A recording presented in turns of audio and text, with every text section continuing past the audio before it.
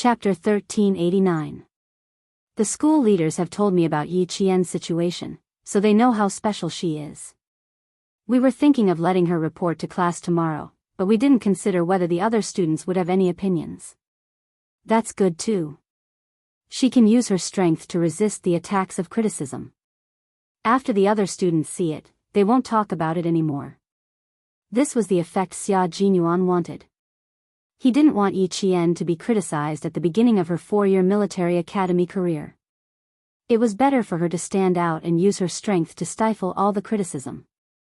She wanted to let the other students know that it wasn't that she didn't want to participate in the military training, but that if she did, they would be under even more pressure. In the military academy, physical fitness was a student's second life. Strength spoke louder than words, and his little fox had no problems. He smiled and nodded. A new life, a new semester, needs a new beginning. No one is special, and no one can casually criticize their classmates. They are classmates in class, and they are comrades outside of school. Criticism and conflict, these are not good problems that should exist in military academy students.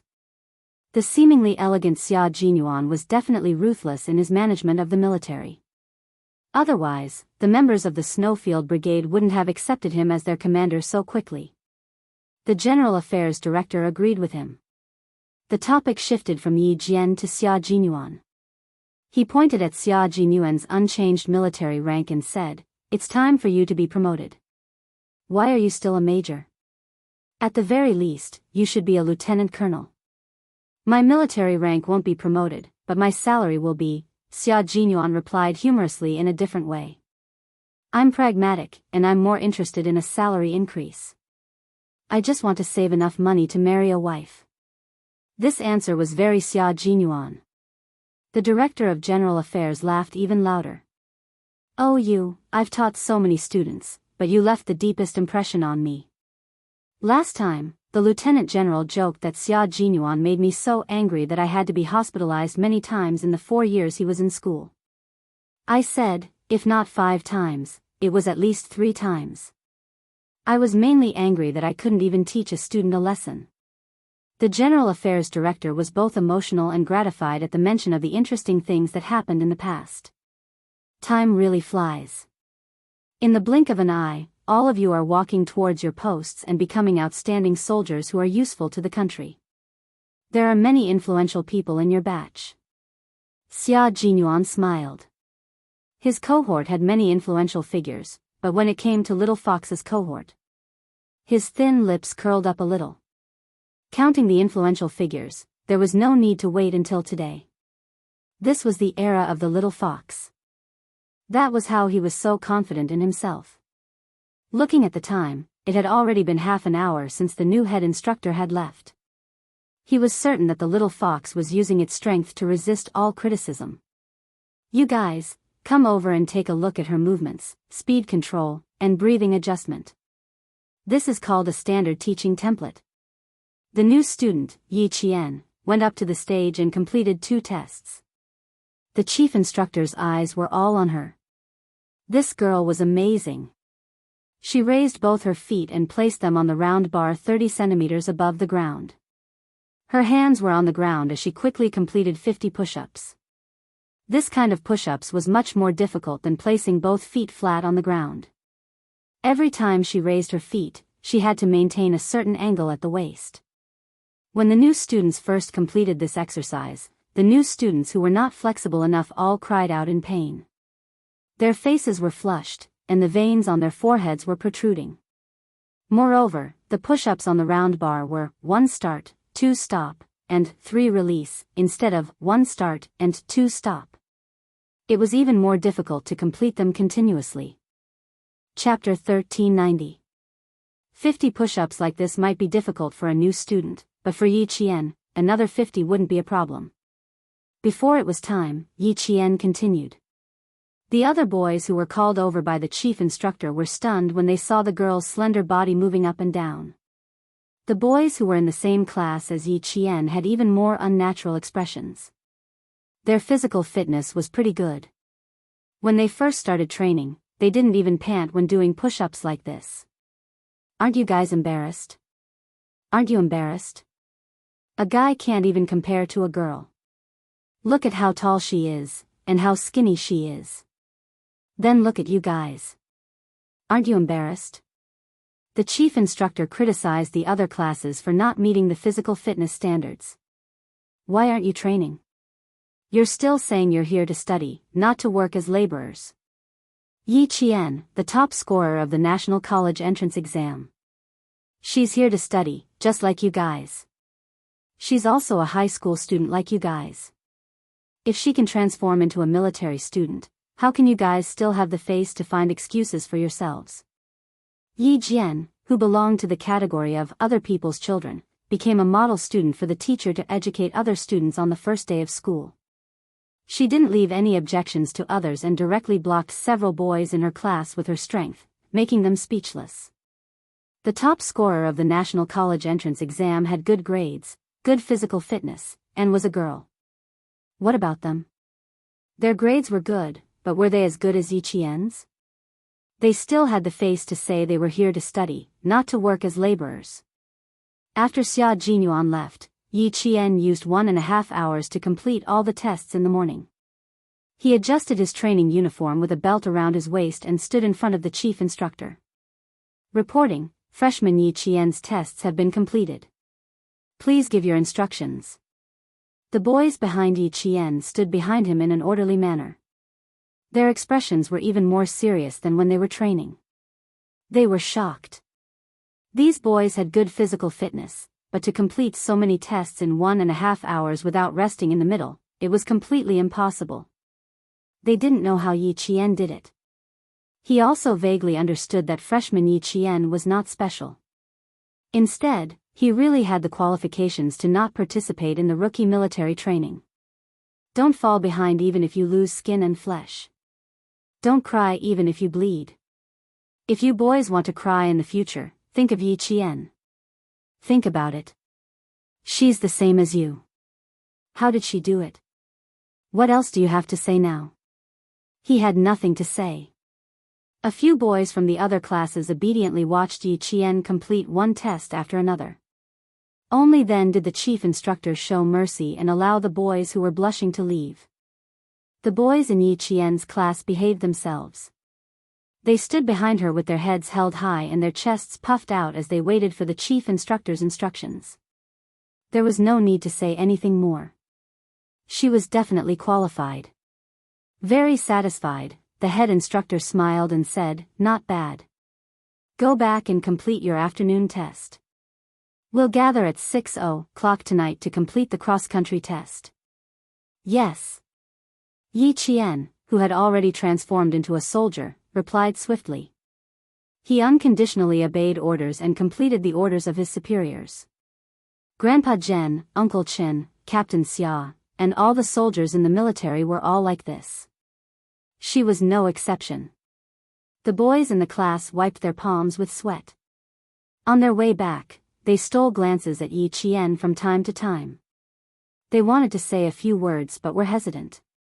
They didn't know if she had heard what they said earlier. Chapter 1391. Yi Qian's pace was very fast. After a few steps, she saw the 4 youthful faces behind her. She couldn't help but laugh. If you don't walk faster, I'm afraid you'll have to accompany me for the entire afternoon to finish the test. I asked the class monitor. I'll finish my morning test in 1.5 hours. When I get back, I'll be just in time for the 3rd class's test. It's about to start. If we walk faster, we'll be just in time for the assembly. On the field, the other classes were doing a 1,500-meter light run. 2 girls stood at the front. When they shouted, the entire class began to run. 1 lap, 2 laps, 3 laps. The girls who were shouting the slogan gradually fell behind. The boys who were running until their throats were dry also gradually widened the distance between them. The sun continued to radiate heat. Every student's training uniform was soaked in sweat. As they ran, they could see the sweat flying off their bodies. No one gave up. One by one, they ran to the ferocious face. They just wanted to persevere and win. The sun at 3:00 in the afternoon was no less powerful than at noon. The students who were running so hard that water could be squeezed out of their training uniforms felt as if their insides were about to be burned dry. The boys who ran more fiercely pulled down the collar of their training uniforms as they ran, revealing two distinct skin tones. The upper part of their necks was black, and the lower part was white. The boy who was closer to Yi Qian unintentionally glanced at her as he spoke. He immediately saw the sunburn on the back of her neck. The boy who first noticed it widened his eyes. He thought that he had seen wrongly. After taking a closer look, he confirmed that it was indeed a sunburn. He signaled the other three boys with his eyes to take a look. Yi Qian saw the small movements of the four boys. She raised her hand and touched the sunburn that had not healed. The consequences of being exposed to the sun will probably take half a month to recover. Are you training somewhere else? Finally, a boy asked. After that, he immediately introduced himself. I'm Qian Yanjun, Datong. I'm Wei Jiming, Shi Province's Shijia. I'm Hu Huan, Xi'an. I'm Gu Jinglin, Dalian. After the introductions, the unfamiliar feeling of distance seemed to shorten. Yi Qian said, I'm Yi Qian, from Nan Province. Nice to meet you. Hee, we all know you, the National College Entrance Examination top scorer. I've seen your name on the newspaper a long time ago, but I didn't know that you were actually classmates with us, and even in the same class. That's right. I really didn't expect that you would also want to apply for the military academy. They easily changed the topic until they reached the gathering point for Class 3. The four boys didn't ask Yi Qian if he was training somewhere else. Yi Qian didn't want to answer, but he didn't want to lie to his classmates either. The best way was to change the topic. The five of them returned to the team and listened to the class leader's instructions. One by one, they completed the third practice of the horizontal bar and passed the third practice of the parallel bar. The fourth practice of the single machine consisted of pull-ups, somersaulting onto the bar, and stepping over the bar with one foot. At the same time, one had to complete a certain number of pull-ups on the horizontal bar to qualify. The four students took turns to take the test, and the atmosphere became tense and serious. A month of military training was all for today's test. In the beginning, it didn't matter if he passed or not. Today, as long as his bones weren't broken, he had to grit his teeth and complete it. Yi Qian, go. The student in charge of keeping score and counting called out Yi Qian's name. In an instant, Yi Qian, who was holding the horizontal bar with one hand, became the focus of the class again. Chapter 1392. Qian Yanjun, who was standing at the back, whispered to the students next to him, just now, we were pulled over to record Yi Qian. She scared us to death. She even shocked the chief instructor the moment she went up. You guys don't know, but the four of us were so embarrassed that we wanted to collapse on the field. We were so embarrassed. That can't be. The four of you are at the top of the class. How can she be better than you guys? Hu Huan sighed. There's always someone better than you. There's always someone better than you. Yi Qian is like an outsider to me.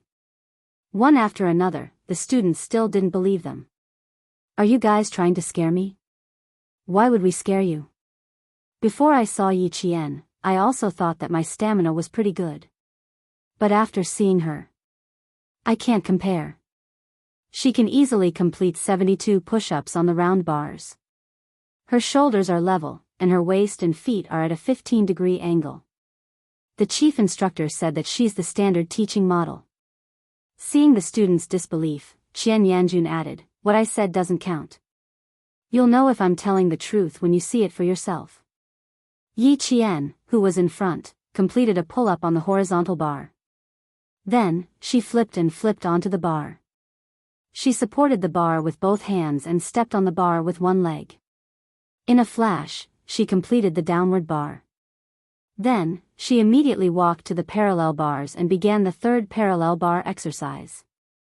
The three boys in the same group only finished their horizontal bar practice after she finished practicing the parallel bars, including the arm gripping bar and the horizontal bar sitting.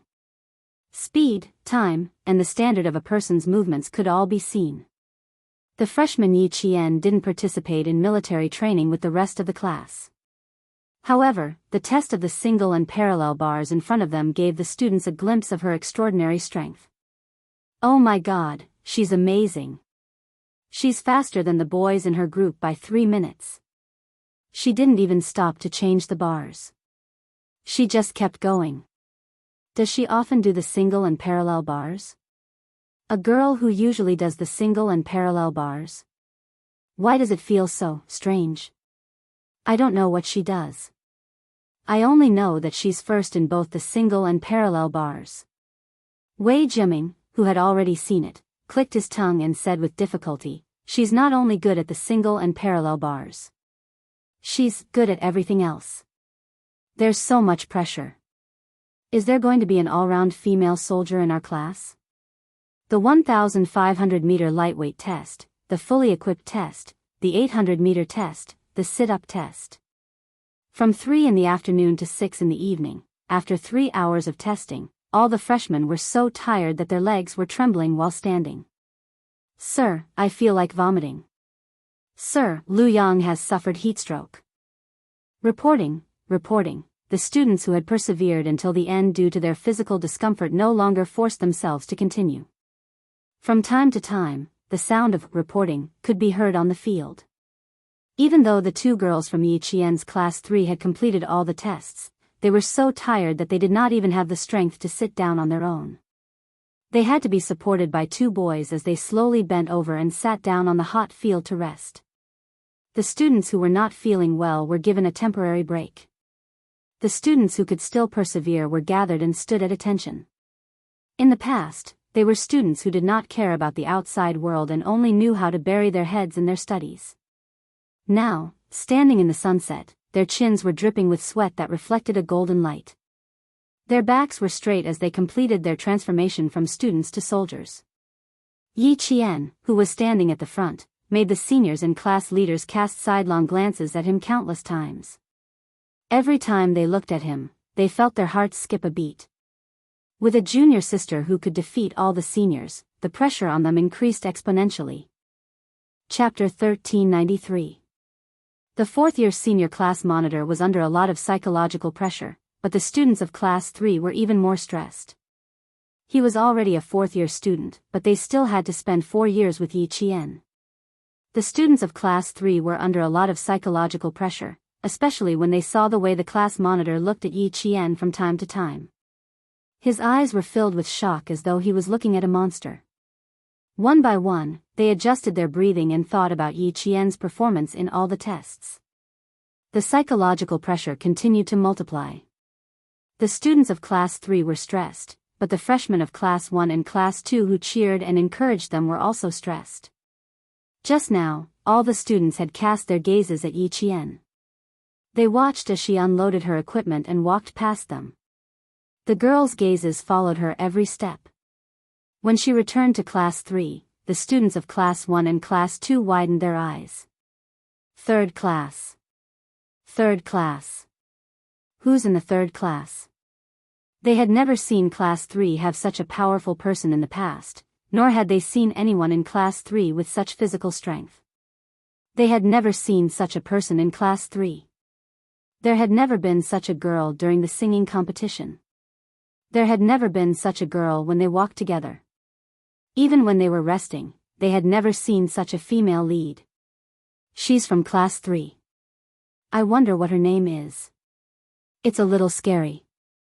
Everyone collapsed from exhaustion, but she could still walk a few steps and catch her breath. I feel so relaxed. I'm not tired at all. When she took the equipment from me and left, I thought she was another girl who was ready to collapse at any moment. Who knew? She's so powerful. I never expected her. Why didn't I realize there was such a girl in class 3? I feel like I've never seen her before. She just reported today. Keep it down.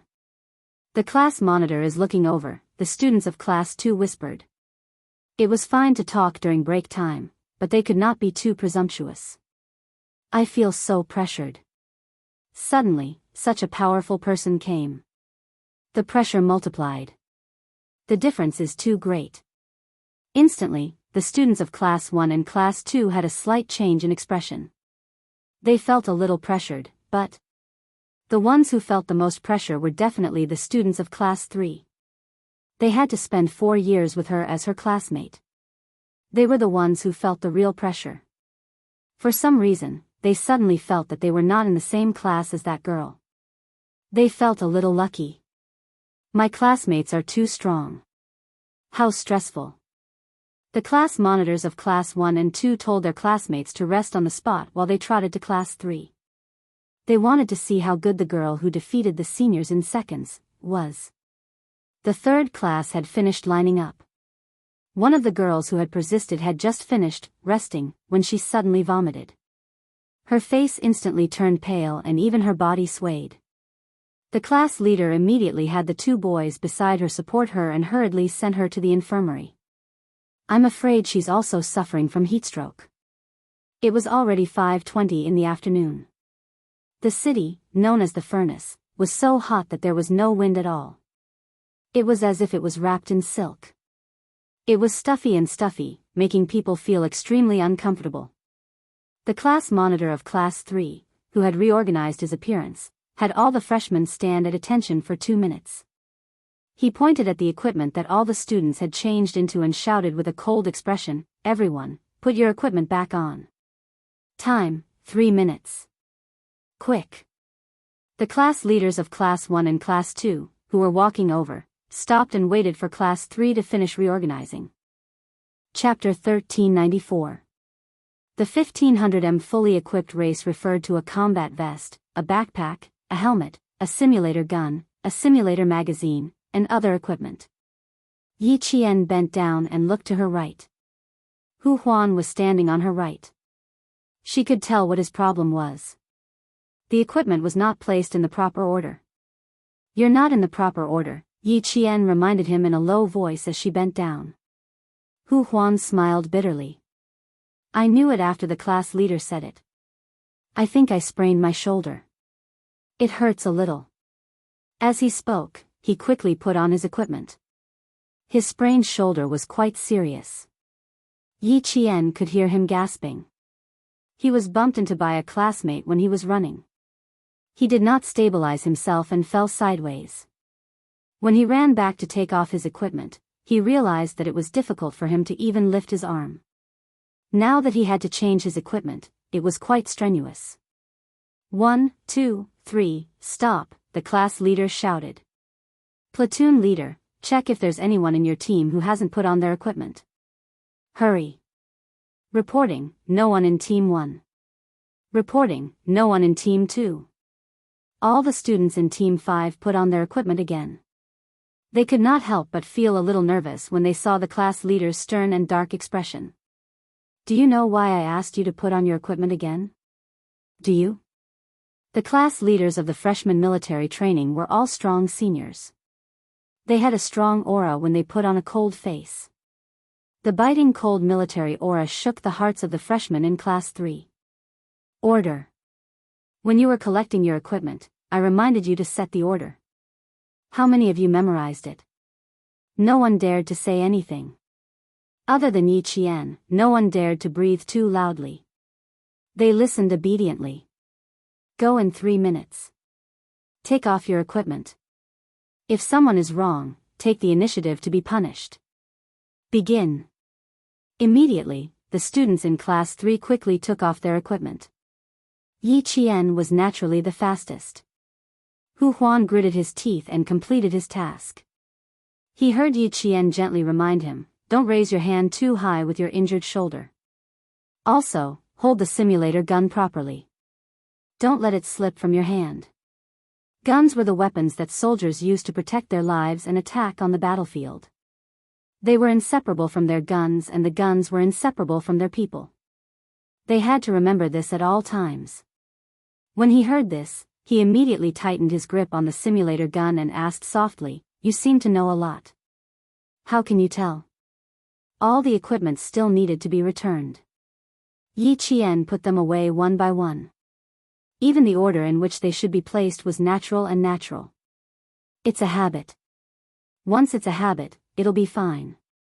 Hu Huan nodded with a serious expression. That's indeed the case. When we were learning about light weapons, our teacher said that the gun should never leave the hand, and the person should never leave the hand. Just like what you said, it must be a habit. As soon as he finished speaking, Yi Qian saw a few other boys put their mock guns on the ground and unpack their luggage. Yi Qian looked at the class leader and saw him glance at the boys. A fourth-year senior who could become the class monitor of the freshmen was indeed amazing. Among the dozens of freshmen, he was able to catch who had made a mistake. The class leader remembered who made a mistake and didn't immediately punish them. Instead, he reported their names first. You guys will stay for the night. Return all your equipment now and gather here in 5 minutes. Pay attention to your actions and don't be all crooked. He then said to Yi Qian, you're in charge of discipline later. I still have to go and give the test form to the head instructor. Take them to rest where they are and don't move around randomly. Chapter 1395. Clenching the test form in his hand, the class leader looked at Yi Qian's results, then looked at Yi Qian, who was standing the straightest, the most energetic, and the most relaxed. She was the most energetic in the entire class. While returning the equipment, Qian Yanjun, who was walking in front of the class leader, couldn't help but ask, Class leader, her results. Is she number 1 in our class? You should be asking me if she's number 1 in the entire school. The class leader glanced at his junior brother with a hint of sympathy. Take care, junior brother. With such a powerful girl in the class, she will definitely become a role model for the rest of the class. The days ahead will definitely be exciting. The class leader's words almost made Qian Yanjun bite the tip of his tongue. Number 1 in the entire school. His expression instantly changed and revealed a sense of powerlessness. After he returned the equipment, the class leader, who was waiting outside, patted the boy's shoulder heavily. Cheer up, junior brother. This is a good thing. There's a famous role model, and he's definitely someone you want to surpass. I just don't know if I can surpass her, the class leader thought silently. Senior, didn't you say that you have 4 months of free time a year to arrange your training? If Yi Qian is the role model, I don't think I'll even have a year and a month to arrange my training. Qian Yanjun rubbed his face, shook his head, sighed, and returned to the group. The class leader was speechless. Because Junior was right. Looking at the tests Yi Qian completed in the afternoon, the class leader's heart couldn't help but tremble again. Junior is so fierce, I'm a bit scared. Too frightening, too frightening. This result, how is it a new student's result? It's even better than the soldiers in the company. The boys were so tired that they needed to support each other for the 1500m run, but she didn't need to and could immediately return to her original position with her back straight. Looking at her results on the test form again, the class leader quietly let out a sigh of relief. He had to give the test form to the head instructor when he brought the 3rd class back to the field. The class leaders of the 1st and 2nd classes were already waiting. When they saw him coming over, they went up to greet him. Wow, your 3rd class is amazing. How come we didn't notice before? She applied for exemption from military training and only arrived this afternoon. Let me tell you too, this junior sister isn't just strong, she's very, very strong. After giving the test form to the class monitor of the 3rd class sighed with emotion. Is there anyone in the 4th year who can beat her? Also, I vaguely feel that she should be hiding a part of her strength. Yi Qian did not give him the feeling of a student. He could see the aura of a soldier from her. Her military might was even stronger than theirs. The 2 class monitors looked at the name first and found out what the girl's name was. Then, they looked at the results and, both of them sucked in cold breaths at the same time. He's still hiding part of his strength? Are you sure? The class monitor asked in shock. Don't scare people. I only have a feeling. I can't be sure. The class monitor of the 3rd class replied. He turned his head and yelled for the students behind him to catch up. He said to the 2 class monitors, the 4th class is almost done. You two should go back and regroup. The class monitors of the first and second classes went back to their classes in shock. When the students of the third class came over, the class monitor of the first class suddenly shouted, "Students, should we give a round of applause to Yi Qian from the third class?" Yi Qian, who was passing by, paused for a moment, then walked even faster. Chapter 1396. Yes. Their voices rang out in unison, followed by thunderous applause. Class 1 took the lead, so Class 2 also clapped under the class leader's command. Class 3's class leader didn't know whether to laugh or cry. After instructing Yi Qian to maintain class discipline, he strode forward and handed the test form to the chief instructor. Report. All 46 students in Class 3 have completed the test. Please give your instructions. The chief instructor took the test form and looked down to see Yi Qian's results. His eyes lit up and he laughed. Good, good, good. These results are beautiful. He looked up at Class 3's class leader and laughed even louder. You guys might not be able to catch up to these results. Junior sister is too amazing. We are ashamed. The class leader sighed. Good results, good fitness, a new star is about to rise. The chief instructor, who was looking down at the results, looked up in the direction of Class 3 and smiled deeply. She has already risen and is receiving the attention of all the students. Send Yi Qian's results to the General Affairs Office and let the school leaders have a look. The senior class leader respectfully took the test form and looked deeply at Class 3. He walked towards the General Affairs Office with results that would definitely shock the school leaders. The freshmen of Class 3 who were resting were already talking to Yi Qian, who was sitting in front of them. As they talked, they imitated Yi Qian and sat on the hot grass with their hands behind their backs and legs stretched out. They shook their hands and legs together to relax their tense muscles. No wonder you didn't participate in the military training. If I had your fitness, I wouldn't have come either. How did you manage to participate in all those events? Do you even have time to exercise in high school? Yi Qian, are you aiming for military school? You're too focused. You're no worse than a sports student. I don't think you're tired at all, but I'm so tired that my legs are shaking. Chatting was the best way to get closer. Yi Qian, who was used to living in a large group, smiled and answered his classmates' questions. My situation is a bit special. I only didn't participate because the school approved. And my goal is indeed to get into the military academy, so I consciously improved my physical fitness in high school. Although all the answers were vague, they were all true. When the students heard this, their faces showed an expression of, no wonder, so that's how it is. It wasn't that she was born strong, but that she had already set a goal for herself and prepared in advance. Thinking of this, their hearts felt much better. After proving himself with his abilities, Yi Qian used this method to comfort his classmates. It also unknowingly eased the psychological pressure on his classmates. As for being tired, I'm the same as you. When you're tired, sit down and shake your hands and legs to relax your muscles. Don't think about being tired. The more you think about it, the more tired you'll be. The more you think about something easy, the more you think. Yes. The more I think about it, the more relaxed I feel. Yi Qian raised his eyebrows and replied with a smile. He stared at Hu Huan with his dark eyes and said, it's the same principle as drawing plums to quench one's thirst. Our bodies can be tired, but we can't let our minds feel tired. The boy who finished second in the 1500m fully geared also smiled and said, Yi Qian is right. I often do that too. This boy's physical fitness was quite good.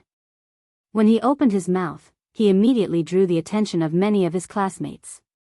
Yi Qian gently exhaled. If they asked too many questions, it would be hard for her to answer. If they asked too much, then it would be even harder to answer. It would also divert their attention. Chapter 1397. The boy who changed the topic for Yi Qian had a handsome face. When he spoke to his classmates, he looked calm and confident without a trace of awkwardness. He smiled and answered his classmates' questions. I don't have any special tricks. I've told you guys before. After the evening self-study session, go to the field for a run, pull the bars, and do push-ups. Sometimes, if you can't solve a problem, you might as well go out for a run to relax and come back to continue. You're the same as Yi Qian. You started to exercise in high school. We didn't have time at that time.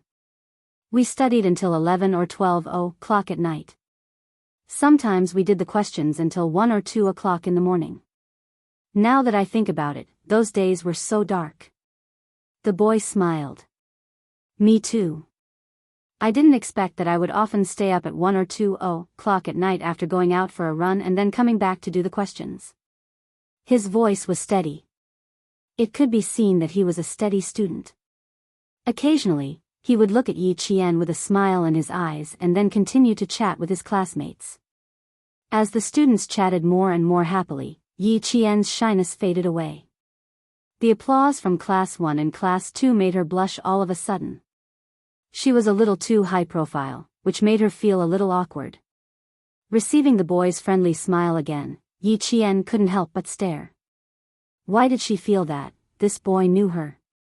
The boy did know Yi Qian. When his classmates stopped talking to him, he said to Yi Qian with a smile, "I'm also from Nan province. During the exam, I was in the same examination room as you. But I'm sure you don't remember me." Yi Qian really didn't remember him. At that time, she only wanted to finish the exam as soon as possible and go home with Xia Jinyuan. In addition, after the incident with Yi Ying, she didn't pay much attention to her classmates in the examination room. "I'm sorry. I didn't pay much attention to my surroundings during the exam. Sorry." So the boy did help her out just now. Yi Qian reached out her hand and introduced herself. "I'm Yi Qian, from Anyang province in Nan province." The boy reached out his hand and said with a bright smile, "My surname is Song Zhiqiu. I'm from Nan province." Now Yi Qian knew that the boy in front of her was the one in Shengnan Middle School who was admitted to the National University of Science and Technology. Then he said, "Yang Heng and I are cousins." Yang Heng. The name that she had not heard for 2 years suddenly came out of another boy's mouth. Yi Jian suddenly felt as if she had been separated from him for a lifetime. So it's Yang Heng's cousin. I haven't contacted him for almost 2 years. Where is he studying now? Yi Qian furrowed her brows slightly. In the first half of the 3rd year of high school, she still wrote to Yang Heng and occasionally contacted him by phone. However, in the second half of high school, she did not receive any more letters from Yang Heng. Their contact was cut off just like that. Song Zhiqiu said with a smile, eldest uncle was transferred to another post. Aunt also moved there with him. Cousin suddenly said that he wanted to study abroad during the winter break of his freshman year. He's now in Australia. Because of Yang Heng, the two of them suddenly had a lot more topics to talk about. As for why Yang Heng had suddenly gone abroad to study, Yi Qian had originally wanted to ask. However, when he saw that Song Zhiqiu's eyebrows were slightly clouded at the mention of this matter, Yi Qian's heart sank involuntarily. It seemed that something must have happened to make Yang Heng go abroad in a hurry to study all of a sudden. Song Zhiqiu adjusted her mood quickly and changed the topic. "I know that you've been admitted to a military school, but I don't know which military school you've enrolled in. My second aunt is President Song of Venus. You even saved her life back then." Chapter 1398. Hearing this, Yi Qian immediately thought of Song Tinglan from Venus. Manager Song was a straightforward career woman. Seeing that Song Zhiqiu nodded and knew who the second aunt she was talking about was, Song Zhiqiu continued to say with a smile, "She also went to your village." "I went there with her. Unfortunately, you were not there. The villagers took us to your house in person." Song Zhiqiu glanced at Song Zhiqiu's neck and her eyes darkened. His cousin once said that Yi Jian was good at fighting and had connections with the people in the army. She did not come to school to participate in the military training in advance, but her neck was so badly sunburned. Where did she go during the summer vacation? Song Zhiqiu could not help thinking about it. Yi Qian pretended that he had not seen anything. He answered with a smile, I didn't go back to the village during the summer vacation. I stayed at the seaside for almost 2 months. Manager Song, you went to the village to find me. Did something happen? You must have something to do with me. Is it about Yongheng? Yi Qian's expression became serious all of a sudden. Ha ha ha, nothing. I just went there to congratulate you. Song Jiqiu, who came from a scholarly family and whose parents were both professors, saw Yi Qian's serious expression. He probably figured out the reason and explained with a smile, you saved my aunt's life. Grandma always remembers it. When she read the newspaper, she knew that you were the top scorer in the national examination and told my second aunt to congratulate you. Song Jiqiu explained with a smile. Yi Qian, who looked serious, smiled. She really came here to congratulate me on being admitted to the military school. Grandma has a good memory. She still remembers it after so long. Yongheng was good, and so was his mother. Manager Song was also a good person. After talking with Song Jiqiu for a while, Song Jiqiu could see that he was also a good man. Therefore, the two families were both decent and upright. Yi Qian's smile deepened. He had a better impression of Song Jiqiu. Their conversation was much more relaxed than before. Xian Yanjun and Wei Jiming joined them soon. The atmosphere became more relaxed. After handing in the test form, the class monitor walked over. She did not immediately gather the entire class, but called Yi Qian out alone. Your cross-country test tonight is cancelled. Follow the class to the auditorium to watch TV tonight. When the General Affairs Department director saw Yi Qian's results, he immediately nodded. However, there wasn't much surprise on his face, only an, as expected, expression. Then, he said to him, her cross-country test doesn't need to be carried out. She'll follow the class arrangements tonight. It was as if he already knew that Yi Qian had good stamina. The class leader looked at the new junior sister. She was clearly a slender junior sister, but how could she have such explosive strength? Her looks were enough to make the senior brothers salivate. Her facial features were extremely beautiful, especially that pair of jet black eyes. They were bright and resplendent like the stars in the summer night sky. If one took a longer look, one would feel that they were bottomless and suffused with a dark light that made one's heart tremble slightly. Not to mention her figure, her proportions and curves were absolutely perfect. Such a beautiful and delicate-looking junior sister was actually a ruthless character who could sweep through the entire school. The class leader silently sighed in his heart.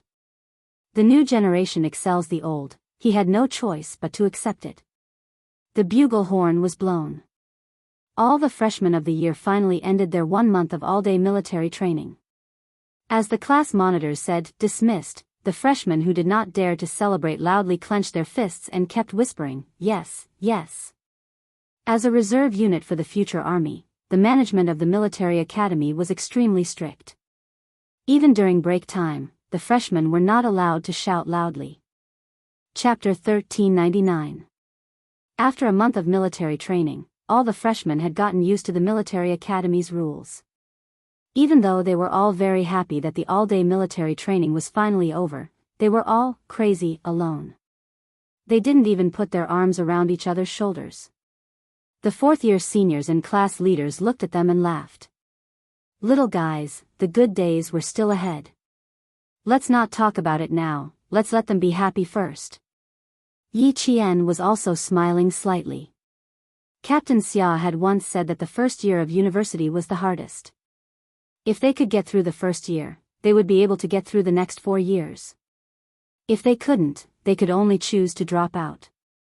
On a day like this where the surface temperature was still 34 degrees Celsius in the evening, Yi Qian used half a day to erase some of the criticisms about her not participating in the military training. She also left a very deep impression in the class. The loud horn sounded. The sun had just risen, and the military academy students' day had begun. There were only 3 girls in Yi Qian's class. The 3 girls were in a dorm. When the horn sounded, the 3 girls quickly got up without any delay. Want to laze around in bed? Absolutely impossible. They needed to dress, fold their blankets, wash up, and a series of other actions within 10 minutes. Then they had to line up for morning exercises. I'm on duty this week. I won't wait for you guys. I'll leave early. Yi Qian's movements were much faster than the previous weeks. This week, it was her turn to be on duty, so she had to leave early. The other girl hurriedly said, Go, go. Io, where's my belt? I clearly put it here yesterday. Clearly put it here? You clearly put it in my closet. The girl from Qinghai rolled her eyes. She took out her roommate's belt from her closet and threw it over. Su Wen, can't you remember? There were two girls in the dorm. He Jing from Qinghai and Su Wen from China's capital. Su Wen's family had a bit of background. Her father was a designer at a certain satellite launch site in China, and her mother was an engineer. She was a very typical delicate girl. She took the belt and blinked a few times. She smiled and said, Thank you. As she put on the belt, she said to He Jing, Let's hurry down and help Yi Qian take attendance. It's only the second week, we can't even recognize everyone yet. Don't worry so much. Yi Qian doesn't have a memory like you. Last week, Qian Yanjun didn't remember everything. She was the one who reminded him. He Jing buckled her belt and urged her roommates to hurry up. Done, done. Buckle it as you walk. If you're late, the whole class will be skinned. The military academy's morning exercises had a special meaning and strict rules. Being late was absolutely not allowed. As long as one person was late, the punishment would not only be that person, but the entire class would be punished. Su Wen exhaled heavily and said expressionlessly, Our training during this period of time has not only shed one layer of skin, but 2 layers of skin. That was true. Originally, they thought that the freshman military training would usher in good days. Who knew, it was not at all. He Jing also sighed. The hard days were still going on. It was even worse than the military training before. Sometimes, she really felt that her decision to enroll in the military academy was the wrong one. It was too tiring. Not only was she tired out during the day, she still had to go back to the classroom at night to memorize a thick book of rules and regulations. I'm not going to waste time with you. If we're really late, we'll only get worse. Her sadness was not over yet. He Jing, who was still sober, drank a mouthful of cold water from last night. She pulled Su Wen and the two of them walked out of the dorm together. The military academy's morning exercises were not like high school and middle school where students ran to the field one by one and randomly found their own class. Chapter 1400. The morning exercises in the military academy were organized into teams. Hearing the call for morning exercises, one row after another ran neatly and orderly to meet up at the designated location of each class. Then, the on-duty personnel checked their attire, counted the number of people, and brought them into the field. Yi Qian arrived at the meeting point and quickly counted the number of people.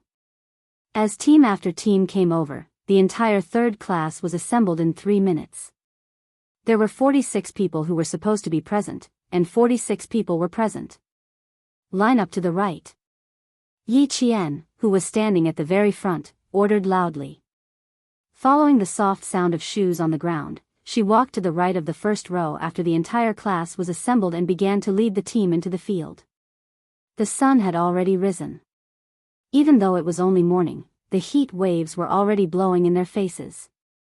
One by one, all the classes entered the large field. As the on-duty personnel called out the slogan, the entire class gathered and straightened their backs in the face of the rising sun. After the on-duty personnel reported the number of people to their superiors, the 30-minute morning exercise began.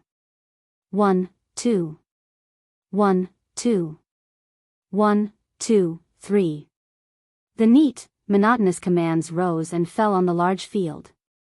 The entire military academy, dressed in short jerseys and shorts, began their day of morning exercises. The wide field was filled with youthful figures. The loud chants of the slogan were like giant waves pouring down from the heavens, carrying with them a grand and majestic aura that spread throughout the entire military academy. His heart thumped loudly as he felt the difference in the morning exercise.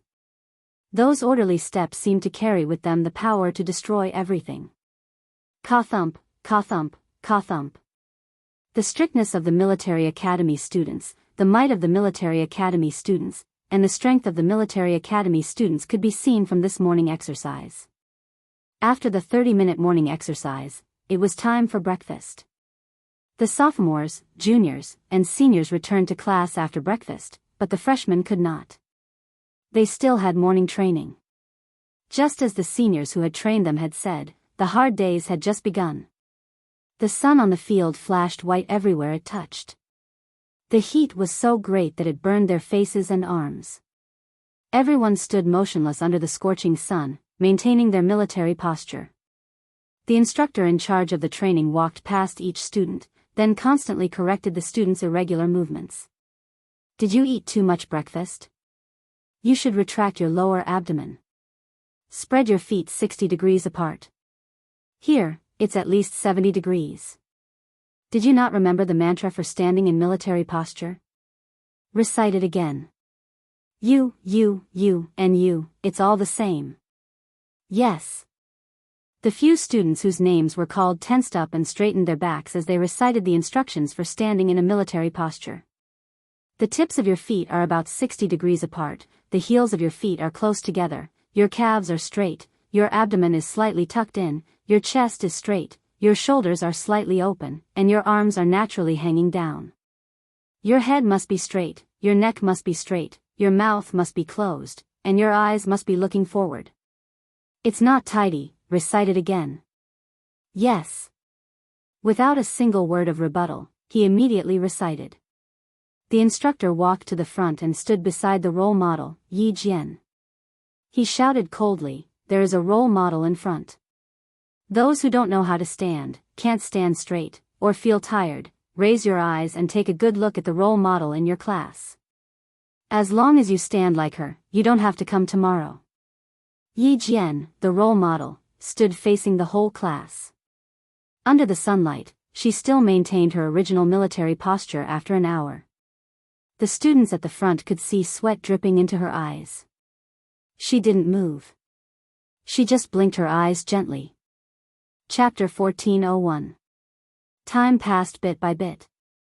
The sun was getting brighter and brighter. The instructors were still shuttling back and forth in the queue. Some people were tired of standing and began to relax their shoulders. Some people couldn't stand it anymore and wanted to slack off. They're quite brave, standing at the front of the class.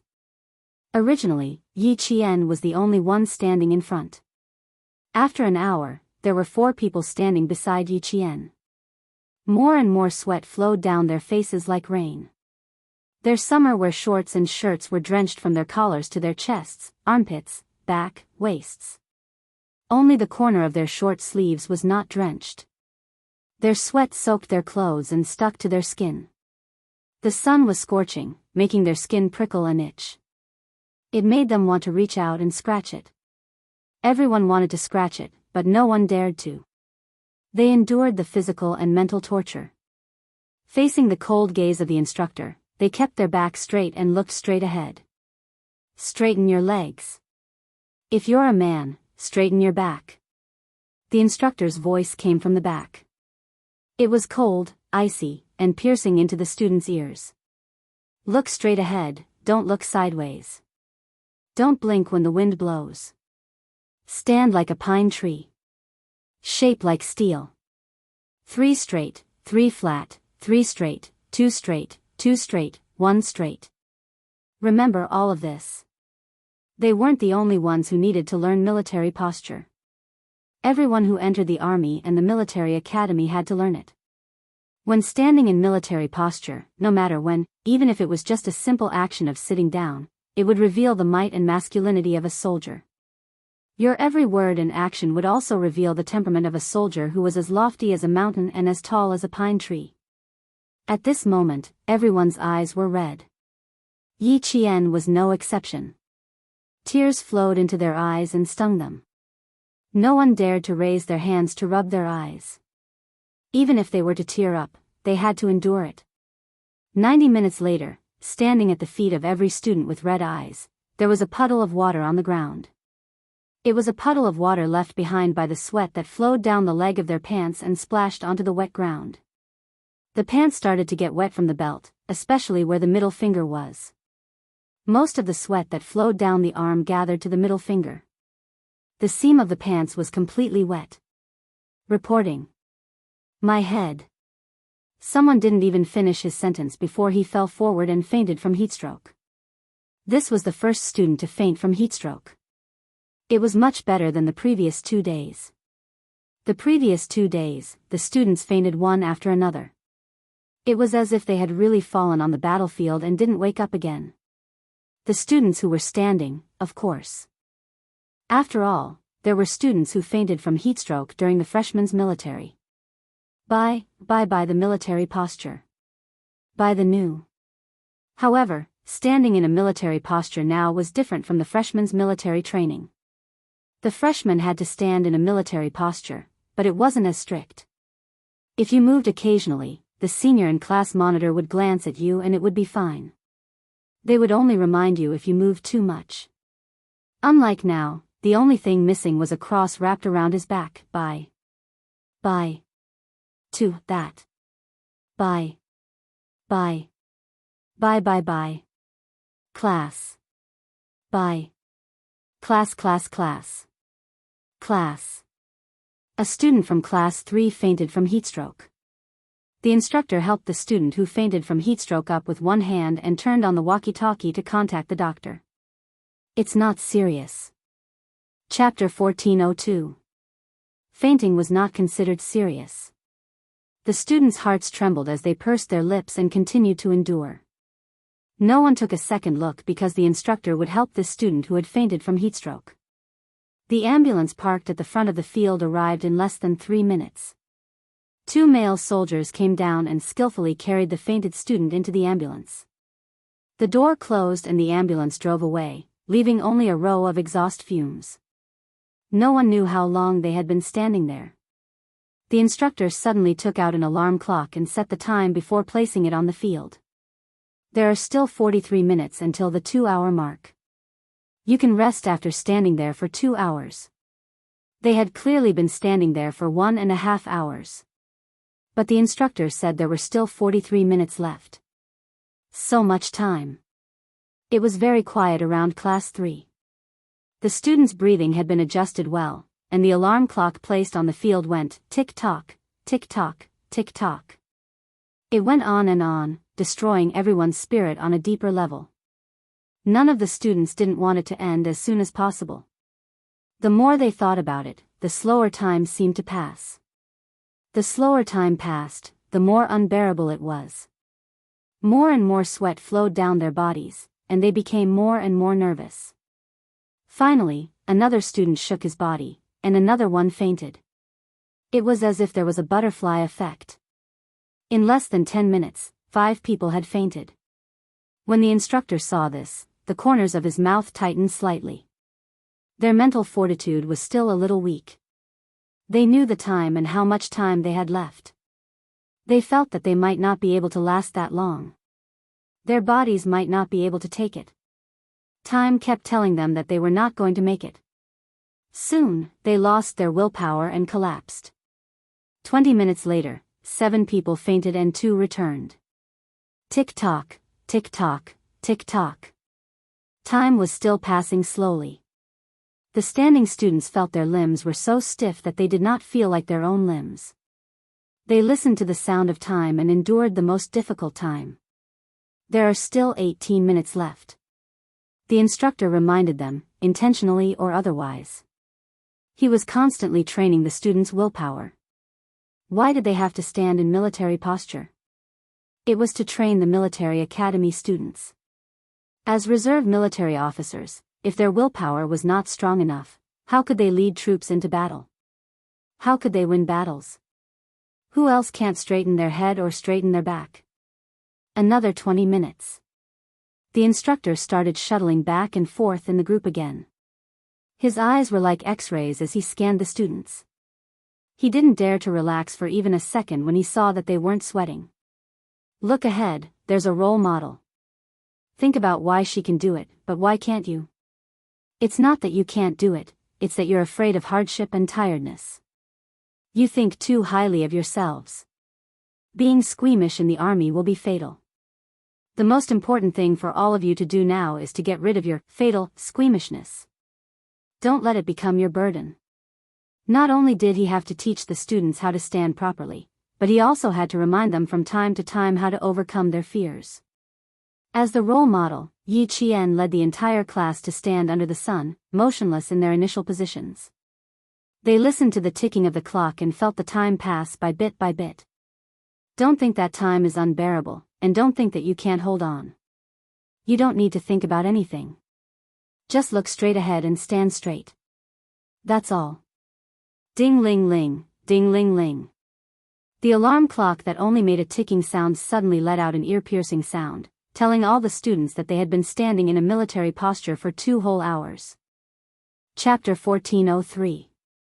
At this moment, no one dared to relax their bodies.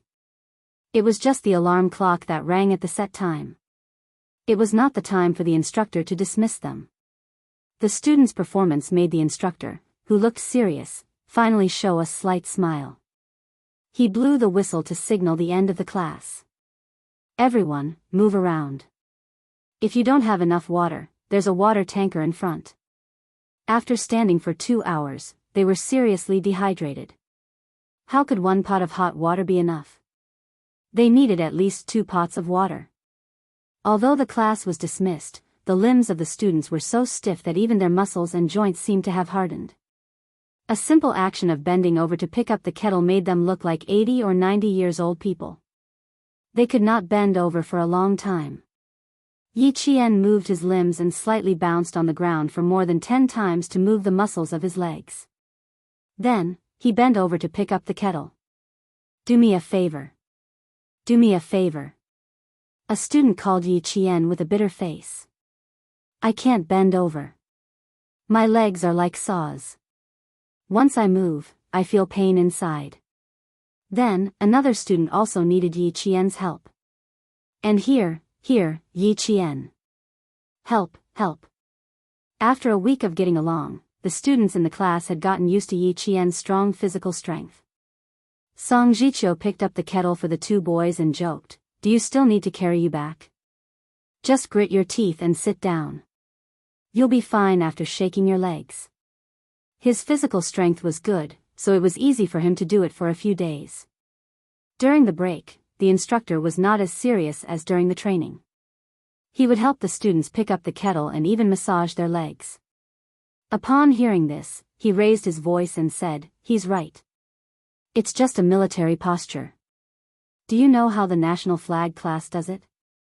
It takes twice as long as you. The forward kick is delicate. The distance between the 2 feet is not even half a millimeter. You still have to stand with both feet. They have to stand with 1 foot for so long.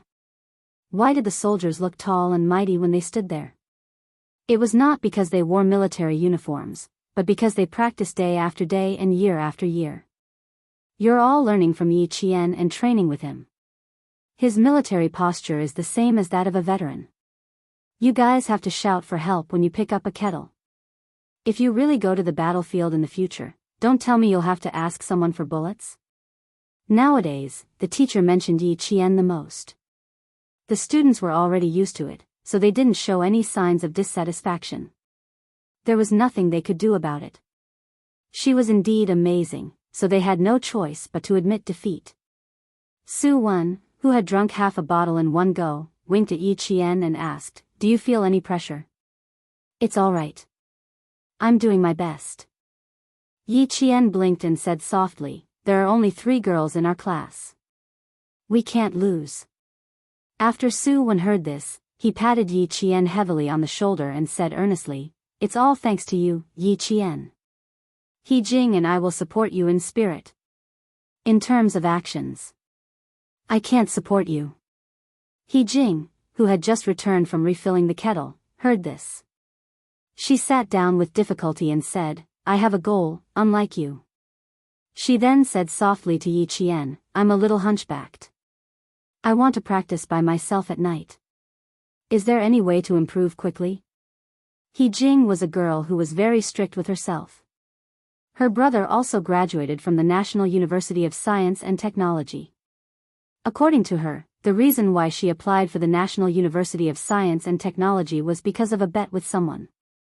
Who was that someone? Su Wen and Yi Qian did not ask, but from her eyes, they could tell that this someone was not an ordinary person. Chapter 1404. There's a trick, but it's very difficult. Yi Qian thought back to how Principal Chen had taught him the trick of military posture, and said to He Jing, "Prepare a few pieces of paper as thick as poker cards. I'll show you the trick tonight." There were only 3 girls in the class, and they were all good students with good personalities. Even though Yi Qian had only known them for a week, he had already established a friendship with them. The boys who were closer to them naturally heard it too. They rubbed their faces and looked at each other. No matter what, they couldn't lose to the girls. At night, they would have to practice again. The whistle sounded again, and all the freshmen finally endured until it was time for lunch. Once lunchtime arrived, even the instructors could not delay because the military academy had a rule about lunchtime. If they wanted to eat after lunchtime, there would be no more food. Therefore, the instructors could not delay lunchtime either. Line up, reorganize, and do a head count. After a series of actions, the students of Class 3 could finally head to the cafeteria. Everyone walked quickly, afraid that if they were late, there would be no meat, only vegetables, and a thin soup. With every step the boys took, they could hear their stomachs rumble. Then, like a long dragon, the students of each class rushed over from all directions, all heading towards the same destination. With a step command, they quickly stopped moving forward. Yi Qian, the on-duty officer, stood at the front and began the chant training. Every lunchtime chant training was the moment Yi Qian wanted to laugh the most. In order to get into the cafeteria earlier, they shouted the chant with all their might. The instructor had once said that the chant for lunchtime was, "Shout with your life," and this was not false at all. They were indeed shouting with their lives. For a time, the chant in front of the cafeteria grew louder and louder. This was lunchtime for the military academy students. From their first year until their last year, when they graduated, it was always like this. Later on, Yi Qian had returned to his alma mater a long time after he graduated. When he saw the youthful faces that already showed the might of soldiers, he said to the guard beside him, "Every time I come in, I will immediately take a look at what dishes are served. Which dish should I choose? Which dish looks good? Which dish I probably won't be able to get?" My 4 years of fighting for food in the military academy is still fresh in my memory. As the sun rose and set, Yi Qian passed the 8th day of school. Her days were so fulfilling that she felt like a fish in water, adapting to military school life much faster than any of her classmates. At night, all the students had to be dressed neatly. They had to wear their military caps, tie their belts properly, and button up their shirts properly. If they were not dressed neatly and were seen by the pickets, they would be publicly announced. It would definitely be a tragedy. The classroom was similarly quiet. On the large podium, there wasn't a single teacher. No, it should be said that they hadn't seen any teachers who would stay in the classroom at night. They were all consciously following the rules. To be able to enter the military academy, other than straight-A students, they were all straight-A students. Their memory was superb. They memorized the thick books of rules and regulations very quickly. In the end, they would close the books and recite the words silently. Pass. He Jing did not have many plans for herself tonight. She still needed to ask Yi Qian for tips on military posture. Walking around the school grounds at night was also prohibited. Of course, if you strengthened your training, you wouldn't have to worry about being caught by the pickets. Put the books on your head. When standing, don't we need to lean forward slightly to put gravity on the soles of our feet? When your front foot steps on the stairs, your back heel hangs in the air. Don't you feel that your center of gravity is leaning forward? Yi Qian demonstrated. Give me the paper you prepared. Chapter 1405. He Jing clicked her tongue as she hurriedly passed the piece of paper to Yi Qian and waited for her to continue. Gently place your middle finger against the seam of your pants. Place half of the paper on your middle finger and leave the other half outside. You also need to clamp the paper between your knees. Keep your legs straight and taut. Yi Qian demonstrated the entire process under the light of the staircase. Yi Qian never hid anything that was beneficial to the group. She told them everything she knew, but how much each person learned depended on themselves. It wasn't something she could control. It was also because of this selfless dedication that Yi Qian had always been popular among her classmates. Even though it was tough in high school, she still tutored her classmates. She even helped her roommates get into the top universities in the country. Even though Yi Qian had left the province, her name could still be heard in the province. Those students who had received her help were still grateful to her. Every time she opened the little penguin phone, the first thing she heard was a series of DDD sounds. They were all messages from her high school classmates. He Jing thought Yi Qian would only give her simple reminders. Who knew that she would teach her so diligently? For a moment, he didn't feel good in his heart. He felt ashamed of himself for having such petty thoughts. Don't drop the book. Don't drop the paper between your fingers and thighs either. Yi Qian placed the book on He Jing's head, then placed the paper between her hands and thighs. The last piece of paper. Yi Qian smiled and pointed at her knees. Here's the main point. You have to place a piece of paper there too. Let's make it clear first. If the book or paper drops, we have to add time. Let's stack it in units of 10 minutes. She bent over and placed the paper between He Jing's knees.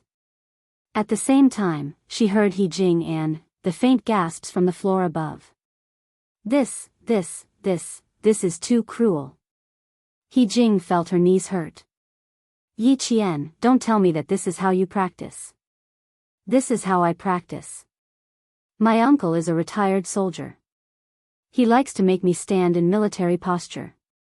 I started standing in middle school. Classmate, why do you think I got the title of role model? It's because I've suffered more than you. Everyone was suddenly enlightened. So that's how it was. No wonder he was so powerful. He Jing understood, and so did the students who were eavesdropping upstairs. After deliberately explaining, Yi Qian gently patted He Jing's knee. All right, just stand there. I'll time it. Then, he raised his head and said to the students who were eavesdropping upstairs, you all understand, right? If you understand, then stand together. From now on, stand for half an hour. Fuck, she seems to have discovered us. I don't think so. I have to cover my nose to breathe. She must have found out. Otherwise, she wouldn't have said, stand together if you understand. She must have found out. Stop squatting. What are you squatting for? You've been discovered. 3 seconds later, a soft sound came from upstairs. Then, Qian Yanjun said awkwardly, that, ahem, we don't mean anything else. We just want to learn. In the morning, when the boys heard the conversation between Yi Qian and He Jing, they thought that, as boys, how could they fall behind the girls? After discussing it for a while, they decided to let Qian Yanjun and Song Jiqiu take the lead to sneak a peek. When they heard Yi Qian's words, all of them were so shocked that their jaws dropped. He Jing did not know that there were people upstairs. When she heard the sound, she lost her balance and the paper between her knees fell. Chapter 1406. Add another 10 minutes. Yi Qian kindly reminded them and said to the boys, you can start now. If you don't have enough paper, stand like He Jing. Books on her head, paper in her hands, knees in her knees, and feet in the air. This posture is so painful. The boys' faces turned pale. Song Jiqiu's face was stiff. She twitched her mouth and said, no, I want to sleep. I have to get up early tomorrow. Next time. Too cruel. It could be seen from He Jing's expression that she was in pain. Since they were here, Yi Qian would not let them go. He blocked their way with a smile and raised his eyebrows. He looked at the frightened boys and said, give it a try. It's quite interesting. Us girls are already working so hard. Isn't it a bit unreasonable for you guys to not work harder? In the end, all 6 boys stood up. Like He Jing, they stood on the stairs with their heels in the air and put their big brimmed hats on top of their heads. I think it's better to use hats instead of books. He Jing, you should use a hat too. Yi Qian took down her book and put her hat on top of her head. The hat is soft and lighter than the books. It's more suitable for practice. He Jing did not say anything and let Yi Qian ask her to do it. She had to work hard. She had to pass the formation training. She could not be a burden to the class. Qian Yanjun tried his best to lean forward and said with a bitter face, "We still want to use books. Books are heavy, it's not easy." Before he could finish his sentence, the hat on his head slipped forward. Qian Yanjun reflexively reached out to grab it, but he lost his balance and fell backward. Yi Qian supported his back with one hand and helped the boy who fell backward. Don't think too much when you're standing. Distract your attention. The instructor took out the alarm clock this morning and set the time on purpose. Actually, it's to train your willpower. While we train our willpower, we have to learn how to distract ourselves. Yesterday, 6 or 7 people fell down in the last 43 minutes because we cared too much about time. We put all our energy into time, which affected our brains and produced negative psychological suggestions. In order not to be affected by negative psychological cues, it's best to learn how to distract yourself and think about something else. He straightened Qian Yanjun and put the military cap back on his head. Every time the cap drops, you'll get an extra 10 minutes. Fuck, it's for real. Qian Yanjun exclaimed. Yi Qian looked at the hat that looked like it was about to fall off again, and calmly reminded him, drop it again, in 20 minutes. Also, put away the catchphrase that you boys like the most. If your speech is not in line with the image of a soldier, the pickets will also take care of it. This time, Song Jiqiu, who was standing at the top, did not say anything. She smiled bitterly. Since things had come to this point, how could she lie? Of course, he was serious. Her cousin had mentioned her a few times. Every time he talked about Yi Qian, the expression on his face would change. At first, she had thought that her cousin was interested in Yi Qian. Later, she could not help but ask about it. Her cousin even looked serious and answered very seriously, "There's a kind of person who can make people appreciate and respect her from the bottom of their hearts, and it's an honor to know her. Yi Qian belongs to this kind of person. As long as you've been with her, you'll see that she has qualities that are more real than real gold. She's serious and responsible to people and matters, and her behavior is open and aboveboard. She'll do her best to help the students who ask her for help." Chapter 1407. Now, it seemed that his cousin was not lying at all. Yi Jian was indeed a woman who was serious and responsible. She had an extraordinary charisma. Thinking of this, Song Jiqiu's expression became more serious. Yi Qian, who was helping Qian Yanjun to stand upright, did not see him standing on the top step. He turned the hat around and put it back on Qian Yanjun's head. He looked at him with a smile. "Think of the hat as your head. I think you can hold on. If the hat falls off, your head will fall off. Don't you think it's very serious?" Qian Yanjun was speechless. It was not just a little serious, it was absolutely serious. He Jing tried hard not to laugh out loud. Thinking of the hat as her head. She did not dare to drop the hat. The other boys were suffering but could not say anything. They had come out purely to be companions. They did not know that, when they were caught, they had to stand in a military posture. If they did not stand properly, they would be punished. When they could finally rest at night, they had to continue. Life was tough. Yi Qian checked their postures and corrected them. Then he stood on the last step together with them. He maintained the same posture with their heels in the air and stood in a military posture with them. Our heads and necks must be straight. We have to be upright and upright. We have to have a correct attitude. We have to be clear about our goals and take every step well. We have to raise our heads and stand upright. We have to tell everyone that we can overcome difficulties no matter how difficult they are. Our knees will naturally be strong. Our heads can be broken and our blood can flow. Only when we are strong and unyielding soldiers can we show our strength. We have to straighten our legs. If we are soft, we have no confidence. If we are soft, we have to give in to the difficulties in front of us. Our eyes will naturally look forward. Don't think that you are so great. Soldiers should not be arrogant. What we need is to look forward and do our best to complete your mission. Keep your lips shut. Talk less and do more. Don't brag all day long about how capable you are. No matter how beautiful your words are, one thing done well by others is better than 1,000 words from your mouth. Yi Qian repeated what Principal Chen had said to the students who had asked him for advice tonight. Unmoving as pine trees, straight as spears, eyes like torches, expression like majestic, indomitable spirit, good boys and girls. Unmoving like a pine tree, tall and straight like a spear, eyes like torches, expression majestic, indomitable good children. The sound was sonorous and powerful, and it contained a majestic aura that caused the pickets who were about to go upstairs to check the situation to stop.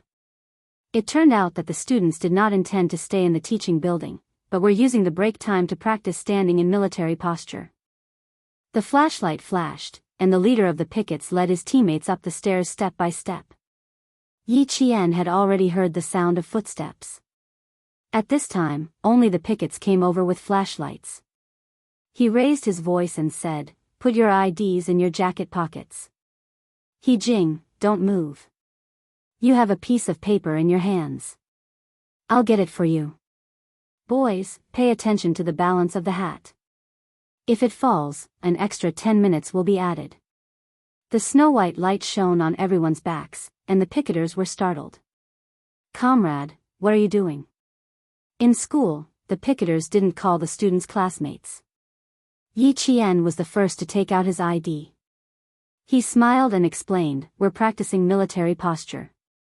We'll be done in half an hour." The school picketers had the right to check the ID of any student. They even had the right to check the ID of a PhD student who stayed at the National University of Science and Technology. If they caught someone violating military discipline, they would take away the student's ID and register it. After that, they would be notified at the weekly meeting. Then, the team leaders would come to punish you. The class leaders would come to talk to you. The more serious cases would also come to talk to you. Chapter 1408. In short, as long as you were registered by the pickets, you would be anxious and tired for 2 consecutive weeks. The freshmen hadn't sensed the terror of the pickets yet. Even Yi Jian hadn't noticed it. The pickets didn't check the documents immediately. Instead, they observed them for a while before nodding and saying to Yi Jian, "That's a good idea. It'll definitely be effective if you stand there for a year. He's quite polite, unlike how my senior brothers described him to be fierce." Yi Qian murmured in his heart before he answered, 1 hour every night. You'll get something in a month. I have an idea. But you'll affect other students if you stand in the corridor of the school. I won't warn you tonight. Be careful next time. After returning Yi Jian's ID card, the head of the picket smiled as the dazzling flashlight swept across the hovering heels of the few people. The other 2 pickets checked everyone's IDs and confirmed that they had not done anything else because they were practicing military posture. The 3 of them then went downstairs. "They're not as fierce as the senior brothers said. I feel that they're quite polite." That's because a boy had just opened his mouth when his hat fell off his head. He changed his tone. "Ah, damn." Yi Qian said coldly, "If you said that just now, your name will definitely be on the weekly meeting. Watch your words. 10 more minutes. You've lost your hat. Bro, please forgive me. I want to go back to the dormitory to sleep. Stand still. Don't fall on me." He even spoke slowly for fear that he would lose his hat if he spoke loudly. Time seemed to pass by casually. When Yi Qian said that it was over, Qian Yanjun still did not believe him. No way. 40 minutes passed so quickly. 40 minutes this morning felt like 40 days to me. Of course it's fast. After Yi Qian finished speaking, a boy from the province of Hulu City asked Qian Yanjun with a smile, "What did you use to divert your attention just now?" Qian Yanjun put on his big brimmed hat and habitually checked if the collar buckle was fastened properly. He said proudly, "I'm doing physics questions. I'm doing physics questions in my head. I really don't feel like time is passing quickly. I'm memorizing English words," Song Jiqiu replied. He Jing rolled her eyes at them and answered honestly, "I memorized the rules and conditions in the booklet. Didn't the teacher say that we should take our time in year 1 and year 2, and focus on studying in year 3 and year 4? You guys only think about studying every day. Heh, now that we focus on studying, it's fine as long as we don't fail our subjects and don't take make-up exams. Do you still think that you're a high school student and study hard day and night? Learning in a military academy was not as important as learning in a key university. For example, if a very capable but sickly top student were to enter a military academy, he would realize that the capital he was so proud of was nothing in terms of physical fitness, military affairs, and internal affairs." After she finished speaking, she asked Yi Qian, "What about you?" "Me?" Hearing this, Yi Qian paused for a moment before answering honestly, "I'm thinking about my class schedule. There's a cryptography class that I find quite interesting. I plan to go to the library tomorrow night to look for some cryptography books to read. I'm also very interested in this. When I was in year 2, I was obsessed with Morse code. It was because of this that I applied for the military academy." The boy from Shanghai took over the topic excitedly. "I also like affine code very much. Yi Qian, what about you? Are you obsessed with that one?" Chapter 1409. Qian Yanjun, Song Jiqiu, and the others raised their heads in silence. They really didn't understand these things. Yi Qian, who was also a top student, thought for a while before answering, "I don't particularly like any of them, and I'm not crazy about any of them. But someone told me about them before, so I'm a little interested." Xia Jinyuan sent her to school to report.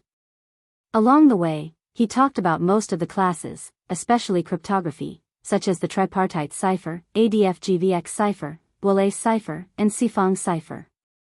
He also suggested that she study cryptography carefully. Yi Qian, who had not been very interested in cryptography before, was also interested because he said that he was good at cryptography. The Shanghai top student was less excited after hearing that. He said, "Oh," discouraged, but in less than 3 seconds, he did not give up and asked, "Have you tried to learn about cryptography?" "Learned about it." Yi Qian thought for a while and said with a smile, "I'm going to learn about it. I also want to learn it better." Yes, we must learn it well. There are also experiments in cryptography. Yi Qian, we can do experiments together in the future. The clean and gentle Shanghai boy's eyes were shining because Yi Qian was the only girl he had met who was interested in cryptography. He would spare no effort to persuade her to study cryptography with him. Not only Morse cipher, but also many other cryptography. Virginia cipher, Etbash cipher, they are all alphabetic words, very interesting. The rest of the people, including Yi Qian, were confused. "Excuse me, what kind of astronomy are you talking about?" The Shanghai boy really liked it. He talked about Virginia cipher, military intelligence needs to be encrypted, and usually a key is used. Only by finding the key can we get access to the file. I think our cryptography will definitely have the Virginia code, and by then. Morse cipher? Sherlock Holmes cipher? He Jing was completely confused. While listening to the Shanghai boy continue talking about cryptography that she did not understand, she whispered to Yi Qian, "I'm not only feeling the pressure physically. I'm also feeling the pressure in my studies." Yi Qian pursed his lips and smiled. "I don't know either, but these things do need to be learned. They'll be included in the exam, and they'll be tested every year. If we don't understand, we can learn. We have a ready-made genius in our class. If we don't understand, we can ask for leave from him. The world of a top student was not easy to understand. As for the world of a prodigy, he could not see through it at all. The Shanghai boy could be categorized as a prodigy. Who asked him not to be able to understand what he was saying? At 10:00 in the evening, the campus was still brightly lit. There were faint shadows walking back and forth in the field. They were all students who were not physically fit and were secretly training themselves. The lights in the third and fourth year schools were not completely switched off. The prodigious senior brothers and sisters were still making use of their break time to study. They did not neglect their physical fitness, studies, and housework. Yi Jian looked up at the classroom where the lights were still on and the square windows were illuminated. She looked into the distance with her quiet and bright eyes. 5 years ago, was Xia Jinyuan as hardworking as he was in this school? Those are prodigies who will be selected as top students, He Jing said with emotion. During the freshman's military training, the senior brother and class monitor told us that after 4 years of graduation, there will be a very small number of people who will be selected as top students with extremely harsh conditions. A very small number of people who will be selected as top students with extremely harsh conditions? Chapter 14:10. How many are there? How harsh are the requirements? Yi Qian couldn't help but ask. Xia Jinyuan once said that he would be evaluated as a top student when he graduated. At that time, she didn't think it was that difficult. After all, she had been evaluated as a top student every year since the second semester of her second year of middle school. When she heard that, she said disapprovingly, "I get it every year. It's not rare." He Jing's expression was a little withered. It's so difficult. Those who really get top students are no longer ordinary people. That exaggerated? But seeing that her withered expression contained some respect, Yi Qian couldn't help but gather his thoughts. For 4 years, all subjects have to score 90 marks. There's no minimum score. All subjects have to score 90 marks. All physical subjects have to be excellent. You can't even get good. For 4 years, no bad record, no record of picketing, no illness, no leave, no demerit points in class, etc., etc. He Jing finished in one breath. Her expression was sad. In short, if someone really gets top students after 4 years, they're the best in the whole school. Yi Qian thought about what Xia Jinyuan said to her. In the car, he looked indifferent and lazy as he talked about his 4 years in the military academy. My minor languages are German and Spanish. I probably had some talent in languages, so I got a level 8 specialized Esper. As for physical fitness, I got excellent. Because I also participated in a few competitions in school, I was evaluated as a top student after graduation. He said it so casually, as if getting top students was a simple matter. Now that she heard it, he was worthy of being called the all-round soldier king. His performance in school was so outstanding that it far surpassed many of his classmates. In order to avoid unnecessary trouble from being seen by the picketers, the girls walked far ahead and spoke softly so that the boys behind them didn't know what they were talking about. When they reached a fork in the road, both sides smiled and said goodbye before returning to their own dorms. As soon as they separated, the boys looked at each other and collectively let out a long sigh. To be honest, it was really stressful to walk with Yi Jian. It was like walking with the chief. When she spoke, her voice was soft and unhurried. When she smiled, there was even a gentleness between her beautiful eyebrows, like the gentleness of the Jiangnan River village, which made people feel scared. Just now, Yi Qian didn't say that we'll continue tomorrow night. I guess he didn't say that. Qian Yanjun twisted his stiff neck. Thinking about what had happened before, he gritted his teeth. Her way of standing is more tiring than standing in the daytime. 40 minutes is equivalent to 2 hours of our daytime.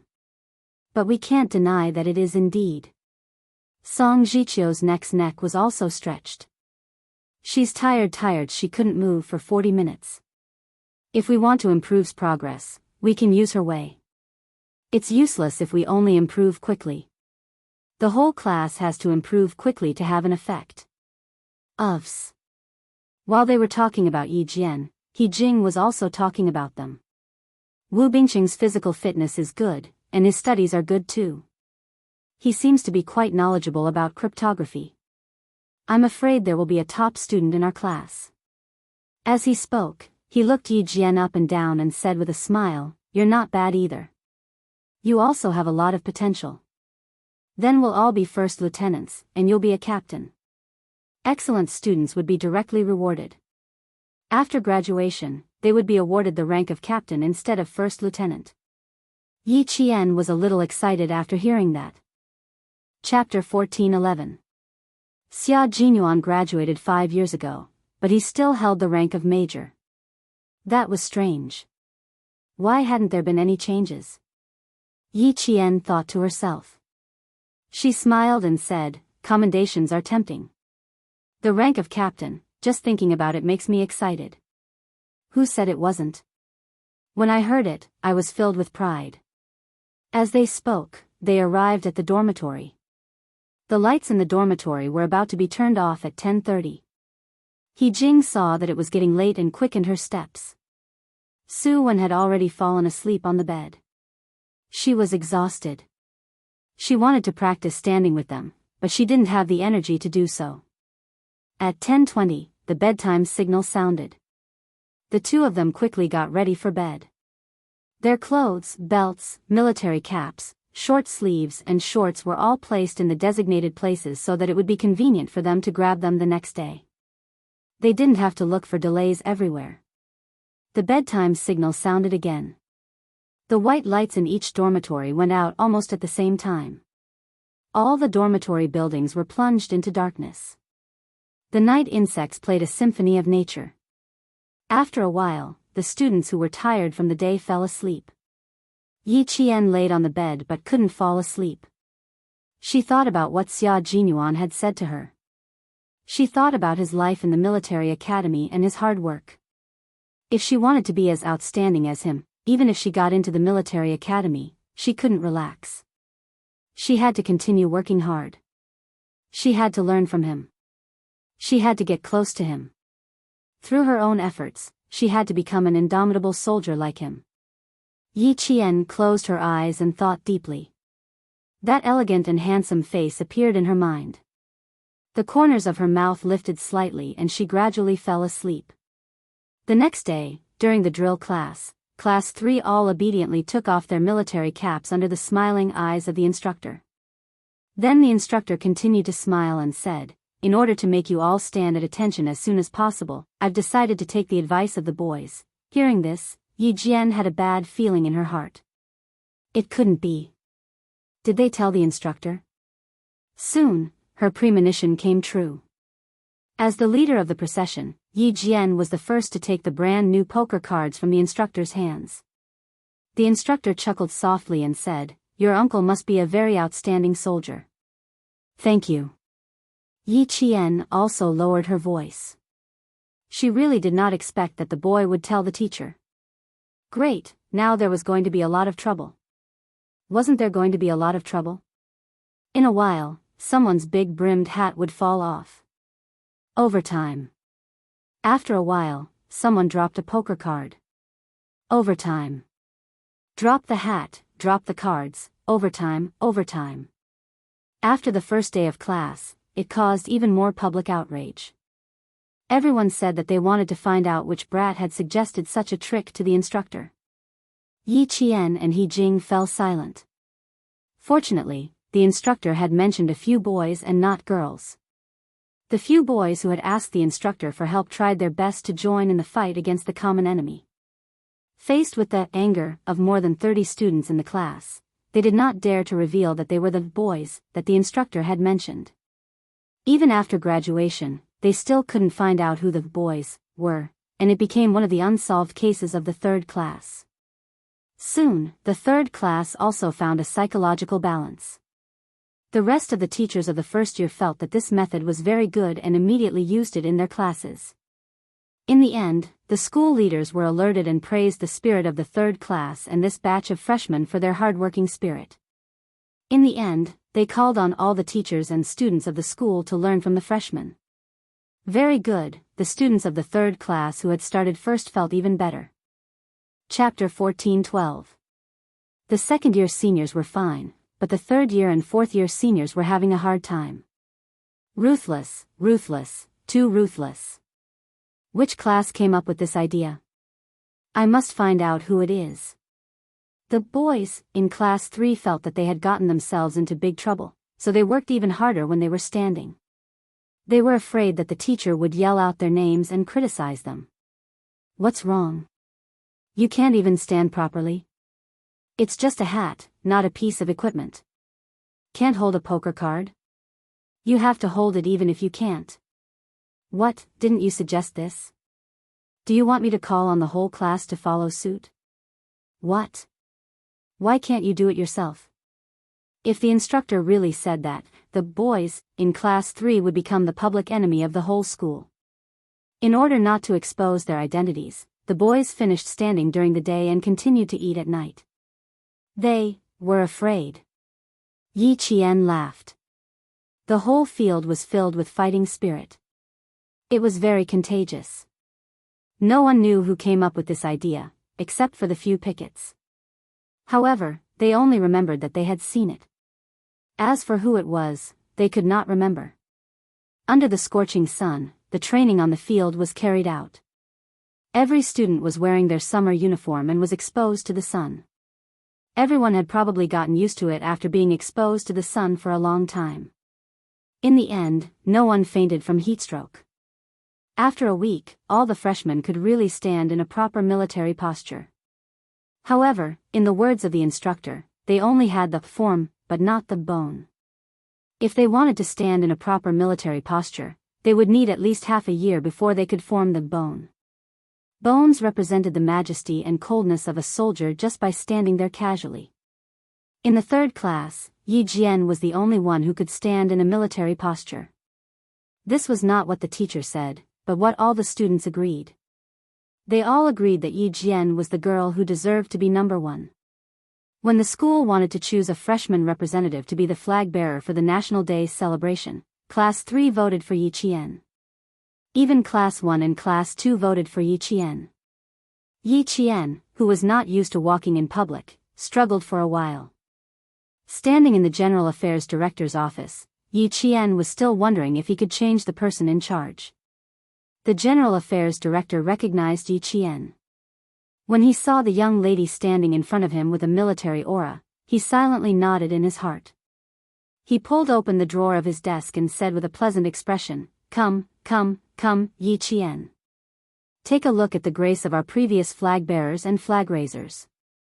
All of the student representatives who were elected are now doing very well in their respective positions."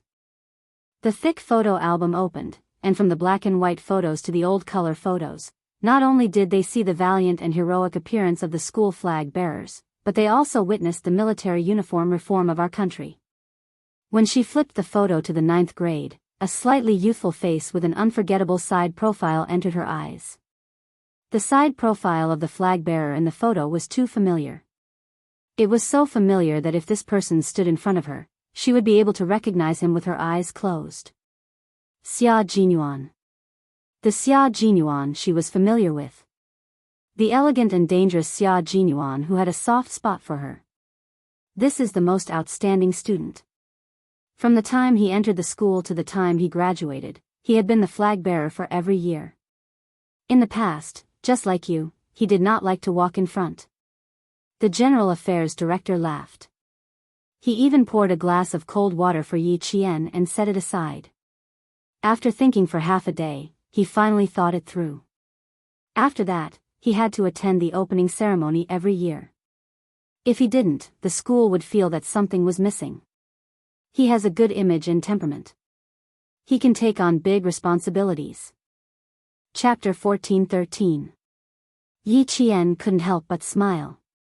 She found out more about his past. Listening to it, she felt as if it was happening right beside her.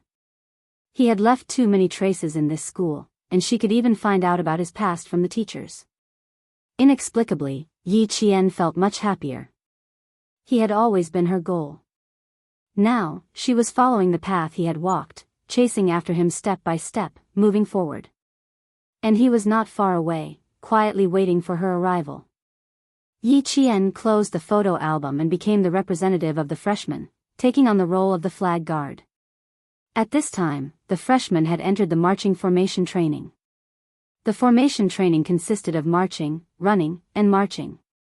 The marching was the best way to show the valiance and vigor of the soldiers.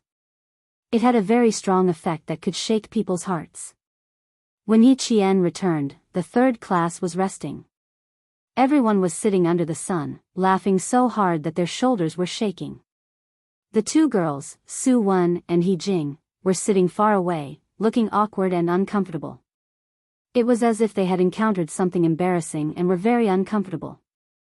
When they saw Yi Qian walking over, the boys in the class pursed their lips again, laughing so hard that they suffered internal injuries. "What's wrong?" Yi Qian, who didn't know what was going on, walked over to his roommate. "The boys are a little strange. What are they laughing about? What happened just now? The instructor isn't here either. Where did he go?" Su Wen covered her face and said in a muffled voice, "When we were practicing the marching drill, the instructor said a chant. The boys couldn't hold back their aura. The instructor asked them to laugh for 10 minutes before he came over. A hooligan-like chant came out of nowhere. Even a girl like me was embarrassed." The girl, He Jing, fanned her hands unnaturally, her face slowly becoming hot. "Luckily you weren't there at that time. Otherwise, you would have been embarrassed too." Yi Jian really didn't know that there was a chant for marching. The meaning of marching was to display a military posture. Everyone stood upright with their legs stretched out. Their feet touched the ground with a sonorous and powerful sound. They moved forward with a strong sense of rhythm. This was a very serious drill. Why would it make the boys laugh and the girls feel awkward? Although Su Wen's grandfather was a soldier, she grew up with her grandparents who taught. Although she had a straightforward personality, she still had the temperament of a little girl. She was too embarrassed to say it, so she pushed the girl, He Jing.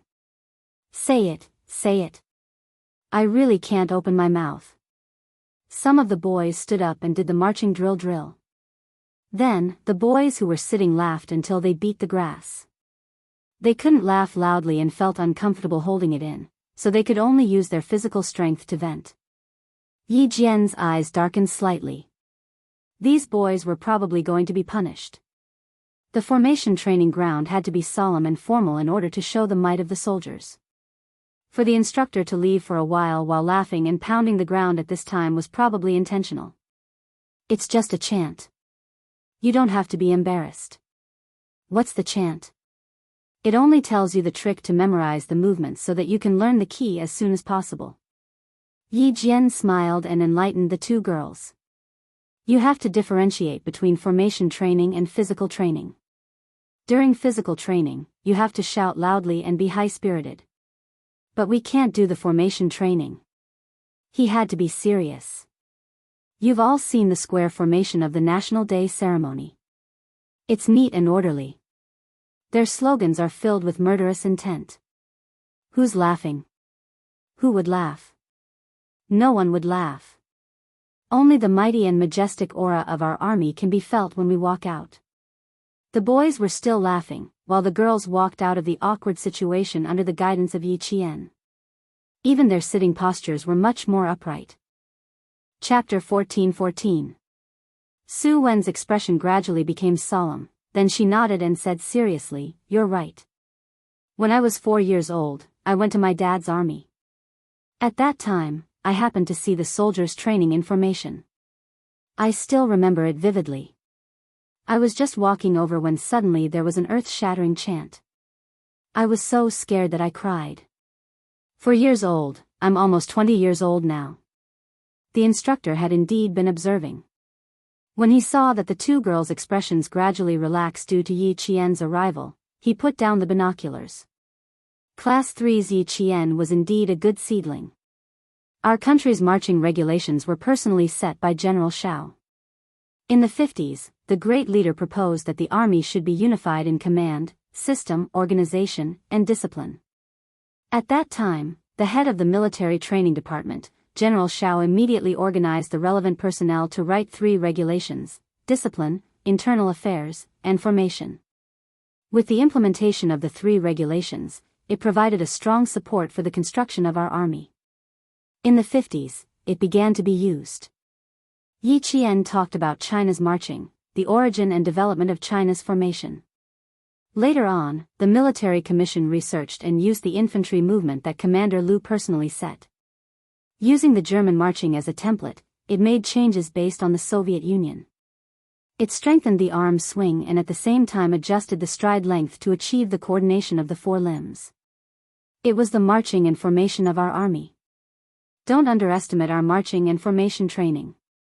These were all done after a long period of research and study by our ancestors. After a long period of research and constant adjustments, we finally have today's formation training and various regulations. Following her explanation, the 2 girls no longer had any awkwardness on their faces.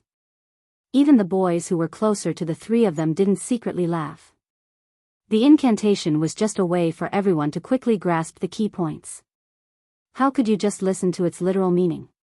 You had to understand it on a deeper level, dissect it, and understand it. I think I understand what you're trying to say. He Jing, who was quite perceptive, straightened her gaze. The formation represents the image of us soldiers. It is also the blood and sweat of the old leaders and elders. It is also the legacy of the army. We need to walk with respect and reverence. Yi Qian's smile deepened. That's right. There's also the formation training. The ultimate goal is to foster discipline and obedience among the soldiers. Good military posture, strict military manners, strong style, strict discipline, majestic military prestige, and coordination of movements are all inseparable from formation training. The boys are laughing right now. I dare say that they haven't memorized the formation rules. Just wait, the feast is about to be served. Her voice was neither loud nor soft, but it was loud enough for the boys closest to her to hear. It was a hot day, and the temperature was around 37 degrees Celsius. The boys felt cold air rush up from the soles of their feet, and their heart palpitations rushed up to their heads. They shuddered violently. The rules and regulations of the formation included general principles, formation commands, formation actions, etc. There were a total of 9 chapters, 65 articles, and 5 appendices. It was quite a thick book. Before the cold shivers passed, a sharp whistle that made one's scalp numb sounded. The instructor's stern and cold voice sounded, "I'll give you 10 seconds. 1, 2, 3. He said 10 seconds, and it was only 10 seconds. Those boys who didn't realize that danger was coming didn't even have time to smile properly. The instructor's cold gaze swept past them like steel needles pricking their scalps painfully. Chapter 14-15. Just as Yi Qian had said, the boys' punishment was coming. When Yi Qian left with the 2 girls, he only saw the boys' white faces and trembling knees. The military academy was not a place where you could do whatever you wanted, nor was it a place where you could joke about discipline. Through strict formation training and formation life, it could cultivate a soldier's strict organization and discipline.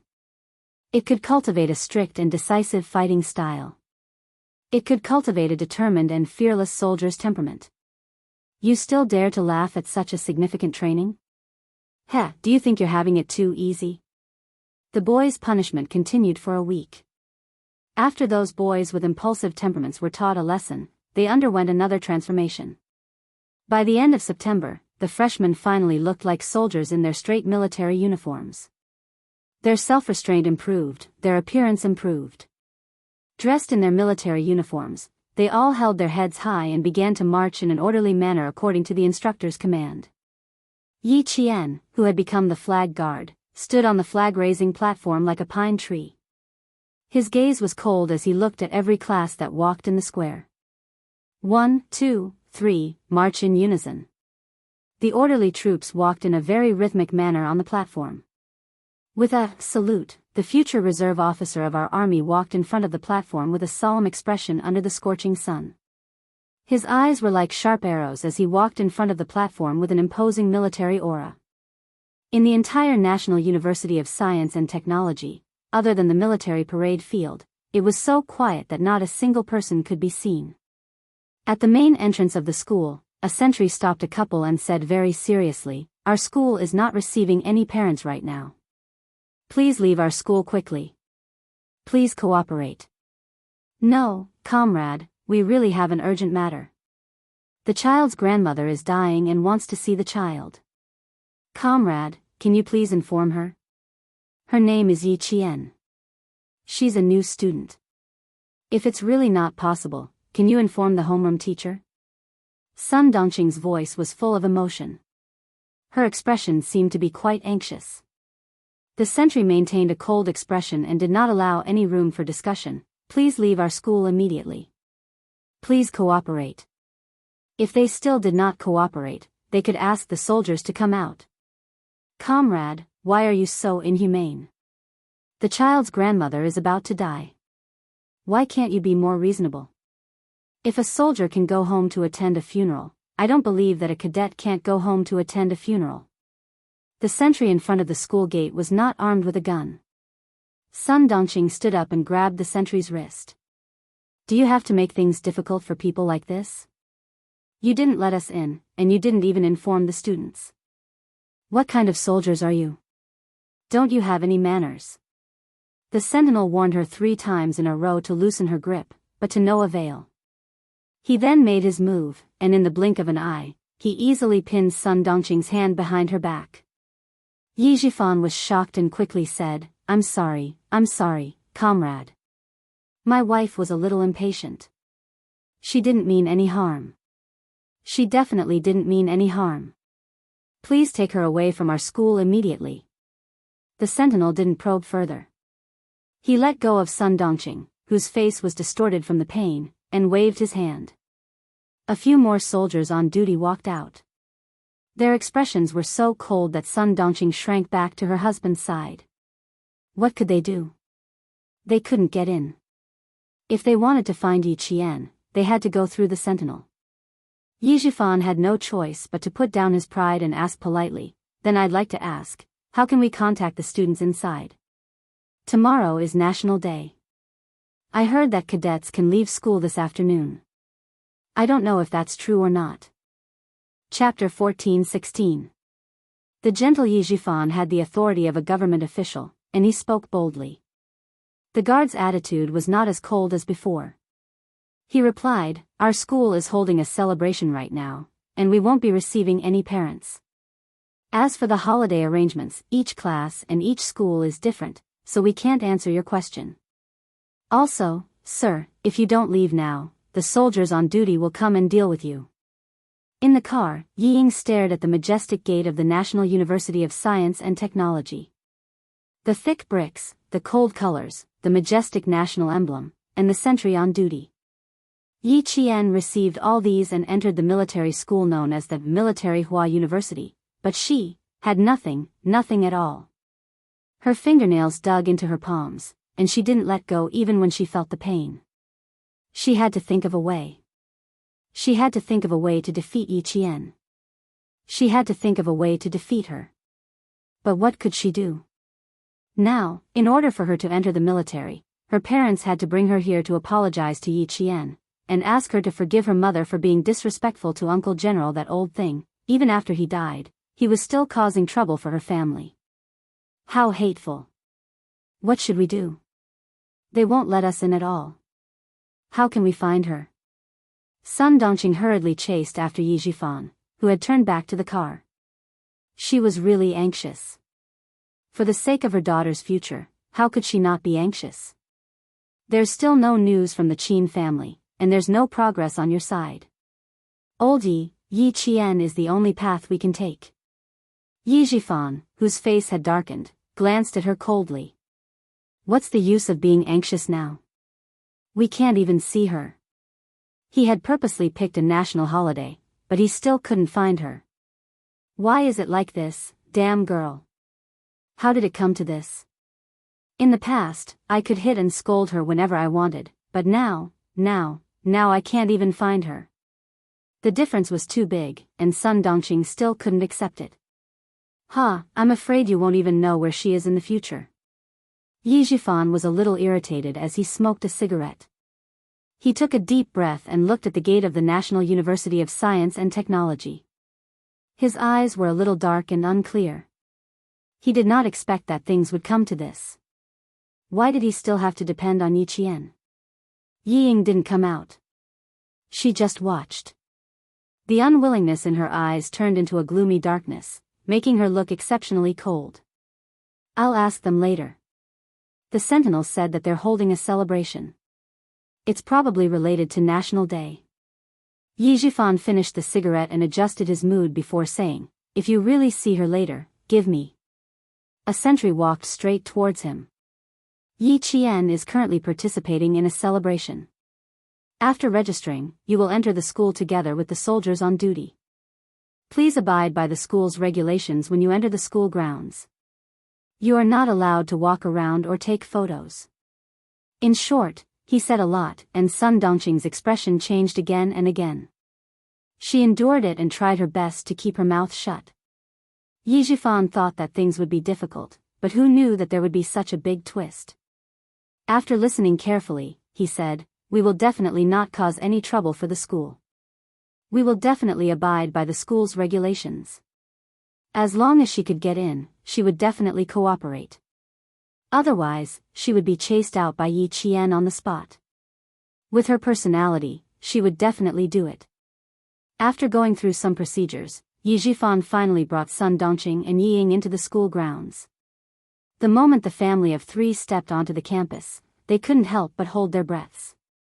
Yi Ying grabbed Yi Zhifan's arm tightly. She had an inexplicable sense of respect for this place. Chapter 14-17. This was a campus that Yi Ying had never understood or been familiar with. Everywhere she looked, there was a sense of unfamiliarity that made her feel like she was suffocating. Sun Dongqing's shoulders shrunk back a little. She did not see anyone on the campus. It was so solemn that it made her tremble in fear. Her eyelids were twitching, and she was extremely panicked. Old Yi, why don't we wait outside? After walking for about 500 meters, Sun Dongqing suddenly said anxiously, this place makes me feel uneasy. I feel like something big is going to happen. The further they walked, the faster her heart beat. Sun Dongqing had not met Yi Qian for the first time, and she was already feeling scared. Yi Ying bit her lower lip. She was also panicking, but to ask her to go back. Impossible. How could she go back? If Yi Qian knew about this, he would laugh her to death. Yi Ying cleared her throat. In order to show her imposing manner, she purposely straightened her back and said coldly, Mom, follow me closely. She thought she was imposing, but her voice was dry, revealing a sense of cowardice. Yi Ying heard her own dry voice, and her face stiffened even more. She might as well not open her mouth. The soldier on duty walking in front did not communicate with the students' parents. Only when they reached a fork in the road did he remind them coldly, this way. Yi Zhifan's cold eyes were filled with warning. He turned around and glanced at the mother and daughter. Watch your step. Don't fall. It sounded like he was concerned, but it was actually a warning. The campus was very big, and it would take some time to reach the military parade field from the school gate. After passing through 2 empty teaching buildings and walking through a long corridor, suddenly, a deafening sound that seemed to be able to shatter the air came from the front. Yi Ying was so shocked that she let out an ah, as she was not prepared for this. Then, she immediately covered her mouth. Her face was filled with deep regret. The soldier on duty did not look back, nor did he explain anything. He connected to the walkie-talkie and contacted the soldier on duty inside. I am the soldier on duty at post 11. The students' parents are here. The students' parents are here. Please respond if you hear me. There was a buzzing sound from the walkie-talkie, and then someone replied, please bring them to the audience. Please bring them to the audience. Got it, got it. The soldier on duty cut off the connection and turned to Yi Zhifan's family of 3, saying, the entire school is now holding a military parade. When you arrive at the audience seats, please sit properly. Do not stand up or walk around casually. At the same time, cooperate with the routine inspection of the soldiers on duty. Even Yi Jifan, as an official, couldn't help but clench his fists when he heard the slogans. His attitude was gentle as he said, "We will follow the school's arrangements. We will not make our own decisions."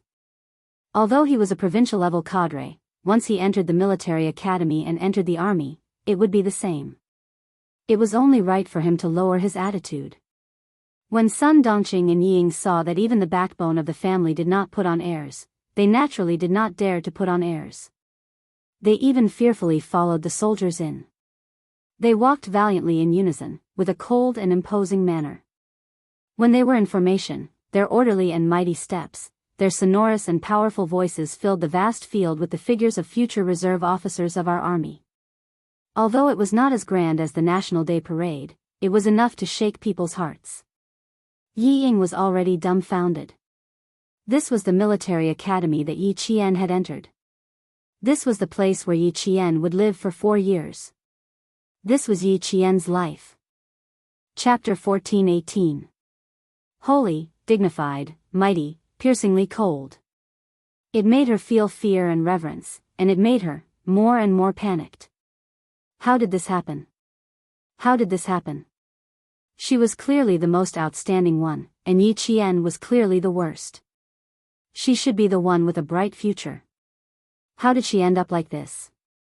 How did she end up like this? She didn't know which class the students from, but the white gloves on their hands flashed across Yi Ying's dazed eyes like a ray of light, so piercing that she couldn't help but close her eyes. Her entire aura seemed to be covered in dust, cold, gloomy, and without a trace of vitality. Ying, hurry up and leave. Sun Dongqing saw that her daughter didn't move, and couldn't help but urge her softly, "They're all looking at you.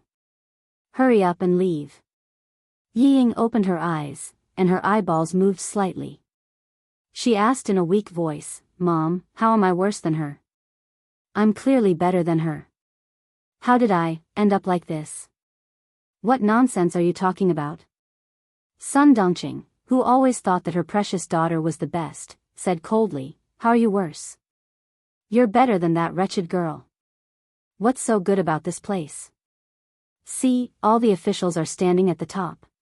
Yi Qian is nothing, he's just a military school student. How many military school students are there? It's no big deal even if she got in." Sun Dongqing always comforted herself, and even found excuses for Yi Ying to escape. She thought that she was doing it for Yi Ying's good, but in fact, every time Yi Ying had the slightest thought of self-reflection, Sun Dongqing would immediately jump out and find excuses for Yi Ying. Over time, Yi Ying also became like her. She developed a habit of not recognizing reality and finding excuses to escape reality. She always thought that she was right and everyone else was wrong. Everyone else was useless, and she was the only one who had a bright future. Sun Dongqing, who once again extinguished Yi Ying's self-reflection, didn't know how wrong she was. She continued to comfort her, let her enjoy her glory now. When you enter the capital government regiment and talk to the high-ranking officials every day, Ying, those days will be glorious.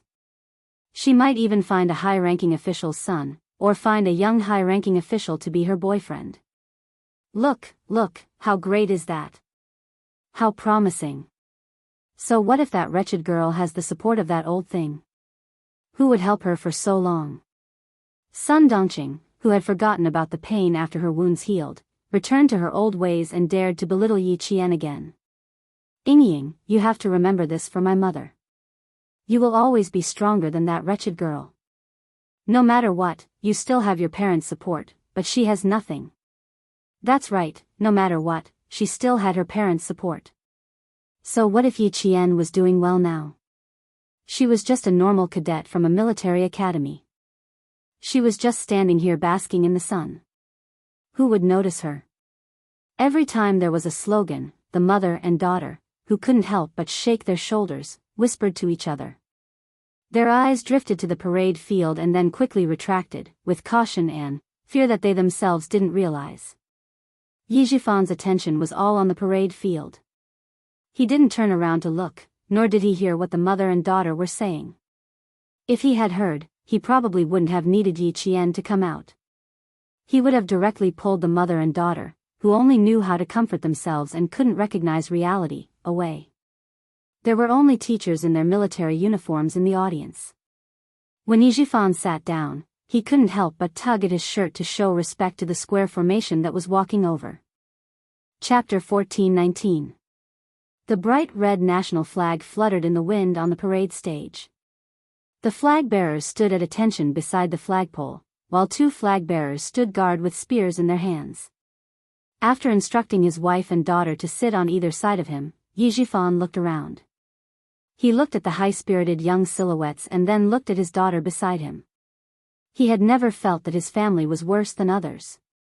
He sighed softly and lectured Yi Ying, 1 minute on the stage is 10 years of hard work off the stage. Yi Ying, you have to learn from them. Dad, when I get into the military, I won't embarrass you. Yi Ying's jaw tightened. She tried to hide her uneasiness with an expressionless face, but it was too obvious. Instead, she appeared stiff and restrained. Yijifan saw this and sighed even more heavily in his heart. She did not reflect on her own shortcomings at all. Not only did she bite off more than she could chew, she liked to daydream. Ying, whether you get into the military or not is another matter. Dad hopes that you can learn from their spirit.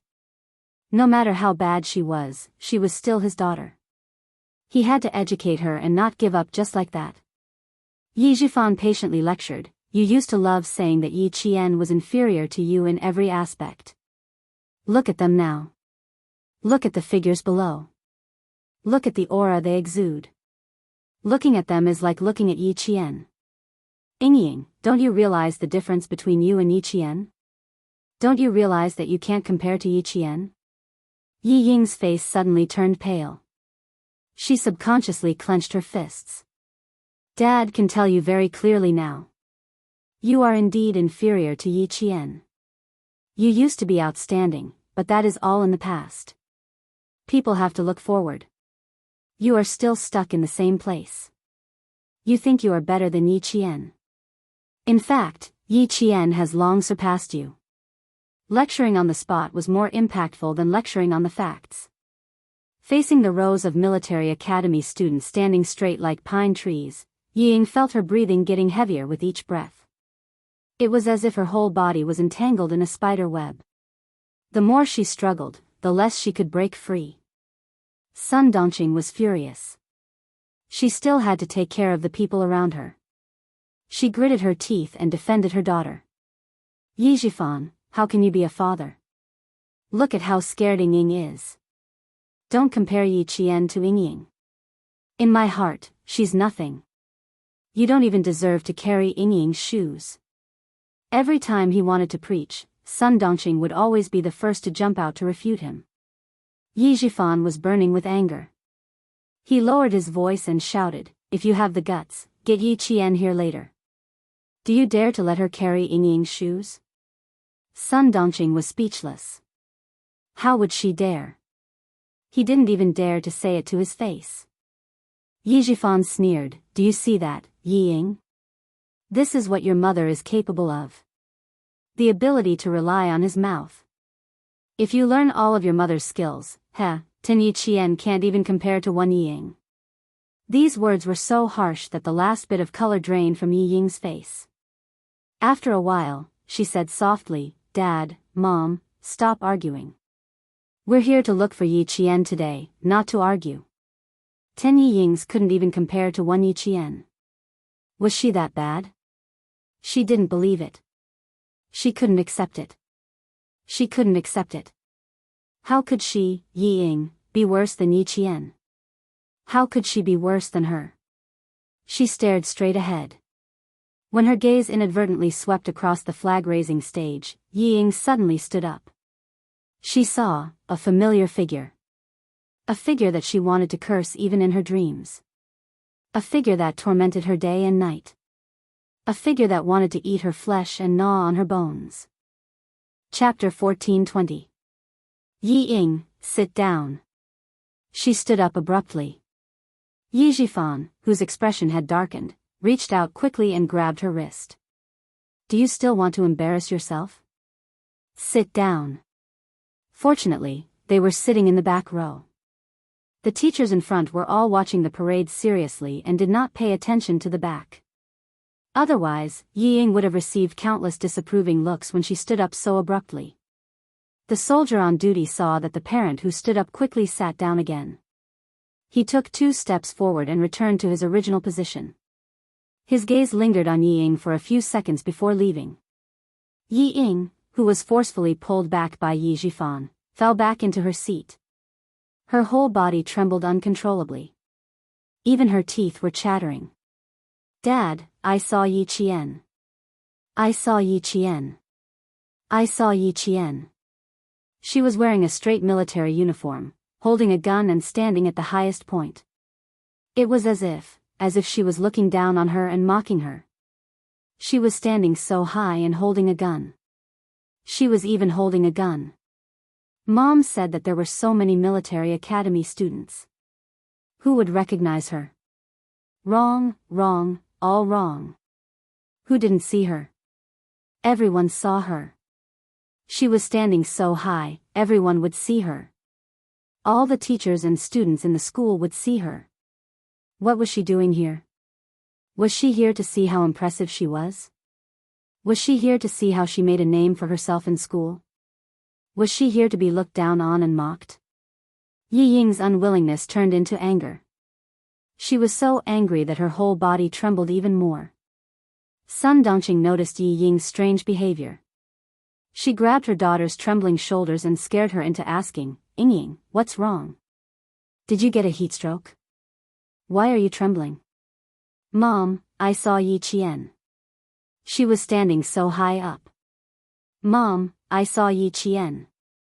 Yi Ying grabbed the corner of Sun Dongqing's shirt and said angrily, "She was in front, standing on the flag stand." "Mom, everyone saw her." "You're wrong, you're wrong. Everyone saw her. There were so many military academy students. She was the only one standing so high up, receiving everyone's attention." "What about her? What about her?" "There was nothing. There was nothing." When Sun Dongqing heard this, she immediately raised her head and looked in the direction of the flag stand. When her gaze landed on the gun in Yi Qian's hand, her body instantly froze. She was standing so high up, and she was holding a gun in her hand. No wonder her daughter was afraid. Even she was afraid. "Oldie, let's go, let's go," Sun Dongqing said with difficulty. She held Yi Ying's shoulders tightly, and her lips were trembling. "We came to the wrong place, we came to the wrong place. Before she sees us, Oldie, let's go, let's go." Ying is scared. Look, Ying is so scared that her whole body is trembling. Compared to his wife, Yi Jifan knew his daughter better. Ask her if she's trembling in fear or anger. Sit tight. You're not allowed to leave until you see Yi Qian. "Dad, if she really goes on like this, she can easily take back the jade pendant on my neck." His eyes were as sharp as needles as he stared at Yi Ying, who was standing on the flag stand. He gritted his teeth and said, "We can't let her go anymore. Dad, we must find a way. Take back the jade pendant?" Yi Jifan chuckled. "The jade pendant is in my hands. You don't have to worry. As for whether we can let Yi Qian go, Yi Ying, oh Yi Ying, if you weren't my daughter, I really wouldn't care about you." Chapter 14:21. How could he not know what his daughter was thinking? It seemed like she was so angry that she even dared to threaten him. No wonder she was Yi Jifan's daughter. She was ruthless and did not lack courage. But if she was only ruthless but not capable, that would not do either. Yi Ying, whose thoughts were exposed, bit her lower lip. So he still knew that she was his daughter. Then why was he being so aggressive towards her? Yi Jifan ignored her grievances. There was even a trace of impatience in his cold voice. "If you still refuse to face reality, Yi Ying, you will never be able to stop Yi Qian from moving forward. If you don't learn to lower your head, you will always be able to look up at Yi Qian. Yi Ying, do you still think you have the right to raise your head in front of Yi Qian? Do you still have the right to show off in front of her? Do you? Did she? No, she did not. She had nothing. If she had nothing, what right did she have to raise her head in front of Yi Qian? What right did she have to show off in front of him? Yi Ying, whose face was as white as a sheet, did not know how much time had passed before she gently shook her head. Her entire body seemed to collapse as she said, "No, I have nothing. And she has everything that I can't get. Since you don't have anything, then keep your head down today. Don't just talk and do nothing," Yi Jifan said coldly, as if he did not believe a single word that Yi Ying said. He only hated that he did not bring her along when he was working in the town government. She had developed a blind and arrogant personality like Sun Dongqing. Yi Qian had already gone so far, but the daughter he had always thought was outstanding was still in the same place. If he did not let her see the truth, she would only continue to think that she was so powerful. He had reminded her countless times to wake up and not to underestimate Yi Qian. She had to realize that she was not as good as Yi Qian. In the end, it only had a slight effect at the time, and it was the same after that. Thinking of this, Yi Jifan gloomily stared at his wife. She had contributed greatly to his daughter's current state. Sun Dongqing did not say anything. She did not know what to say. She had always thought that her daughter was better than Yi Qian, but what was the truth? The truth was right in front of her eyes. Her daughter had to use her connections to enter the army. As for Yi Qian, he was already holding a gun. Facing her father's accusation, Yi Ying pursed her lips even tighter. Lowering her head to Yi Qian. How could she do it? How could she do it? She clenched her fists even tighter and her gaze became even more sinister. She couldn't get over the hurdle in her heart. She couldn't accept lowering her head to someone who she thought was inferior to her. Seeing this, Yi Jifan sneered. He had spent so much effort to nurture him, only to receive such an outcome. He was unwilling to accept this. Now, if he wanted his daughter to stand up again, he could only rely on Yi Qian. He wanted to use her to make his daughter see the truth and stop being so arrogant. Lamentable, lamentable, when it came to educating his daughter, he failed too thoroughly. For a moment, the atmosphere between the father and daughter was so tense that it was almost at daggers drawn. Sun Dongqing was so nervous that she didn't know what to do. Seeing that her daughter was sweating profusely under the sun, her heart ached so much that she took out an umbrella from her handbag. "Ying Ying, hold the umbrella and watch. It's too hot. Be careful not to get sunburned." It was indeed very hot. Yi Ying instinctively reached out to take the umbrella. Yi Jifan's face darkened as sweat dripped down his back. "We've been here for more than 10 minutes, and Yi Qian has been in this position without moving. She's standing, but you're still sitting." Hearing this, Yi Ying retracted her hand as if she had been electrocuted. Chapter 14:22. Time passed bit by bit. From 8:15 to 11:30, Yi Jian and the two seniors on the flag-raising platform had been standing motionless with imitation guns that were as heavy as the Type 95 rifle. They had maintained the most standard military posture, standing tall and straight like pine trees with a piercingly cold aura. Yi Jifan had been paying attention to Yi Qian the entire time. When the military parade ended and the flag bearers were about to walk down the flag-raising platform, he couldn't help but tighten his grip. If something were to happen to Yi Qian at this time, even Uncle Zhen wouldn't be able to save her. Step by step, she walked down the steps gracefully. Then, step by step, she strode across the platform with her head held high. Everyone's attention was on her. All eyes were on her. Yi Jifan clenched his fists even tighter. Even if there was the slightest mistake, such as her steps not being in sync with the other two flag bearers, or her knees being weak, or fainting from heatstroke, even if there was the slightest mistake, it would be fine. Unfortunately, Yi Jifan only saw Yi Qian walking valiantly with her rifle and standing at the front of the entire school, listening to the school's highest leader's closing speech. There was no disrespect, no mistake, only the awe-inspiring presence of a soldier. Yi Jifan couldn't help but close his eyes. Yi Ying, you're too far behind, too far behind." The entire military parade ended smoothly. Applause followed. The teachers in the audience also clapped. "Very good. Every team walked out with the awe-inspiring presence of an army, especially the freshmen. It only took 2 months for them to achieve such results. Very good. The freshman flag-bearers are not bad. She stood for more than 3 hours, and her movements were still perfect. For a girl to be able to do this, she's very good. Indeed, the students recruited this year are all good, especially that girl. She deserves praise. Yi Qian, a girl from class 3. I'm afraid we'll hear her name often in the future. Amidst the applause, the teacher's conversation could be heard. Sun Dongqing didn't know how many times she rolled her eyes. Yi Qian, Yi Qian, Yi Qian, turn around and look behind you. Her precious daughter, Yi Ying, was better than her. From what you've seen and heard, who would say that Yi Qian is inferior to you? Who said that you were better than Yi Qian? Yi Ying, if you continue to be so stubborn, your life will be ruined by your mother. Before the applause ended, Yi Zhifan gave Yi Ying one last heavy blow. All she saw was Yi Qian's excellence, and all she heard was praise for Yi Qian.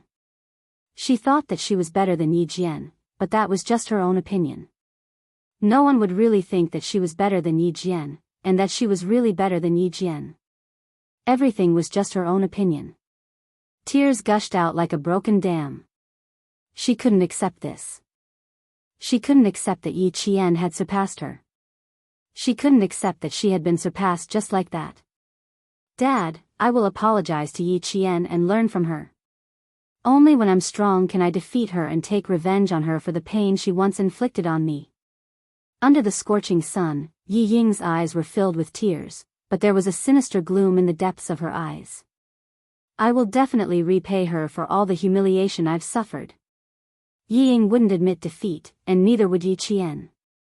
The grudges from the previous life, and the grudges in this life, one day, they would be settled one by one. All the classes left the stage one by one. Yi Qian and another flag-bearer senior returned the Type 95 replica rifle. When they came out, Yi Qian couldn't help but narrow his eyes. Chapter 14:23. If he wasn't mistaken, the 3 people standing in front of him. They really found their way to the school. They were quite capable. Yi Qian, come here. The homeroom teacher, whom he had only met 4 times, waved him over. Your family is here. Let's go to the teacher's office for a chat. Go to the teacher's office for a chat. Before Yi Qian could reply, Yi Zhifan immediately said, No, teacher. We'll find a place to talk. He was able to meet Yi Qian because the school didn't know about his relationship with Yi Qian. If he went to the teacher's office for a chat and Yi Qian told him about the original situation, he would have come for nothing again. Teacher, you must think that he's my uncle. Actually, he's not.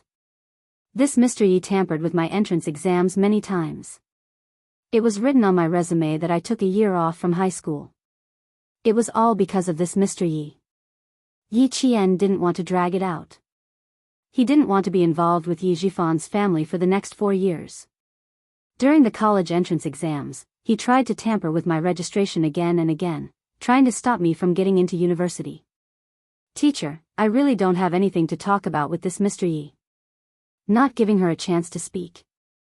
Yi Zhifan, can you stop him? She said it so calmly and didn't give Yi Zhifan a chance to interrupt. When the teacher of class 3 heard this, his expression immediately turned cold. He glanced at Yi Zhifan with a threatening gaze and said to Yi Qian, Come to the teacher's office. Let's go to the teacher's office together. As a teacher, he naturally believed what his students said. If they really went to the teacher's office, then everything would be in vain. Yi Ying's face flushed red. She suddenly stood up. Sis, I'm here to apologize to you. I was too immature in the past and did many things that made you sad. Her apology was stiff at the beginning, but the more she spoke, the more fluent she became. As she spoke, she even squeezed out a few tears. Sis, I'm sorry. I apologize to you. Please forgive my immaturity in the past. I know I've done too many wrong things, and I don't dare to ask you to forgive me in a short time. Sister, please give me a chance. I'll definitely change. The sun did not rise from the west, so Yi Ying could not really apologize to her. However, he did not expect her to pretend to apologize and even shed a few drops of tears. Who didn't know how to act? Yi Qian looked as if he had been frightened by something. He quickly hid behind his teacher and pursed his lips tightly, without saying a word. That's right, she would not say a word. She wanted to see how long Yi Ying could lower her head. The homeroom teacher of the National Science and Technology University of Science and Technology was not so easily fooled. He stood in front of Yi Qian and acted like a protector. He looked coldly at the incoherent family of three.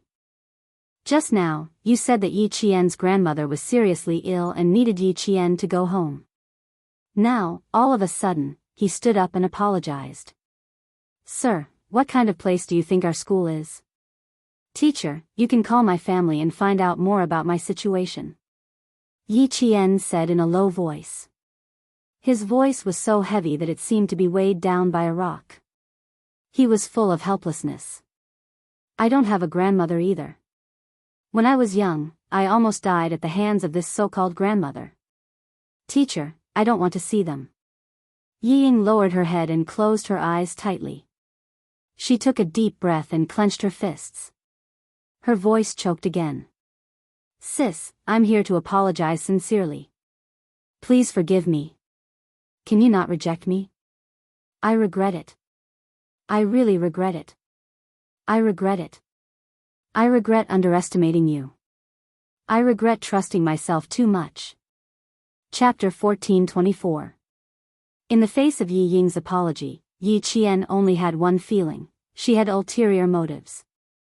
However, after 3 days, she had a whole new level of respect for her. She could actually lower her head. The Yi Ying of the past, when had she ever lowered her head for anyone in her previous life? Never, never. Then, what exactly happened to make Yi Ying lower her head? It was worth thinking about. Yi Qian's eyes narrowed slightly. Yi Ying changed too quickly, and Sun Dongqing, who had always been protective of her daughter, remained silent. She stood at the side without saying a word. It was too abnormal. Her lips curled slightly, revealing a faint smile. You don't have to apologize to me. It's not about whether I forgive you or not. It's about how you feel in your heart. If you really think that you've done too many wrong things, you don't have to beg others to forgive you. You don't have to go to others and say things that make things difficult for them. Yi Ying, you're just forcing me to forgive you. Sun Dongqing watched as her daughter lowered herself to the point of humility. She felt very uncomfortable. She opened her mouth, closed it, and held it in. Stupid girl, don't be too smug. Yi Qian didn't even look at Yi Zhifan and Yi Ying. She only looked at Sun Dongqing's expression. She saw her face darken for a moment, then turn ruthless for a moment. She found it even more funny. She came over to ask her to forgive Yi Ying. She even forgave Yi Ying in front of her homeroom teacher. She had it all planned out. Next, would Yi Zhifan immediately ask for the homeroom teacher's contact in the name of showing concern for his niece Yi Qian's school life? Then he could call the homeroom teacher and mention Yi Ying at the same time. Yi Zhifan had always been good at this kind of thing. Yi Ying, whose eyes were red, seemed even more wronged and upset. She lowered her head and sobbed, Sister, I didn't force you. I just wanted to ask for your forgiveness. Why would I force you? I just wanted to ask for your forgiveness. This time, Yi Ying really lowered herself. She lowered her head, put down her pride, and lowered her pride. Yi Zhifan, who saw this, felt very gratified. Finally, he could face his enemies head-on. He understood that lowering his head for a moment was only for the sake of his future rise. Faced with Yi Yingtai's unusual behavior, Yi Qian became even more cautious. Yi Qian, who was thinking quickly, did not speak immediately. He left Yi Ying to the side. Sun Dongqing was already holding back her anger. When she saw that her precious daughter had been left to the side, she raised her head and glared fiercely at Yi Qian. This glare was caught by Yi Qian, who happened to be sizing her up. Then, Yi Qian felt that things were finally back to normal. Sun Dongqing's heart was flustered. She vaguely felt that, she was afraid that her glare just now had ruined everything. She immediately pretended to wipe away her tears and sighed, "Little girl, Auntie is also at fault. I said a lot of things that I shouldn't have said. You're a magnanimous person, so please forgive Auntie this time." She was afraid that Yi Qian didn't know what she said, so she deliberately reminded him, "Last time when you came back to the village, Auntie said something that I shouldn't have. Please don't take it to heart. Auntie really didn't do it on purpose." She explained quickly and anxiously, her eyes staring straight at Yi Qian. Although she apologized, she did not know how to hide the fierceness in her eyes. Not only did Yi Qian see it clearly, but so did Yi Qian's teacher. Thanks to her words, Yi Qian understood that things were not as simple as they seemed. Chapter 14:25. She purposely brought up what happened last time. She was so anxious and worried. What was she worried about? Why did it feel like Yi Ying's apology was not the most important thing, but Sun Dongqing's? Even though Yi Qian was a meticulous person, he still could not figure out what their family was planning. The teacher of Class 3 did not immediately intervene. He still needed to understand the situation. Moreover, Yi Qian's reaction was very calm, so he did not need to rush to intervene. Yi Zhifan saw that his wife had finally lowered her head and apologized for that incident. He breathed a sigh of relief in his heart. Forcing Yi Ying to apologize first had some effect. This was the right move. Yi Qian would not forgive his daughter easily. He would definitely make things difficult for her. His wife, Sun Dongqing, had always been protective and could not bear for her daughter to be wronged. For her daughter's sake, she would also force herself to apologize to Yi Qian. Yi Zhifan saw that his wife was still able to say, "You are a magnanimous person, forgive your aunt this once." He was so satisfied that there was a trace of a smile in his eyes. Although his wife was a little stupid, as long as it concerned his daughter, Yi Qian, her brain was still quite flexible. She knew what to say to force Yi Qian. "Yi Jian, your teacher is standing right next to you. How are you going to answer her?" "Yi Jian, your teacher is standing right next to you. Answer, forgive." That was what he wanted. Yi Qian had a good point. He was not calculative. If he forgave his wife over this incident, then he would really forgive her. Then he could finally answer to Commander Lu and Political Commissar Yan. Answer, not forgive. It was fine as long as the teacher knew their family's attitude. Moreover, if a junior did not forgive an elder's apology, wouldn't that make them seem narrow-minded? It was not a good thing for a student to be narrow-minded. The teacher would have some opinions in his heart. In short, it did not matter if Yi Qian forgave his wife or not. He would get the result he wanted. The scheming Yi Zhifan was only waiting for Yi Qian to speak. He stared at him with a cold, calculating glint in his eyes. Yi Qian shifted his focus to Yi Zhifan. He was the backbone of the family. It was definitely Yi Zhifan's idea to come to the school, and not Sun Dongqing's. She would never have thought of it. So what was Yi Zhifan planning? Yi Ying apologized, Sun Dongqing apologized, but Yi Zhifan didn't say anything. Yi Qian replayed Sun Dongqing's words in his mind, and after a while, a fierce look flashed across his eyes. "Your Excellency is magnanimous. Forgive Auntie this once. Don't take it to heart. Auntie really didn't do it on purpose." Yi Ying apologized to him. If she didn't forgive her, she could have done it in front of a child. An elder apologizing to a junior and saying such things, as a junior, how could he not forgive her? Her teacher didn't understand the actual situation. He didn't know how hypocritical Yi Zhifan's family was. He also didn't know what Sun Dongqing had done wrong. If her teacher saw that he didn't forgive her, how would he feel? Thinking of this, Yi Qian clenched his fists. What a scheming and astute Yi Zhifan. In order to make her university life miserable, he wanted the teacher to have a bad impression of her. He schemed to this extent. Yi Zhifan, oh Yi Zhifan, you really put in a lot of effort. Yi Qian, who had seen through a few things, pursed his lips and lowered his eyes.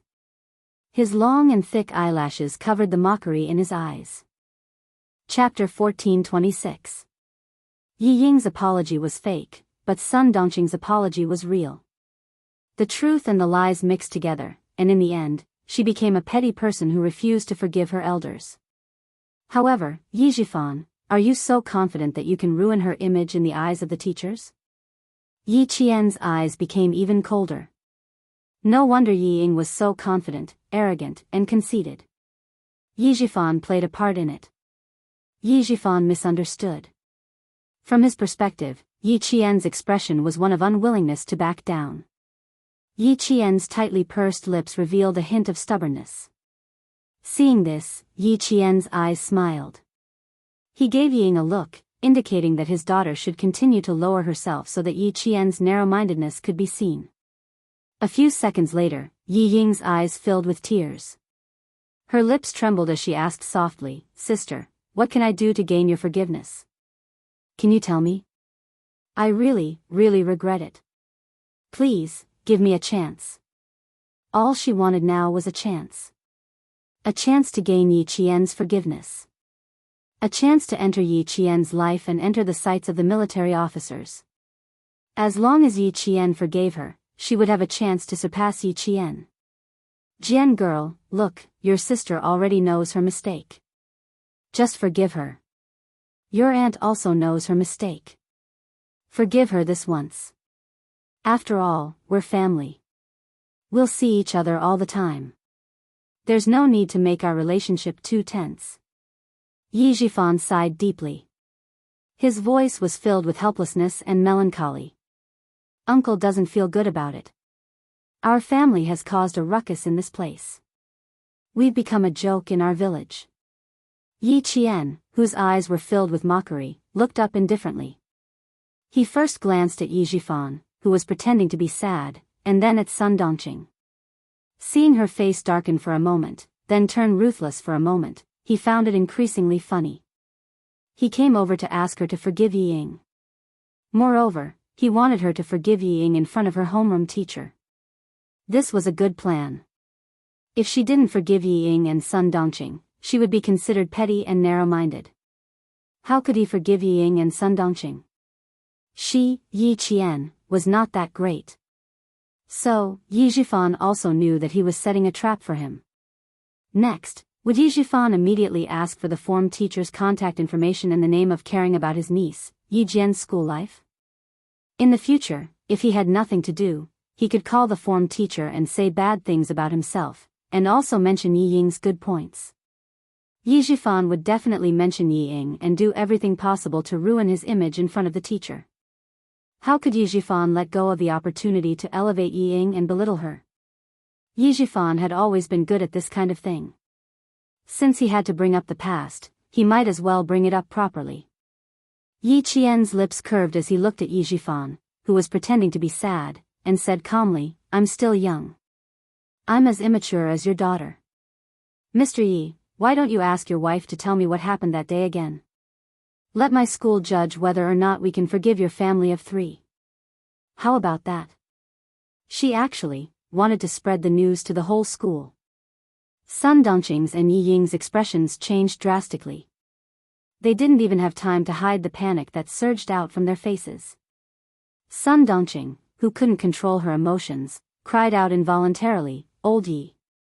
The rest of her words were forcefully swallowed by Yi Ying's tight grip on her arm. Her eyelids twitched even more violently. This is bad. This is really bad. Chapter 14:27.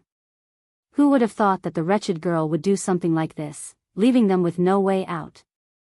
Yi Jifan did not expect this either, and his back broke out in cold sweat. His face twitched violently, and he immediately said to the teacher, "The misunderstanding between the two kids is quite big. Teacher, can we talk in private? I'm afraid that if I speak, it will cause unnecessary misunderstandings." After listening for so long, the teacher of class 3 smiled and politely declined, "We need to understand Yi Qian's family situation again. I'm sorry, but it's mealtime now. The military academy has a rule that if you miss the mealtime, you will not be served alone. Yi Qian still has training in the afternoon, and needs a certain amount of stamina. The teacher of Class 3 was in active service, a company commander. His tone was not as gentle as the typical civilian teachers, but was cold and intimidating. After he finished speaking, he smiled at Yi Qian and said, "Go to the cafeteria. After you eat, come to my office. I need to understand your family situation in private." There was a student with potential in the class who did not even need to participate in military training, and who still had outstanding stamina, so she should be nurtured with priority. Since she had come to the academy had the obligation to protect her and help her block out any harmful elements. "Go quickly, leave this to the academy." Before he could finish the word deal, the broadcast system announced, "Year 1 Class 3 Commanding Freshman Yi Qian, please head to the dean's office." The teacher of Class 3 did not say anything else, and let Yi Qian jog over. Things were just so coincidental. Yi Qian did not stay, and turned to leave. Yi Zhifan felt himself heave a sigh of relief. If she really wanted to spread this matter to the whole school, his position as an officer might really come to an end. He thought that he could force her to submit today, but who knew that he almost caused a disaster. Then, Yi Zhifan could not help but wonder if Yi Ying would be as decisive as Yi Qian if she encountered this kind of situation. Probably not. Yi Ying was someone who would weaken when faced with a strong opponent. She would not be as bold as Yi Qian. Not only did Yi Zhifan let out a sigh of relief, but Sun Dongqing and Yi Ying also felt the same way. Earlier, they had wanted Yi Qian to stay, but now, they wished that she would never come back. "Teacher, can we go to the office to talk? We mainly want to talk to the school about Yi Qian. This child, to my family, sigh." Unfinished words always seemed so helpless. Even Yi Zhifan's voice was so bitter that he could squeeze out bitter bile. The teacher of Class 3 raised his hand and looked at the time. After pondering for a while, he said, "I'm sorry, I can't meet the parents of the students today. I'll ask the soldiers on duty to send the 3 of you away." "I'm sorry, the military academy usually doesn't accept non-student parents." Since he had already said so, he definitely wouldn't allow Yi Zhifan's family of 3 to stay any longer. After Yi Qian was led by a senior to the dean's office, Yi Zhifan's family of 3 was also invited out of the campus. Scared me to death, scared me to death. Once they were out, Sun Dongqing's heart was still beating with fear. She kept patting her chest. Thank goodness we were called away.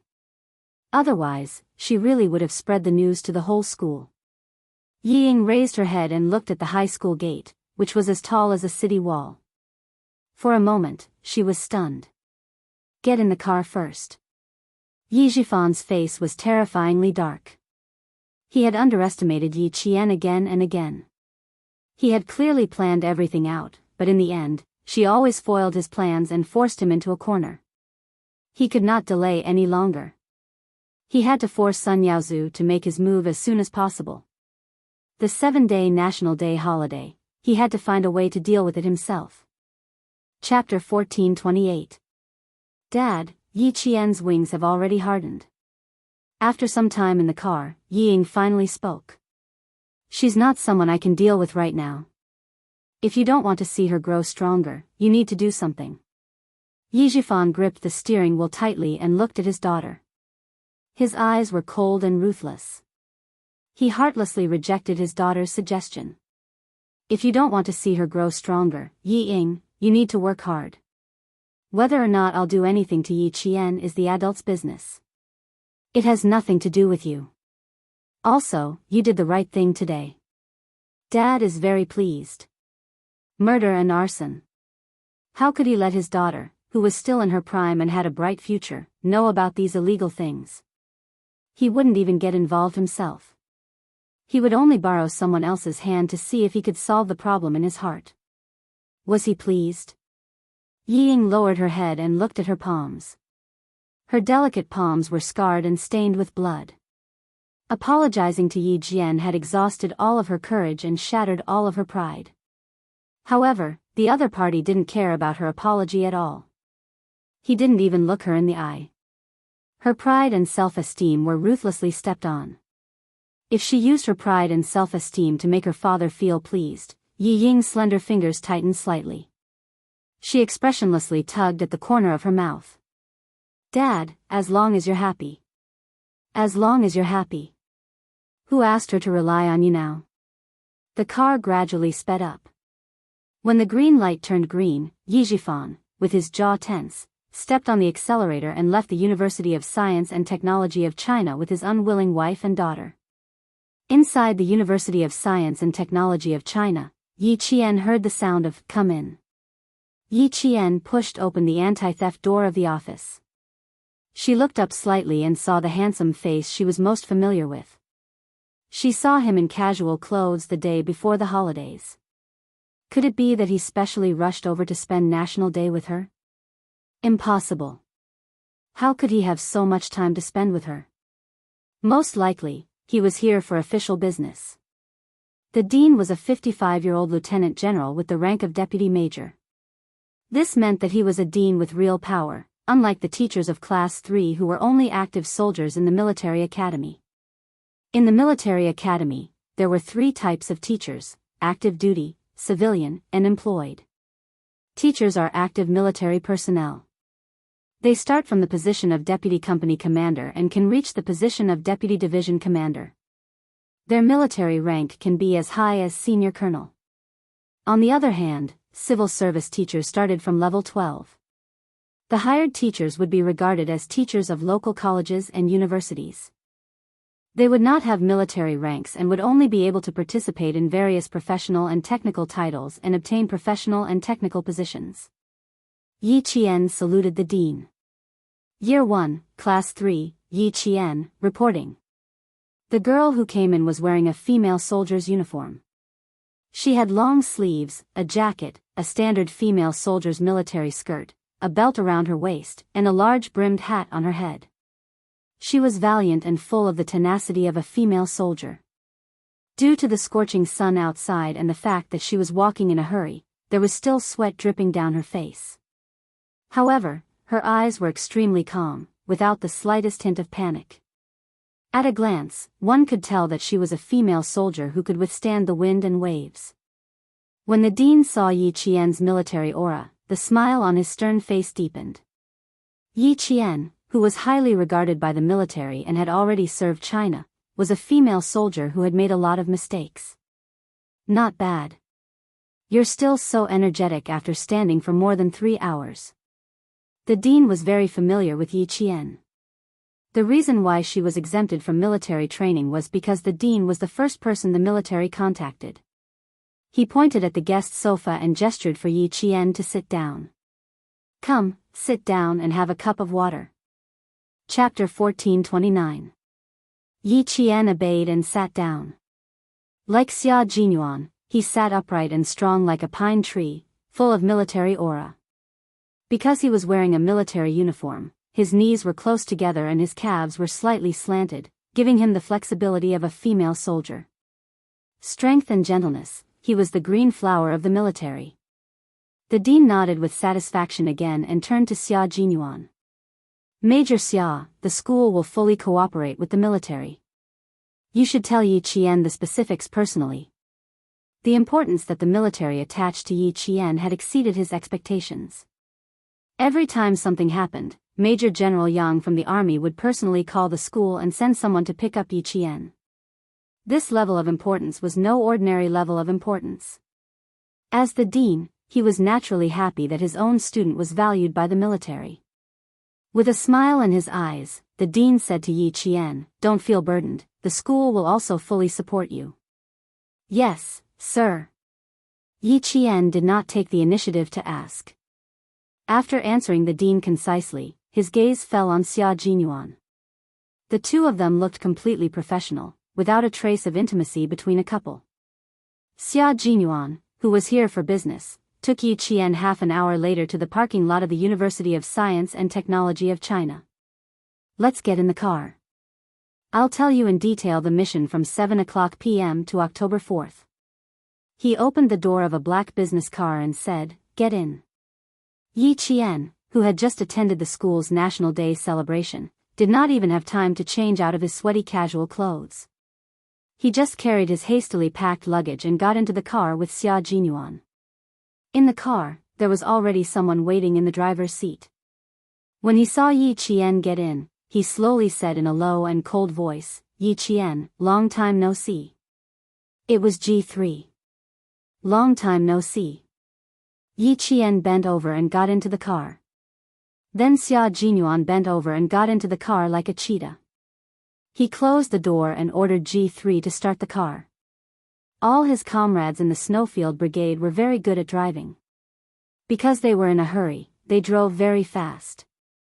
When they encountered traffic jams, they were able to flexibly cut the queue and instantly overtake other cars. As soon as Xia Jinyuan got into the car, he took off Yi Qian's large-brimmed hat and said, "Time is a little tight. We have a 1:30 flight to the capital. Get changed in the car first." When the G3 heard this, it immediately turned the rearview mirror that was originally facing the back seat to the side. At the same time, it drove the car to the side. Yi Qian, who was carrying his luggage, was stunned. In the car, changing clothes? Are you sure? Can't I change at the airport? Don't worry, he won't dare to peek. Xia Jinyuan glanced coldly at G3, who was focused on driving, and whispered to Yi Qian, "I will protect you. Don't worry." Yi Qian was speechless. She took a deep breath and tried her best to mentally prepare herself. Then she picked up her luggage and went to the last row of the car. It wasn't because he wanted to protect her. It was because she had never changed in front of anyone before. Xia Jinyuan couldn't help but raise his eyebrows. Was she still afraid that he would peek? Major Xia, who was sitting upright and looking straight ahead, reminded her, "Change into casual clothes." Then, he heard the sound of the luggage being unzipped and the rustling of clothes. It was indeed not good to change clothes in the car. Even the slightest movement could be heard. If it weren't for the fact that they were in a hurry, he would definitely have asked her to go back to the dormitory and change before coming out. However, this wouldn't happen only once. It would happen often. He leaned forward slightly and reached out to turn on the car radio. He then turned it up to the music station and turned it up. Only then was Major Xia satisfied that he couldn't hear the sounds from the back seat. G3 glanced at him with a faint smile on his face. Chapter 1430. Fortunately, Yi Qian changed quickly. In such a small space in the car, she managed to finish changing within 2 minutes. His sweat-soaked casual clothes were neatly folded, and his small military boots had been replaced with sports shoes. He wore a white short t-shirt and black slim-fit cotton sweatpants. With his short hair that reached his chin, he looked as refreshing as the cool summer breeze, making people feel refreshed just by looking at him. Yi Qian had exquisite features. Her eyebrows were thick, and her skin was as white as porcelain. Her eyes were bright and her teeth were white. Her short hair didn't make her look ugly. Instead, it made her facial features look even more exquisite. To be honest, even the G3 members were worried about Xia Jinyuan for him to have such a beautiful girlfriend go to a military academy where there were more males than females. This was the first time Yi Qian had encountered something like this. Even though she was mentally strong, she couldn't help but feel a little awkward. Her ears were slightly red, but she pursed her lips and pretended to be calm. Xia Jinyuan looked at her with his eyes slightly closed. Then he said calmly, "There are bound to be some inconveniences when male and female soldiers work together. However, special circumstances require special treatment. Don't mind it too much." Yi Qian still had a shy smile on her face as she raised her head. Her eyes met his deep, dark eyes. There was no other emotion in his eyes, only a cold, serious look. Yi Qian pursed her lips instinctively and hid her embarrassment. She took a deep breath and looked back at him with clear eyes. "Okay, I understand." In a few seconds, she adjusted her emotions and no longer felt awkward about changing clothes in the car. She treated it as part of her mission, so it wasn't a big deal. She was in a hurry to get dressed, so her hair was a little messy. Xia Jinyuan pursed his lips with a cold expression. Suddenly, he reached out and gently smoothed her messy hair. "Autumn is coming. Your hair gets dry easily. You'll feel better if you use a good conditioner. Yi Jian blinked her eyes. Something was not quite right. Just a second ago, he was so serious and treated her like a subordinate. In the next second, he was so gentle and treated her as a boyfriend. She couldn't react in time. Xia Jinyuan's heart softened at the sight of her sparkling eyes. He retracted his hand and cleared his throat before getting down to business. I received a mission at the last minute. During the National Day celebration, you need to protect a leader nearby. You're not allowed to leave. Tomorrow was the celebration of the founding of our country, as well as the military parade of the century. While the whole country was celebrating, it also attracted the attention of the whole world. Not only did the highest leaders of China attend this ceremony, but there were also international friends and ambassadors from various countries. At this time, the security forces had reached the level of Red Grade A. Their air and ground forces were at full force, and even the borders had entered combat alert. The leader that Yi Qian wants to protect has a rather important political position in our country. He often represents our country on overseas visits to promote exchanges between our country and other countries. When you appear, there will be someone to lead you. You just have to pay attention to your surroundings. At this point, Xia Jinyuan purposely emphasized her tone to let Yi Qian know that her main task was to pay attention to the surroundings. Yi Qian could tell that something was wrong. She straightened her body and her expression became even more serious. For this mission, there will be a total of 3 people accompanying the leader. No matter what, you are not allowed to be more than 30 centimeters away from the leader. After the ceremony, you will accompany the leader down the tower until the Zongnanhai guards take over. During this time, you are not allowed to communicate with anyone, and you are not allowed to leave your room alone. If you discover anything unusual, report it immediately. Chapter 1431. The distance between them must be no more than 30 centimeters.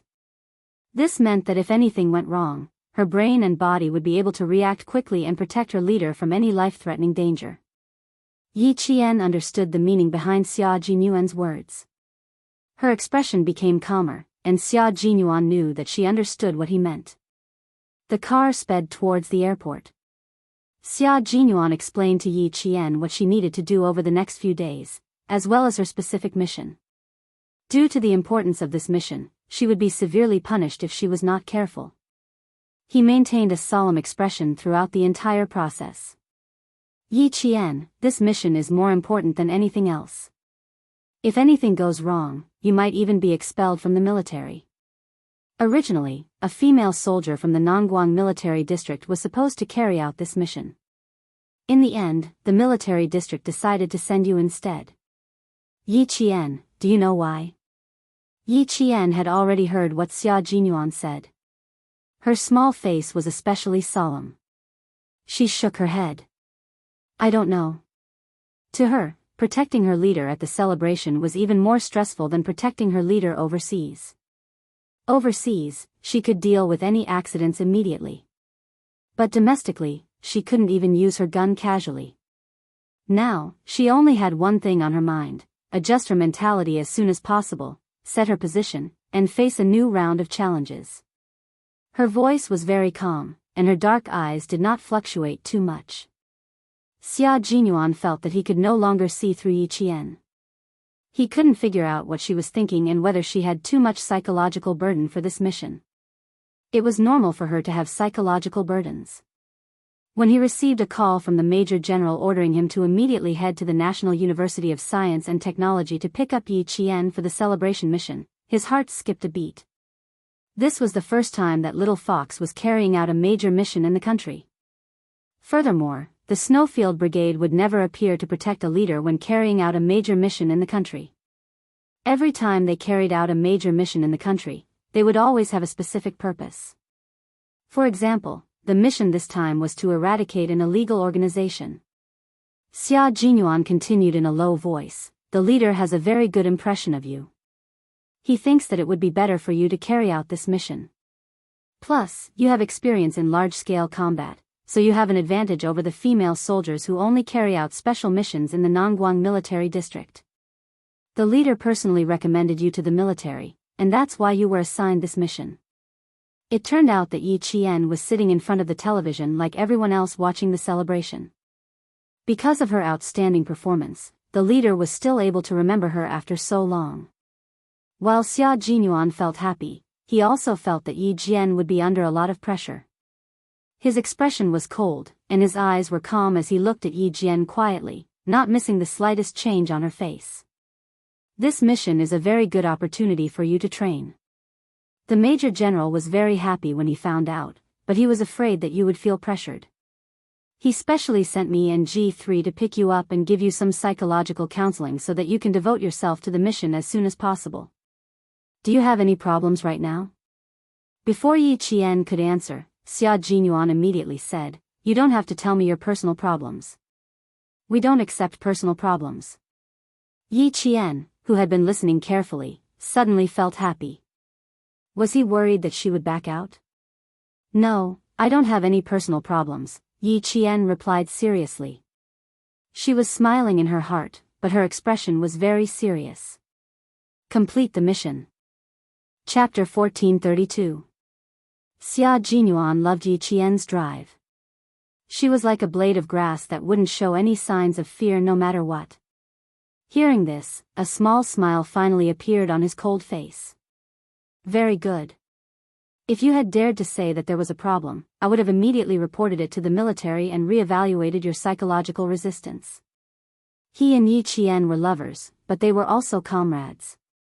They cared about each other in their daily lives, but they had to strictly supervise each other in battle. If there was a problem with her, as a comrade, he wouldn't turn a blind eye to it just because she was his girlfriend. He would deal with it as he saw fit. He was absolutely selfless. Yi Qian had always known that Xia Jinyuan was a man who kept a clear distinction between work and personal matters. She never thought that he would take special care of her during a mission. He was so strict with himself, so he would be strict with her as well. At a red light, G3 stopped and looked back at Yi Qian. He said slowly, "What Q King said also represents my thoughts. If one's psychological resistance isn't strong enough, there will be fatal problems during a mission. You replaced the female soldier from the Nongguang military region because her psychological resistance didn't meet the requirements. Otherwise, he wouldn't have swapped her out at the last minute." He believed that the female soldier was also very upset at this moment. This was because this was a very good opportunity to train her psychological strength. As a Special Forces soldier, she had to be ready for battle at all times. Once a mission came, she had to be in the zone immediately. There was no time for her to relax and adapt. Major General Liu agreed to let Yi Qian join the mission temporarily because he hoped that Yi Qian could train more before she joined the Snowfield Brigade. He hoped that she could improve her comprehensive abilities faster and more steadily. Xia Jinyuan also hoped so. Before Yi Qian joined the Snowfield Brigade, the mission would only be more beneficial to her. It would allow her to integrate into the high-intensity combat preparations of the Snowfield Brigade faster and better. She would be able to adapt to life in the Snowfield Brigade faster. Tenacious perseverance, tenacious will, long-lasting endurance, strong psychological quality. These were all necessary conditions for a qualified Special Forces soldier. Xia Jinyuan hoped that she could adapt to the life of a Special Forces soldier in advance. As a member of the Special Forces, Xia Jinyuan was actually very happy to hear Yi Qian's answer. His little fox would never be stopped by difficulties. She would face them head-on and walk forward fearlessly. Xia Jinyuan looked at Yi Qian quietly and asked her, "Yi Qian, do you still remember what your goal is?" He was listening intently when he suddenly heard a question that had nothing to do with the mission. He paused for a moment before answering, "I remember. I want to become a Special Forces soldier, just like you, a Special Forces soldier like G3. Her voice was very clear and her enunciation was clear and powerful. It seemed to contain infinite power, which made G3, who was driving, laugh uncontrollably. Female soldier Yi Qian was an extraordinary soldier in the hearts of all her comrades in the Snowfield Brigade. They also hoped that she could become a member of the Snowfield Brigade, become a comrade, and fight side by side with them. Very good, Yi Qian. You have to remember what you said and become a special forces soldier like me and G3.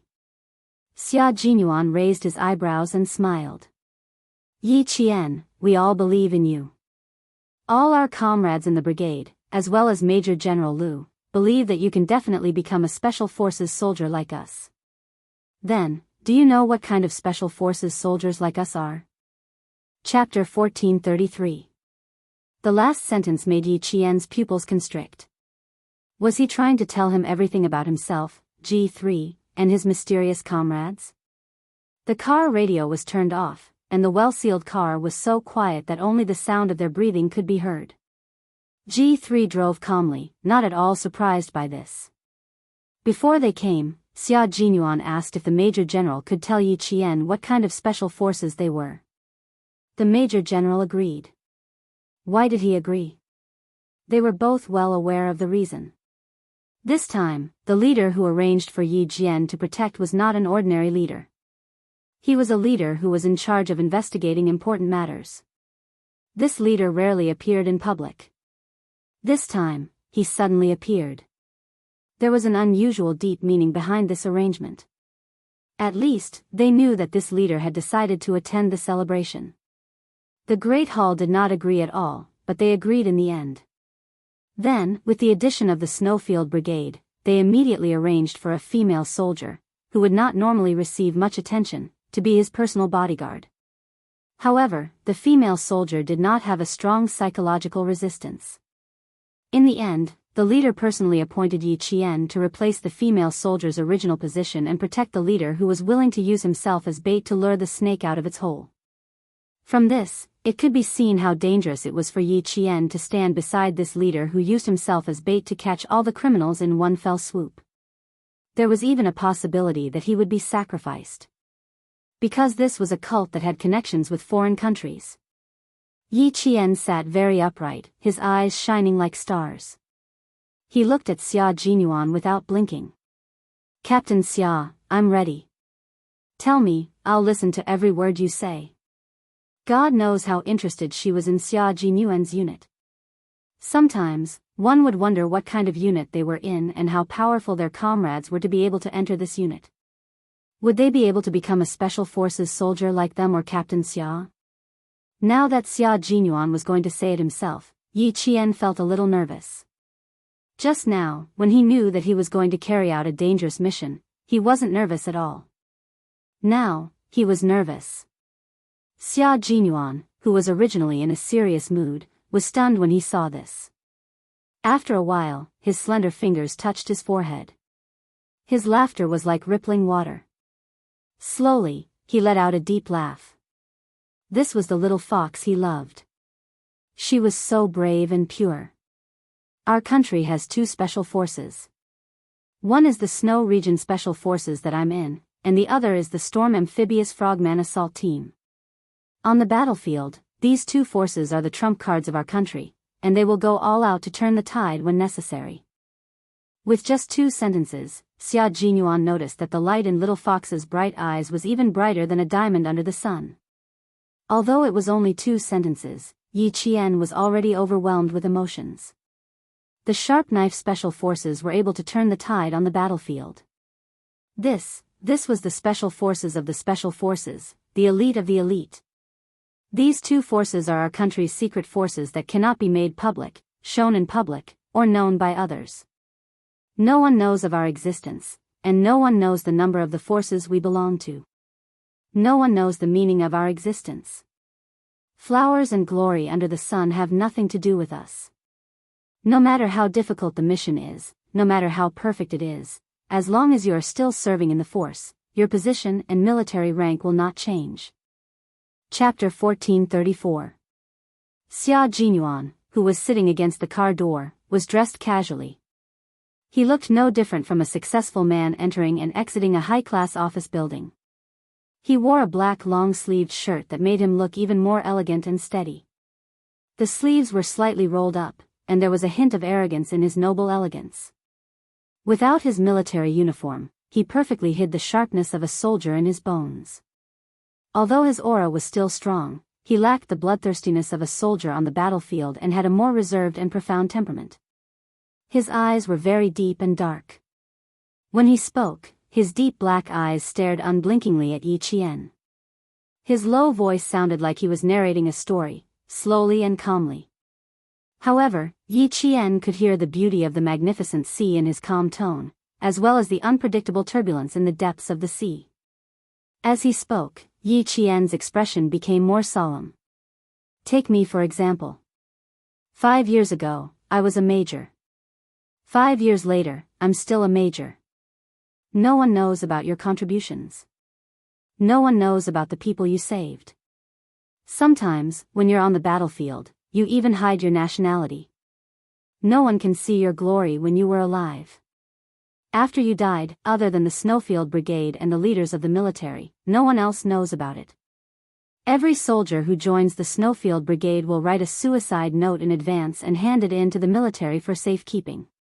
After they die, this suicide note will be sent to the soldiers' parents. I've been in the Snowfield Brigade for 4 years and have personally sent out 2 suicide notes. The parents of my fallen comrades still don't know why their son sacrificed himself. They don't know how great their son used to be. There are no flowers, no banners, no applause, no honor. There is only that we, the living, will always remember our fallen comrade. We will use our entire lives to remember and honor them. Yi Qian, this is my, Xia Jinyuan's, a troop that I pledge my loyalty to. A troop that I have no regrets about sacrificing myself for. Do you still dare to set me as your goal? Xia Jinyuan's voice was still so calm when he finished speaking. But Yi Qian felt his blood boil when he heard this. Yi Qian looked at the calm Xia Jinyuan, the man who had helped her grow, held her hand, and gave his all without any complaints or regrets. Yi Qian's brows slowly curved like the bright crescent moon. Captain Xia, I'm suddenly glad that I set you as my goal and followed in your footsteps. A special force hidden by the country, a special force that could turn the tide on the battlefield and turn the situation of the entire war in an instant. Although they were unknown, they had always been dedicated to their motherland.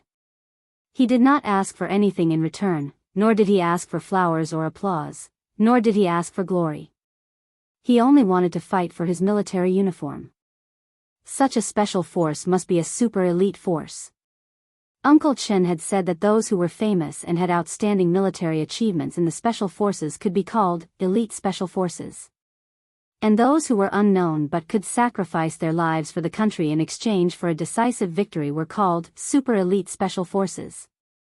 In other words, Captain Xia's troop was the super elite special forces that Uncle Chen had mentioned. No wonder they rarely appeared. Once they appeared in a certain place, it would be filled with smoke and blood. Every time they carried out a mission, it was so difficult that ordinary soldiers could not imagine it.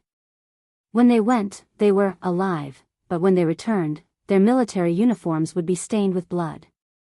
They would die in exchange for the safety of the people of the motherland. Chapter 1435. Just like this time, Yi Qian's mission required the protection of the leader, so the risk factor was very high. The reason the leader personally appointed Yi Qian and the Major General agreed was because Yi Qian was very capable, and secondly, Yi Qian had a tender face, a fair and clean face, a gentle smile, and an unsheathed sword aura. He was just like a harmless university student. Once danger appeared, Yi Qian would be the target that would lead all the danger to himself. This was also why Xia Jinyuan requested the Major General to tell Yi Qian what kind of unit the Snowfield Brigade was. Glory has nothing to do with you, but danger will never leave your shadow. The girl in front of him was as beautiful as a painting. She was so beautiful that even the best artist in the world would find it difficult to draw her. Not only was she beautiful, but she also had a fearless spirit that even male soldiers admired. He thought that she would hesitate for a few seconds or be puzzled. But she didn't, not even for a second. He even heard the light in her eyes that was brighter than the sun. Xia Jinyuan's lips curled up slightly. There was a hint of gentleness in his dark eyes as he gazed deeply at the girl he loved. My girl, your appearance is the greatest glory of my life, the greatest pride. I used to think that your unit must be very powerful. Now that I hear about it, it's even more extraordinary.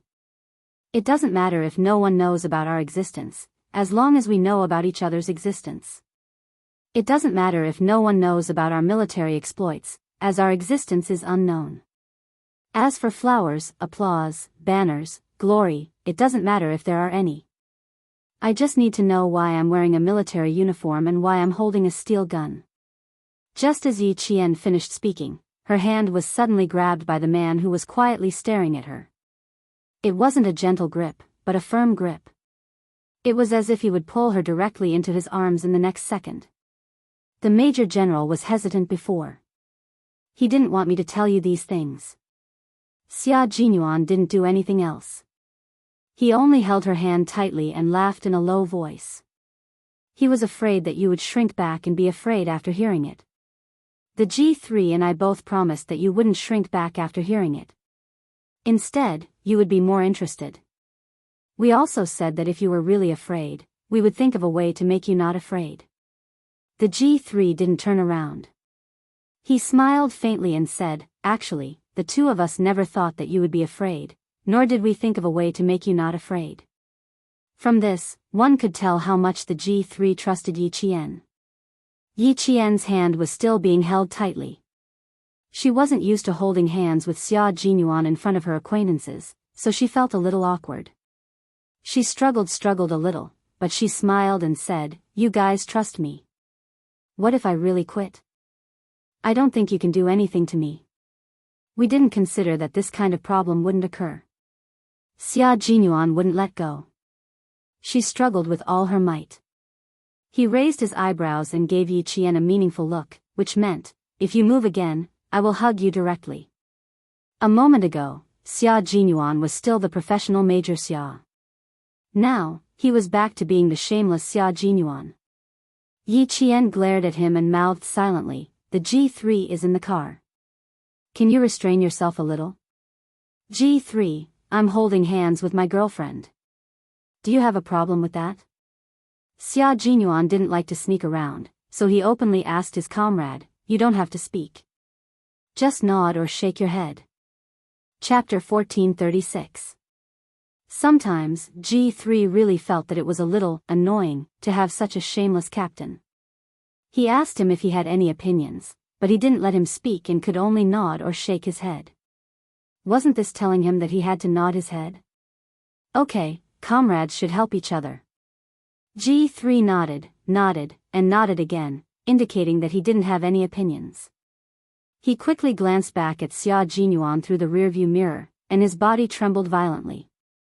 Damn, the way Q King looked at Yi Qian was so sweet that it made him choke. However, it looked quite enviable. It looked like he had to go back and ask Q King how to be in a relationship. Why was it that every time he went to meet his girlfriend, he didn't have anything to say?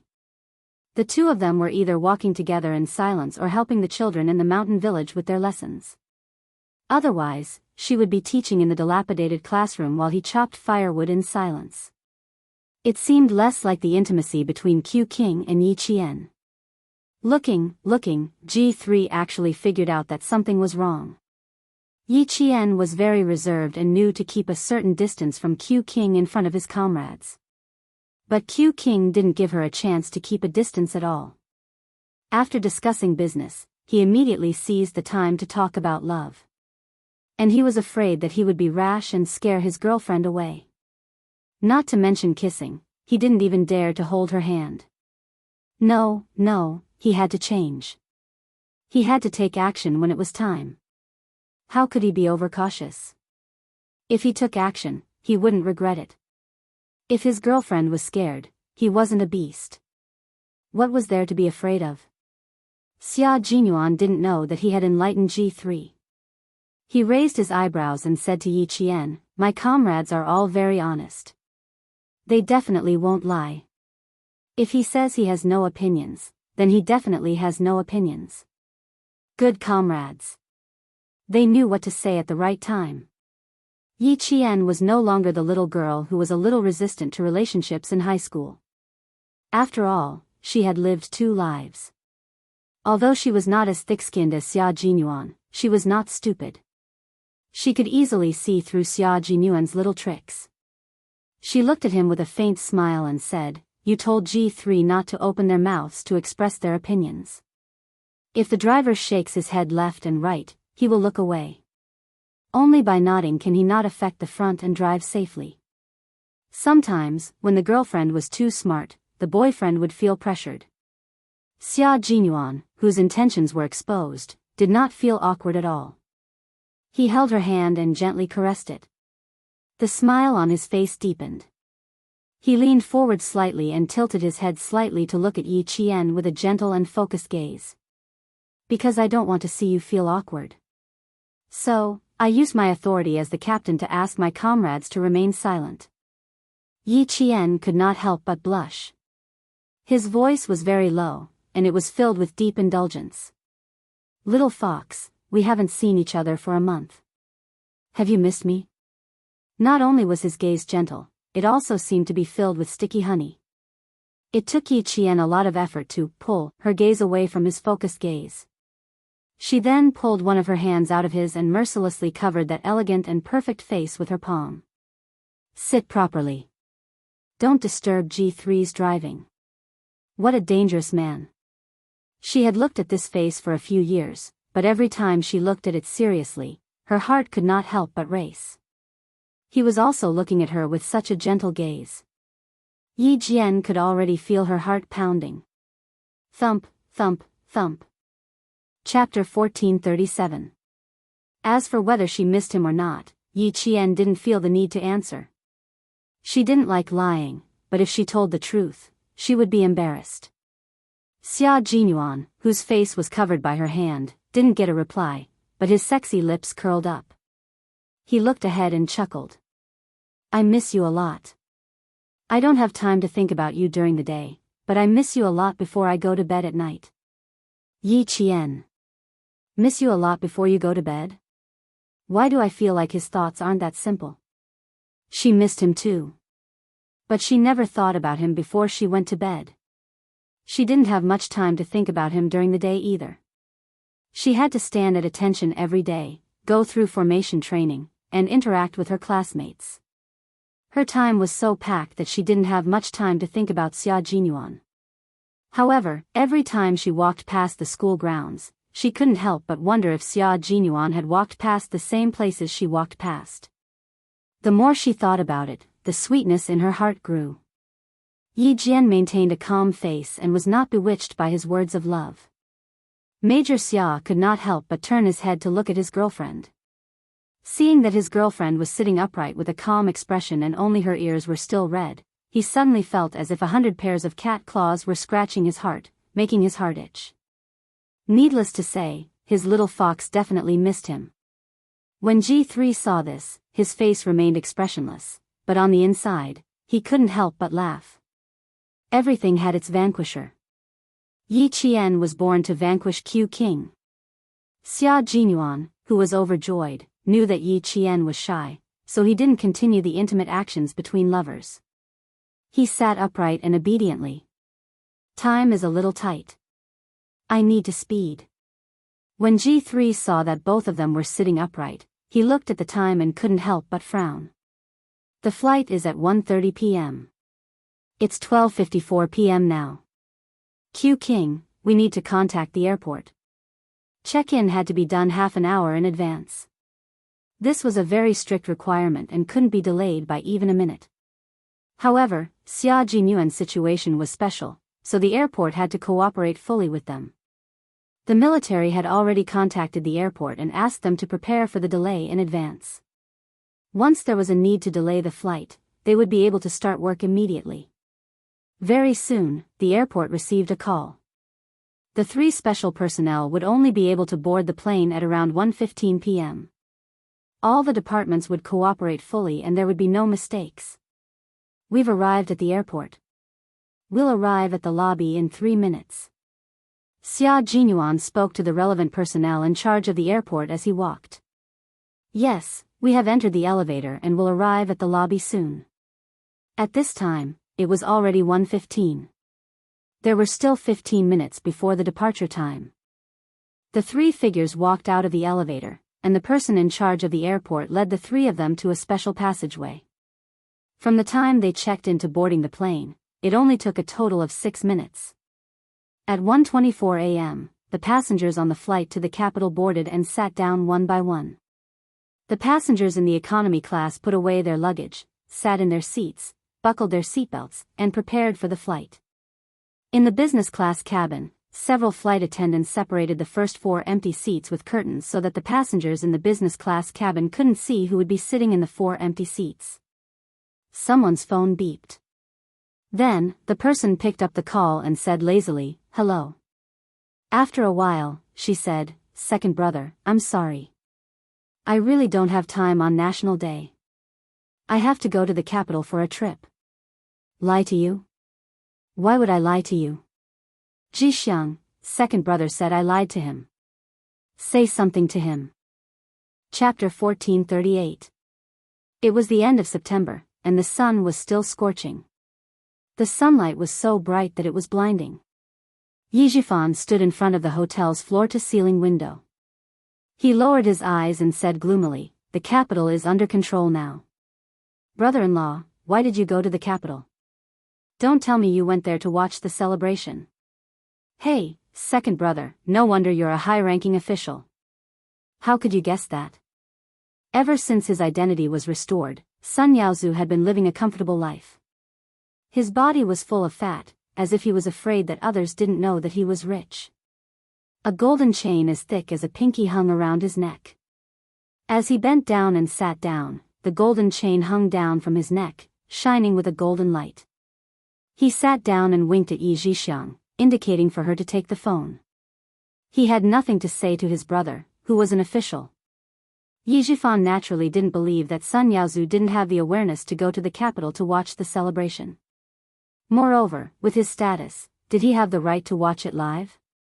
"I'm talking to you about something serious now. Go somewhere safer and talk to me." He couldn't say it even if he didn't believe him. If they wanted to get rid of Yi Qian, only Sun Yaozu could do it. He just didn't know if this coward would do it. He hated Yi Qian so much that he wanted to kill him, but he could tolerate it. There was no other way. With Houzi in the southern province, Sun Yaozu didn't dare to make a move. Old Madame Yi had repeatedly warned that if they wanted to get rid of Yi Qian, Yi Zhifan had to do it first. They shouldn't be so anxious to avoid being used as a tool. "Second brother, I really can't go anywhere else. I've already boarded the plane. If you had called 10 minutes earlier, I could have gone to the washroom to talk to you." Sun Yaozu, who was too fat, felt cramped in the business class seat. He moved his body and cursed unhappily, "Fuck, I can't get any comfort even if I spend money." Yi Zhixiang was touching up her lipstick with a small makeup mirror. When she heard that, she replied unhappily, "I told you to be careful and control your weight." Although she said that, her eyes that were no longer young flashed with a hint of pride. It would be better if he was fatter so that he wouldn't have the energy to do anything in a woman's bed. Otherwise, she might end up with an illegitimate child or something. The flight attendant's sweet voice greeted all the passengers on behalf of the entire flight crew.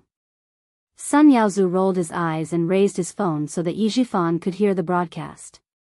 Hearing the voice, Yi Zhifan was convinced that Sun Yaozu had indeed gone to the capital. Then, Yi Zhixiang's strange voice came from the other end. "Second brother, if you really have time, go to the hospital and visit Mom. Now that Mom can speak, as her son, shouldn't you go and accompany her? I didn't ask you to pay a single cent for the medical expenses. Can't you be more proactive about other things?" Yi Zhixiang was not a good person, but she was very filial to old Madame Yi. Her family was rich anyway, so she used all sorts of treatments, such as acupuncture, massage, and so on. What's more, it really worked. Old Madame Yi, who was originally unable to speak, could now speak with a crooked mouth. Old Madame Yi was very good to her daughter. Although she was old and paralyzed, she was still able to enjoy life. Some of the patients in the hospital were very envious. As for Yi Zhifan, he did a good job of keeping up appearances, but it was impossible for him to go and accompany old Madame Yi every day. If it wasn't for his vigilance back then, he would have ended up like Yi Xinfan. Hearing this, he said calmly, tell Sun Yaozu that Yi Qian might be investigating how her parents died back then. After you're done playing, think about how to deal with it. As her brother, I'm worried about what you're going to do. You guys ran out to play without saying a word. Chapter 1439.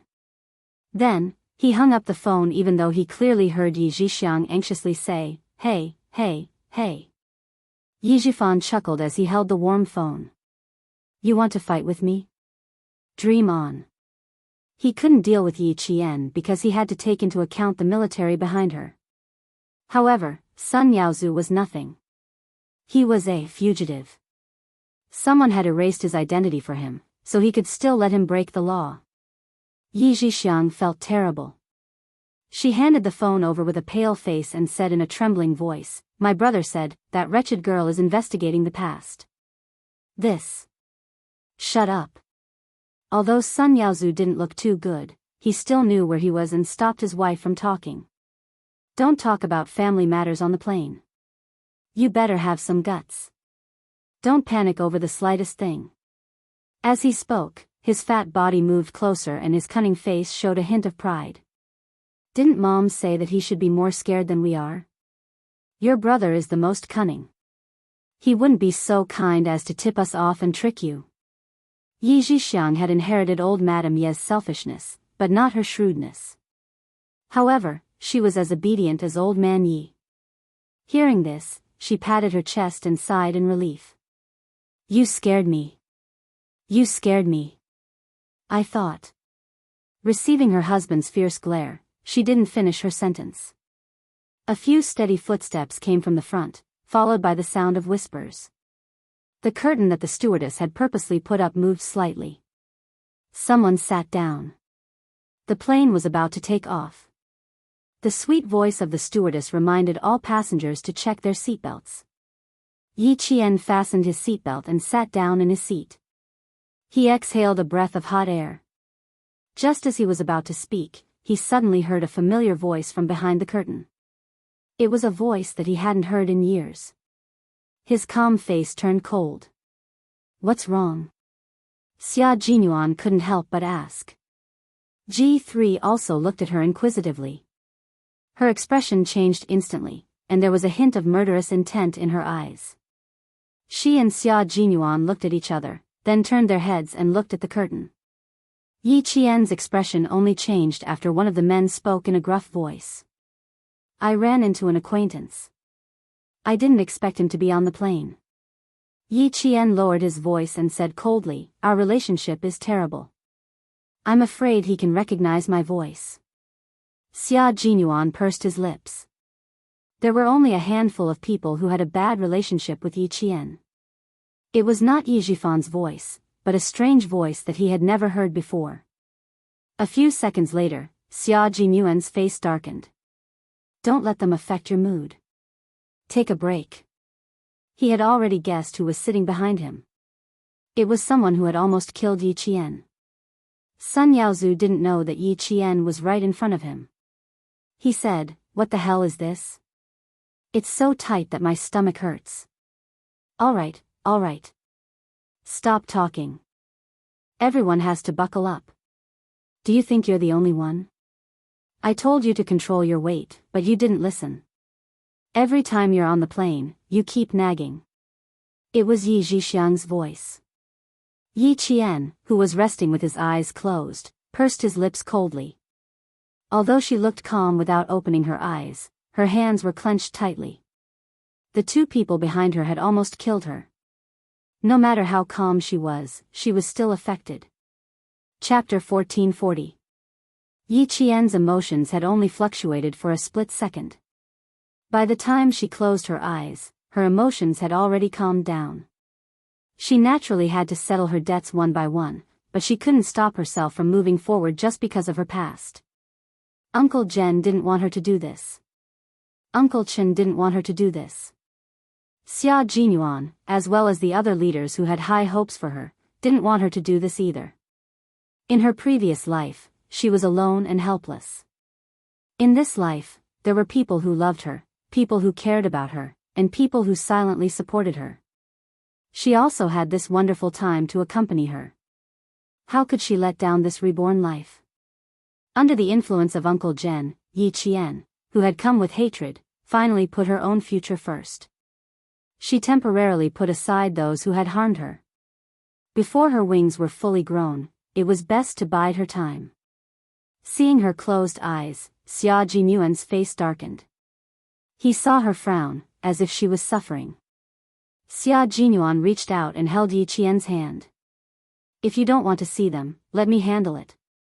The Yi family was indeed annoying. It was better to get rid of them directly than to keep them around. Yi Qian, whose eyes were still closed, gently shook her head, indicating that she didn't need Xia Jinyuan's help. Why? Xia Jinyuan asked softly. His fingers gently caressed the soft skin in his hand. Her hands were very beautiful. Her skin was white and delicate. When he held them, it was as if they were boneless. It touched his heart. Just like him, there was a thin layer of calluses between her palms and fingers. This was the result of years of training. It's not a good idea to leave them alone. They have to be dealt with eventually. You stopped me in the past. Why do you still want to stop me now? Xia Jinyuan looked down and gazed deeply at his beloved girl. He didn't quite understand why she was so opposed to him handling the Yi family's affairs for her. After all, Xia Jinyuan was an important figure. Although he had joined the military, if he really wanted to make a name for himself, who would dare to not give him face? No matter how well hidden the person behind Yi Zhifan was or how powerful he was, if he wanted to deal with a provincial official, would that person stop him? Would that person dare to go against the family Xia? Before going against him, he had to consider whether he was strong enough. Yi Qian's eyelashes fluttered slightly, and his brows furrowed a little more, as if he had something difficult to say, and didn't know where to start. Is there something you can't tell me? Xia Jinyuan asked again. He couldn't think of any other reason. The atmosphere became heavy. G3 glanced at Xia Jinyuan, then silently turned to look out of the window. Outside, the sky was clear for thousands of miles, and only the blue sky could be seen. This was the purest and most pure scenery. Yi Qian, just like the blue sky, was so pure and simple, but also had the mysterious vastness of the sky. People who looked at her couldn't help but admire her. What kind of unspeakable difficulties did she have? If she really was hiding something, then it must be extraordinary. Thinking of this, G3 hurriedly turned his head. His gaze was fixed on Xia Jinyuan, and Xia Jinyuan could feel it. Xia Jinyuan, who was waiting for Yi Qian's reply, looked up and saw his comrade communicating with him with his eyes. Speak properly, don't be too impatient. He nodded slightly, indicating that he knew what to do. Seeing this, G3 was relieved and shifted his gaze back to the blue sky. He calmly admired the monotonous and boring clouds in the sky.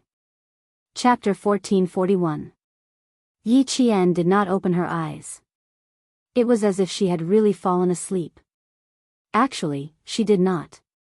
It was obvious from her fluttering eyelashes that her emotions were fluctuating again.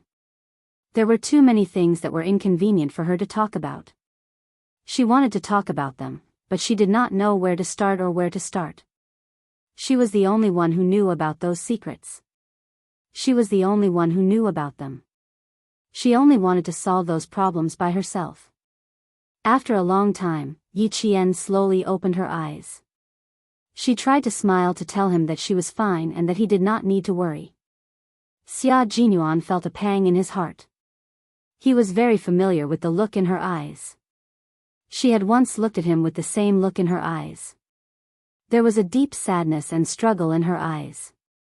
Those eyes that were as bright as obsidian seemed to be covered with dust. Although she was smiling, it made him feel sad. His girl, his little fox, what secrets do you have that you can't talk about? Seeing the look in her eyes again, Xia Jinyuan was certain that Yi Qian had a huge secret in her heart that she could not tell anyone, not even him. It's good that you're fine. Go to sleep. After a long time, Xia Jinyuan smiled and said softly. If she did not want to talk about it, then so be it. The secret hidden in her heart was like a seed that had not yet sprouted. One day, he would hear it. He held her hand and she could feel that he was comforting her with his strength. His gentle gaze was like a feather, gently caressing her cold and hard heart. It inadvertently left a soft spot for her to feel warm. His gentleness made her feel at peace. Yi Qian nodded meekly and closed her eyes. The entire flight took about 3 hours. It was enough time for Yi Qian to have a good sleep. Originally, she was not sleepy, but under Xia Jinyuan's gentle gaze, Yi Qian felt at ease and didn't know when she fell asleep. G3 turned to look at Xia Jinyuan again. He raised his eyebrows and mouthed, "Things seem a little tricky." "Calm down. She will tell you when she wants to." Even G3 could tell that the little fox had something on her mind. "I'm not in a hurry. Everyone is by my side. I'm not afraid," Xia Jinyuan answered. At the same time, he raised his hand and planted a kiss on the back of Yi Jian's hand under G3's gaze. G3. The chilly water got into his eyes. He wanted to use water to wash it away. Suddenly, he was provoked again. When the plane was about to land at Beijing Airport, Yi Qian had already woken up. When the plane came to a stop, 2 flight attendants stood by the aisle to prevent the passengers behind from suddenly walking over. "Fuck, what kind of game is this? We're both in business class, but I have to wait for the people in front to leave first." Sun Yaozu's dissatisfied voice faintly floated from behind. Yi Qian's lips curled up slightly. With a sneer, he quickly got off the plane and left under the guidance of the flight crew. When they walked out of the airport, they were immediately met by soldiers in plain clothes. Yi Qian didn't sit in the same car as Xia Jinyuan and G3. Instead, she sat in the same car as Major General Yang from the army. Fortunately, she was experienced. As soon as she got on the car, she saw Major General Yang's flashing badge. Yi Qian reacted quickly and didn't forget the proper etiquette. "Ha ha ha, Xiao Yi, did I scare you?" Major General Yang saw this and smiled even more amiably. "Long time no see. The older you get, the more energetic you become. You look more like a soldier." Chapter 1442. The last time he met the Major General was during the Spring Festival. It hadn't been that long. The more Major General Yang looked at his own soldier, the more satisfied he was. He had performed so well in the Navy that the commander of the Navy would call him from time to ask when he would send Yi Qian over to study. Fortunately, the army had acted early. Otherwise, he would have been snatched away by the Navy. What scared him even more was that the commander of the Navy dared to play matchmaker. He wanted to introduce Yi Qian to Demon King Li as his girlfriend. He even said that they would be family in the future and that Yi Qian was welcome to visit at any time. He had ulterior motives. He even used his beauty to trick Yi Qian. Now that he was in the capital, he had to squeeze some time out to have a heart-to-heart talk with the future Special Forces soldier. "Don't be too reserved. We're just here to chat. There's nothing else. Don't be too nervous."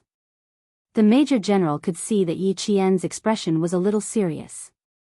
He couldn't help but slow down and ask if the 3-hour trip was enjoyable. It was obvious that the Major General was very professional and rarely talked about family matters. Even the topics he picked were a little stiff. Yi Qian relaxed and smiled. "Everything is fine. Captain Xia and the others took good care of me.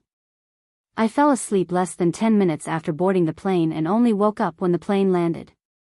There was no pressure or nervousness during the whole trip. Not bad, not bad. You should seize the time to recharge your energy. He mentioned to you about the mission in the next few days, right?" The fact that he could still sleep meant that he had good mental resilience and mental fortitude. The Major General even restrained his military might. It was obvious that he was very satisfied with Yi Qian. He was personally appointed by the leader and fully cooperated with the military. As the Major General, he was under a lot of pressure. He was worried that Xia Jinyuan was young and didn't know much and would shock Yi Qian. Now it seemed that his worries were groundless. As the car started, Yi Qian faintly felt that the Major General didn't come over just to chat with him. Yi Qian's sharp sixth sense kept reminding her that she could speak in a relaxed tone, but her heart had to be tense. She shouldn't get carried away just because of the Major General's gentle attitude. Her relaxed attitude made the Major General even happier. Relax when it's time. You're right. Little Yi, the leader has high hopes for you. You can complete this mission well. As he spoke, he handed over an army camouflage folder in his hand. Take a look at this information. You can think about it yourself. There's not much time. It's from the airport to the place you'll be staying tonight. As expected, there was something else. Yi Qian took the folder and heaved a sigh of relief. A beam of light shone from the side. It was too dark in the car, so the Major General personally turned on the flashlight for Yi Qian so that Yi Qian could see clearly. How could Yi Qian let the Major General hold the lamp for him? He quickly reached out his hand, but the Major General raised his hand and avoided it. Look carefully, don't get distracted. After reading it, remember it in your mind and heart. The Major General's expression was extremely cold. Yi Qian's eyes narrowed and he tensed up as he opened the folder. After looking at it for less than 3 minutes, Yi Qian's calm expression became more and more serious. Her eyebrows began to knit together. When she saw the death toll at the bottom, her eyes twitched violently. You can't see the danger because someone used their body to block the danger. In her mind, this sentence jumped out with the color of blood. Just because you can't see the danger doesn't mean it doesn't exist. It's because someone blocked the danger and kept you safe. Chapter 1443. They are the evil organization that has caused the most harm to society since the founding of the People's Republic. They create and spread all kinds of rumors that threaten the stability of society. They have also made many public speeches to attack the country and the government. They also smuggle and distribute large amounts of their books and propaganda. Inside the car, as the Major General spoke coldly, the temperature seemed to drop by several degrees. This organization is not only in our country, but also abroad. The leader you are protecting is the person in charge of this case, so he has a lot of information in his hands. According to the intelligence, this organization has already launched a series of assassination operations. They are trying to assassinate the person in charge to prevent our country from investigating them. Yi Qian, once you accept the follow-up mission, the danger you will face will be even greater than the mission you carried out in Pakistan. Indeed, it was very dangerous. The Pakistani side had guns on hand when carrying out missions, so they could raise their guns and complete the kill at any time. You can't do it in China. You can only do it under special circumstances. As the light source of the thin flashlight was turned off, Yi Qian's expression was dimmed by the street lights outside. He couldn't tell what she was thinking at this time, nor could he see through her thoughts.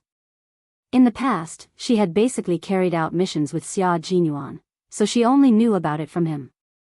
What about this time? Was Xia Jinyuan going with her? There was also the problem of time. After pondering for a while, Yi Qian said, Major General, I only have 7 days off. I'm afraid I won't be able to make it on time. As if he was sure she would agree, the Major General said, You don't have to worry about the time. We will communicate with the school. Once you have thought about it, I will immediately contact the military and the local police. After speaking, the Major General paused for about 2 seconds, then asked Yi Qian, Xia Jinyuan and the others have already told you which unit they are in, right? Do you have any thoughts? Thoughts? What kind of thoughts are you referring to? A super elite unit.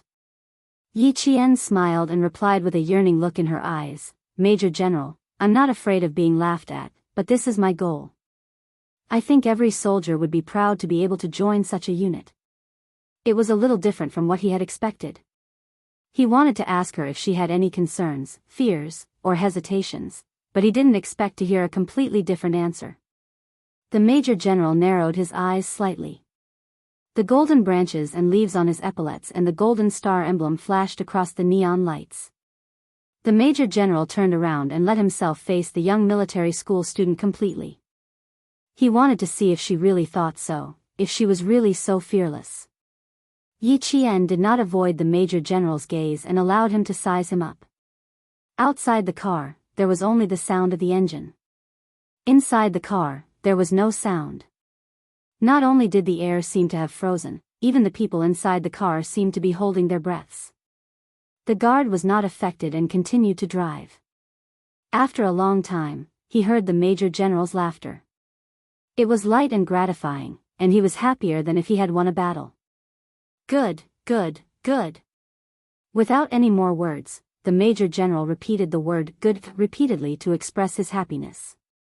Such a female soldier, such an outstanding female soldier, a heroine. In the other car, G3 said to Xia Jinyuan, who was sitting by the window, the Major General came personally and ordered Yi Qian to go alone. Q King, something is not right. He could already smell the danger. However, Q King looked so calm that he wondered if he was overthinking things. Otherwise, as a boyfriend, how could Q King not feel anything? It was impossible for him to not feel anything. Chapter 1444. The Major General had personally come over and called Yi Qian to the car alone. This matter was already unusual, so there was no need to think too much about it. There's nothing unusual about it. The leader she's protecting is not ordinary. After the celebration, it's not impossible for there to be some follow-up missions. Didn't we experience it before? Xia Jinyuan said calmly. His elegant and handsome face was expressionless. There was only an unfathomable calmness on his face. If she has a solo mission, the military will not let us know. I have no right to ask. In short, he would not interfere with Yi Qian's actions, nor would he ask about her actions. This was the most basic principle of a soldier. The taciturn G3 suddenly looked up at Xia Jinyuan. Yi Qian is your girlfriend. Aren't you worried? Is there any use in worrying? Faced with his comrade's surprise, Xia Jinyuan smiled calmly. Is there any use in worrying during a mission? G3, Yi Qian is my girlfriend and also my comrade. On the battlefield, I will fight side by side with Yi Qian just like how I fight side by side with you guys. When we are on a mission, I will work side by side with Yi Qian just like how we divide the work. We are not just lovers. We are also comrades in arms who protect our country. When she is on a mission, I pray that she returns safely and that she completes the mission perfectly. Of course I will be worried about her. That's why I pay great attention to her training. I will turn my worries into harsh training so that she can complete the mission with her own abilities and return safely. Xia Jinyuan and Yi Jian's love didn't involve too much romance and love. Their love and their interactions were strict, encouraging, supporting, and waiting for each other, because there were too many unknowns and too many dangers in love. There was no way for the two of them to be together forever. Only by putting their lives on the line could they make each other feel at ease.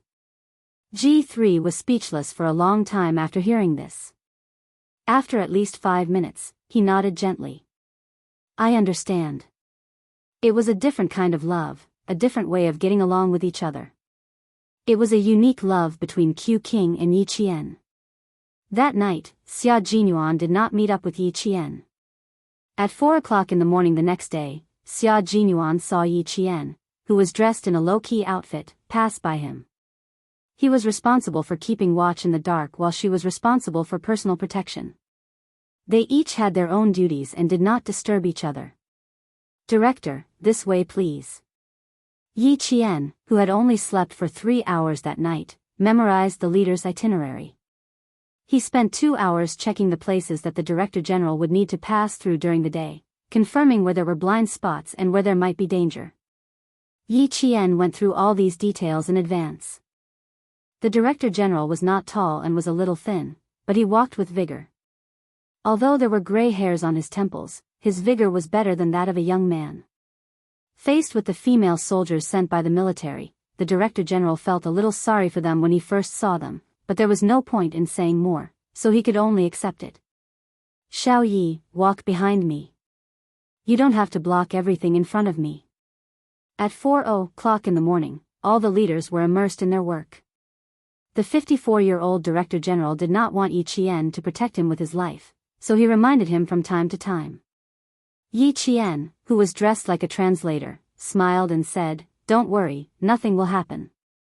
Chapter 1445. The Director General wanted to walk to the front so that Yi Qian could protect him. He escorted the Director General to the bulletproof car. This was Yi Qian's second mission to protect a leader. He did not have any stage fright or fear. The soldier driving the car was from Zhongnanhai. Coincidentally, Yi Qian had trained with him in the underground training room of an abandoned factory in the southern province. When he saw Yi Qian last night, the soldier was surprised. The bulletproof car drove to the city gate tower.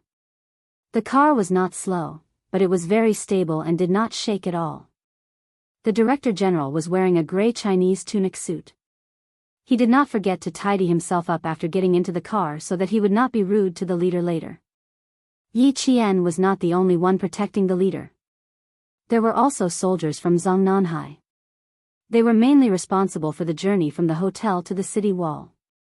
After that, Yi Qian would escort them all the way to the city wall.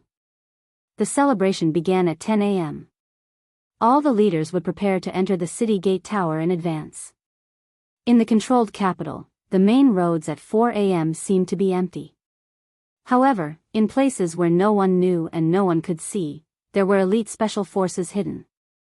It was autumn in October. Capital was already cold. Yi Qian got out of the bulletproof car and quickly blocked the Director General's blind spot to get out of the car. Someone's gaze fell on her.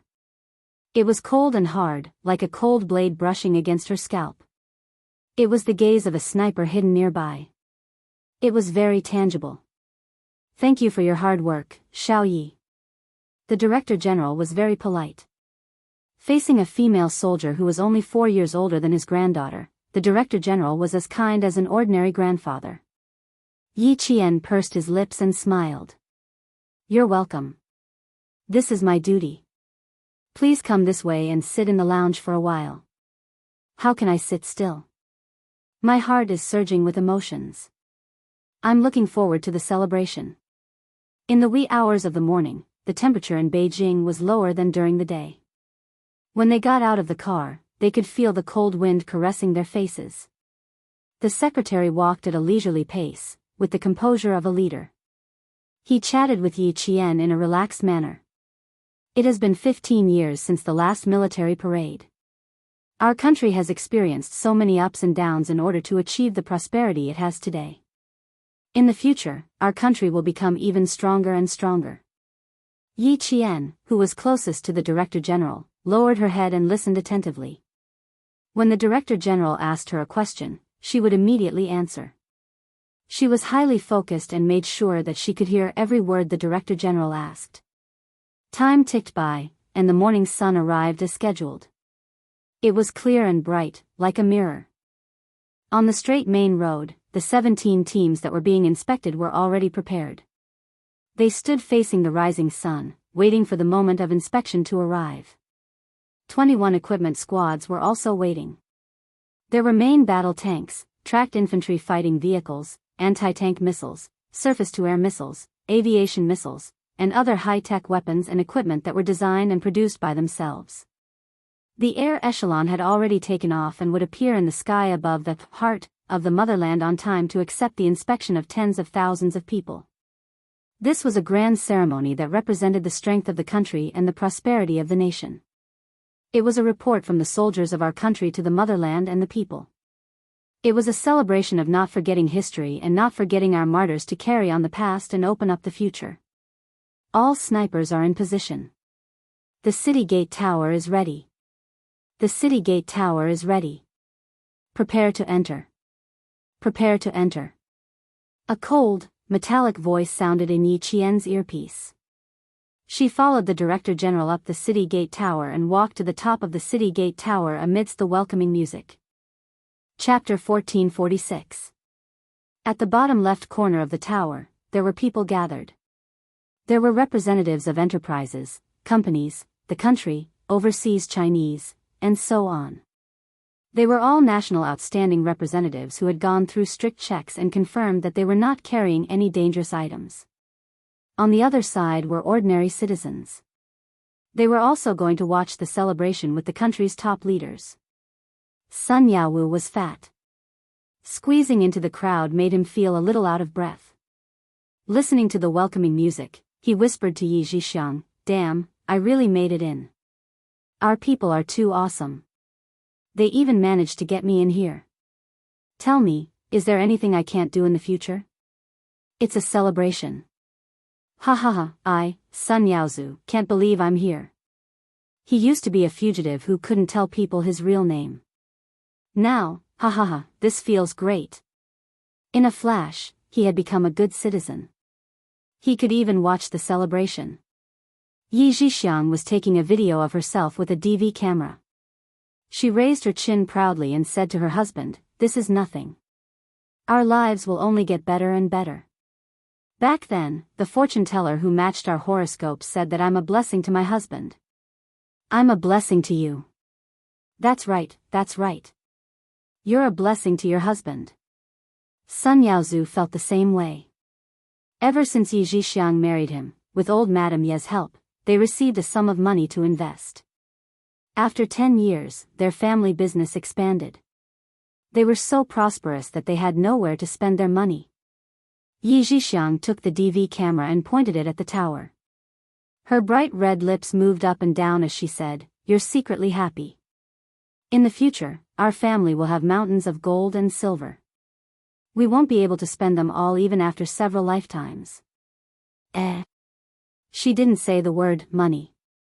Yi Zhixiang stared at the small square screen of the DV camera with an expression of disbelief. She nudged her husband, "Yaozu, look at the tower. Why do I see Yi Qian, that damned girl?" Sun Yaozu was stunned. "What?" He thought he heard wrong. Let me see again." Yi Zhixiang also thought she saw wrong. She tiptoed and looked up the tower again. She didn't see Yi Qian. Did I see wrong? Did I mistake her for Yi Qian? Of course she saw wrong. Was there a need to say more? Sun Yaozu glared at his wife. Just focus on filming and cut the crap. How could she make it to the top of the city gate tower with that lousy appearance of hers? You should take your brain with you. But he didn't feel like he was seeing things. The bewildered Yi Zhixiang looked over again, but she didn't see anything. What they didn't know was that in a police station in a certain county, a retired policeman was staring at the TV screen with his eyes wide open. His focus was on the face of a young woman in formal clothes. Yi Qian. This was the Yi Qian that he had attended during his military training 2 years ago. Yi Qian, who had a 100% accuracy rate and stood in a military posture that was more like a soldier than a soldier. She actually accompanied the country's leaders to appear at the grand celebration, and even watched the military parade with many of the leaders. The police officer didn't say anything. He just watched silently and was happy. Back then, he had said that the girl, Yi Qian, would definitely have a bright future. Look, he was right. She had actually come this far. Impressive.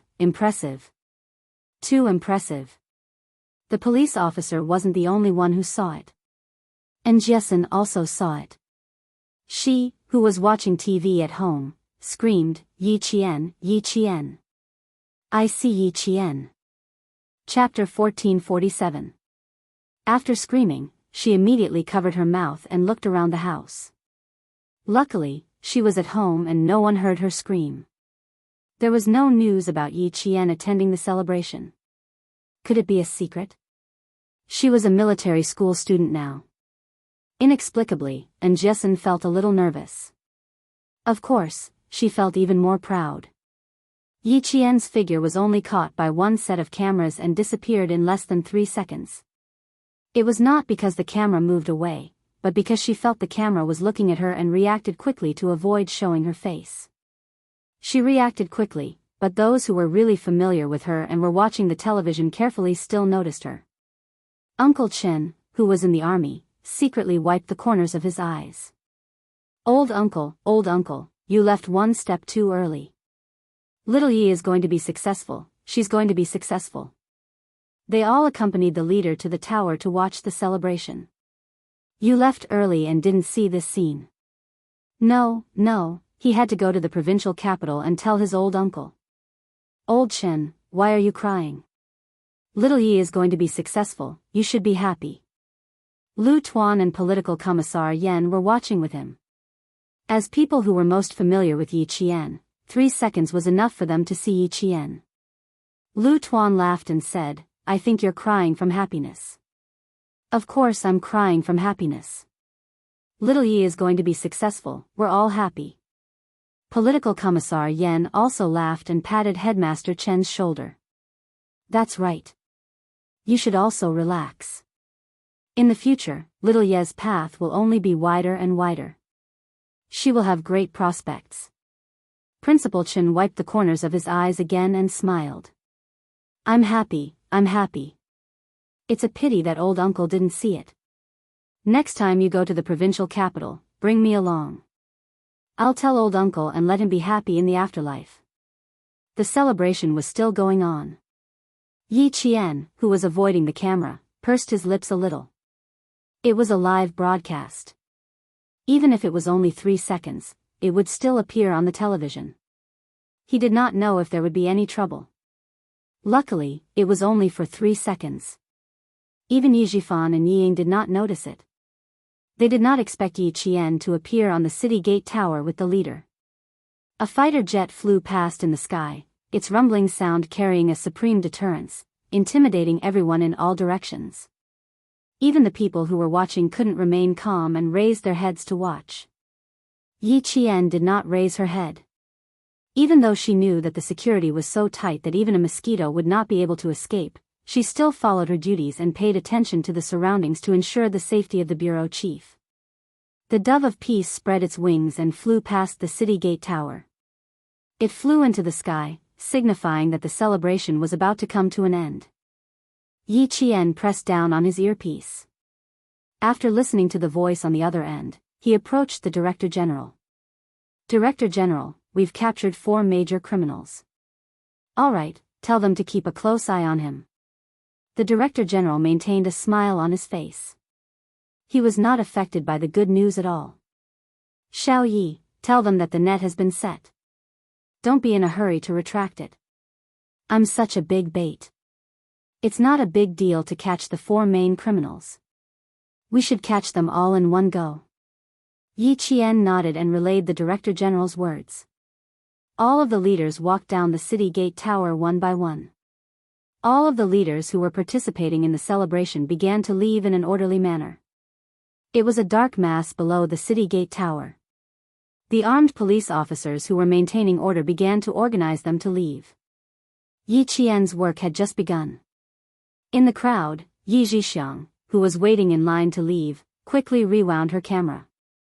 When a blurry face flashed across the screen, she held her breath and panicked. She pressed the rewind button and slow motion button. Her hands began to tremble. The blood drained from her face in a second. She did not see wrongly. She did not see wrongly. Chapter 1448. I'm not seeing things. I'm not seeing things. The person standing on the city gate tower is her. It's Yi Qian. It's really her. It's really her. Yi Zhixiang was so scared that her limbs were trembling. She stared at the frozen figure, unaware that the audience in front of her had already walked a few meters away. Cold sweat dripped from her forehead. Sun Yaozu, who was walking behind her, didn't know what had happened. His wife hadn't left yet. He impatiently urged her, "Why are you still standing there?" The audience behind them also urged her, "The lady in front, can you please leave first?" Yi Zhixiang didn't know how she walked out. When she woke up, she was already standing on the side of the street. She looked up blankly at her husband, then looked around. Finally, her gaze fell on the city gate tower. It's her. It's really her. I'm not seeing things. Yaozu, I'm not seeing things. She was so scared that her voice couldn't be heard clearly. It was so light that she didn't have any confidence. Sun Yaozu, who was fat, was sweating all over. He was about to take off his sunglasses to wipe the sweat off his forehead with a tissue. He did not notice his wife's strange behavior. He took off his sunglasses and used a tissue to cover his blind eye. He casually replied, "What do you mean I didn't see wrong?" "Yi Qian. I just said that I saw Yi Qian." Yi Zhixiang, who had been looking at the city gate tower, blinked lightly and said in a dry voice, "I saw Yi Qian standing on the city gate tower. I'm not seeing things. She's really standing on the city gate tower.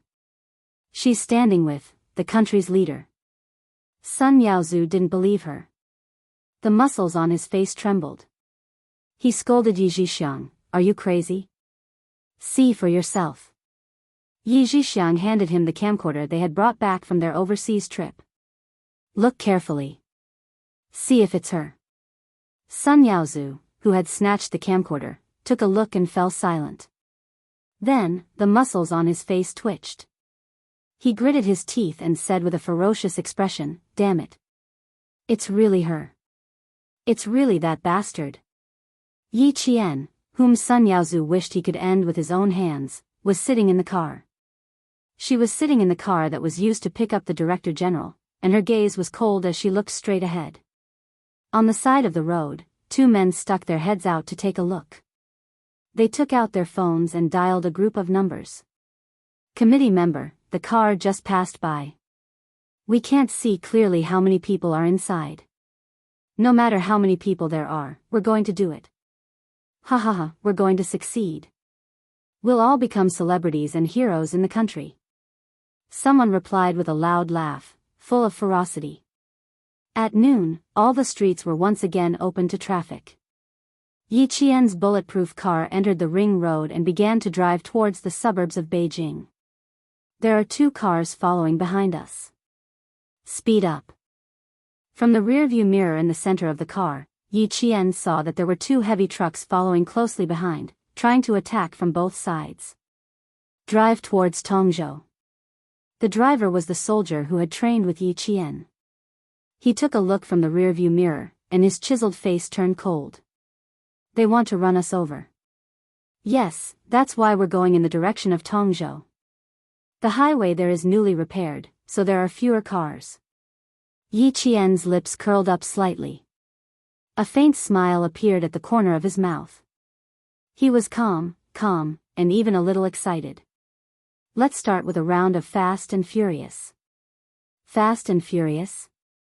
The soldier couldn't help but laugh. He held the steering wheel with one hand and gave Yi Qian an "OK" sign with his right hand.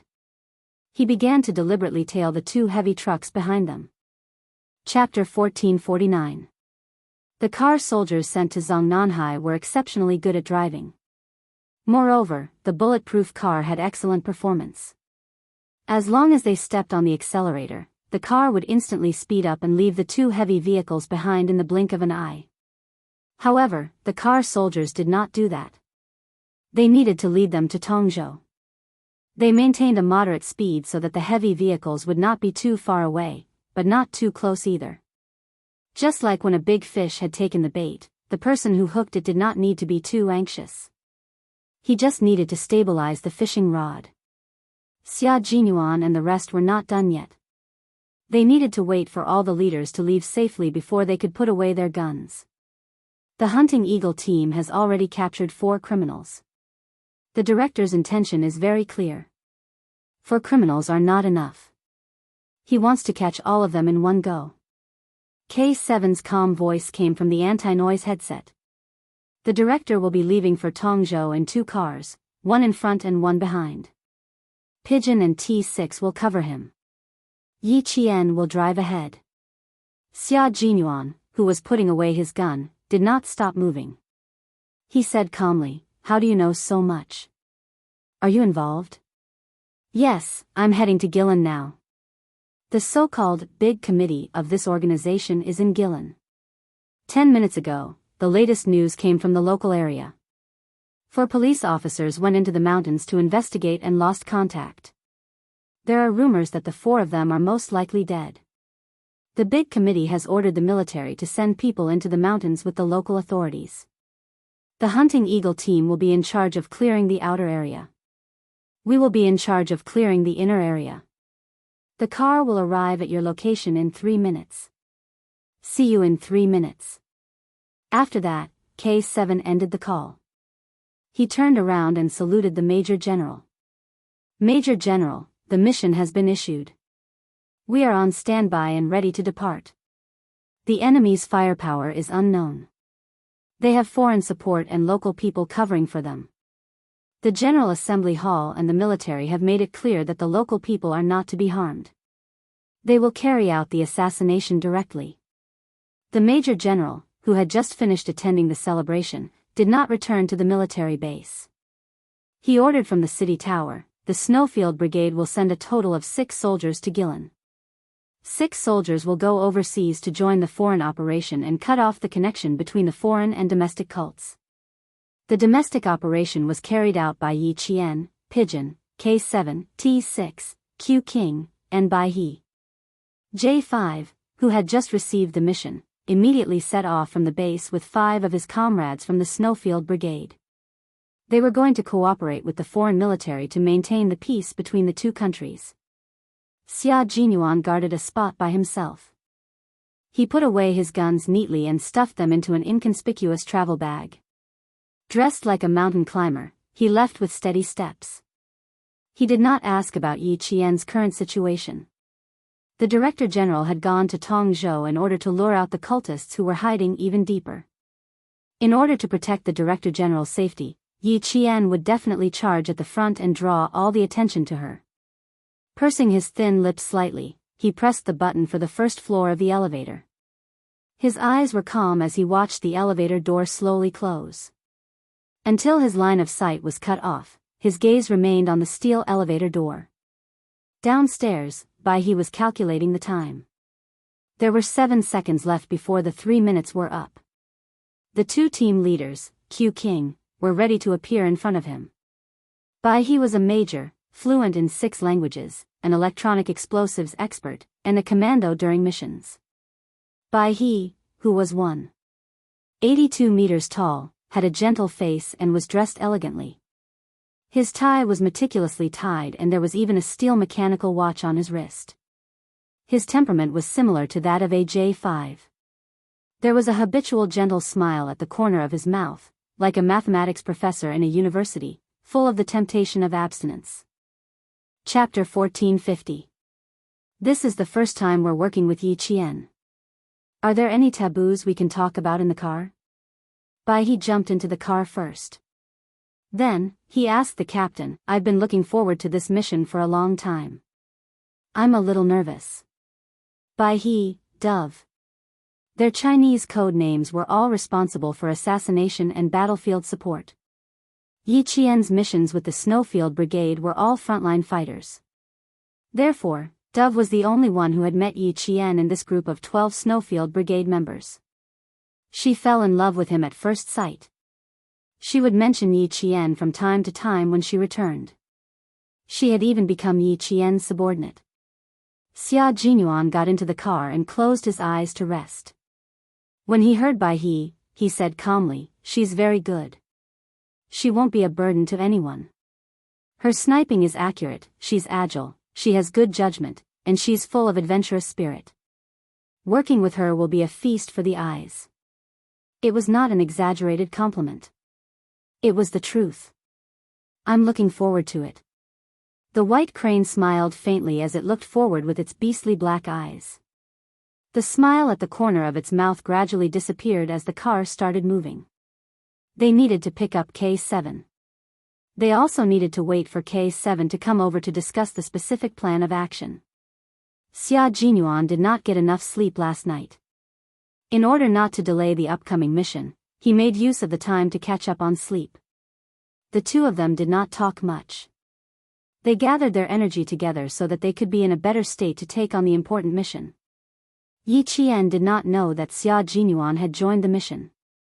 At this moment, she was talking to Dove and T6. We're 500 meters away from the highway entrance in the direction of Tongzhou. We'll seize the opportunity to create an accident. You guys protect the director and quickly overtake them. The director's car was still behind and did not overtake Yi Qian's car.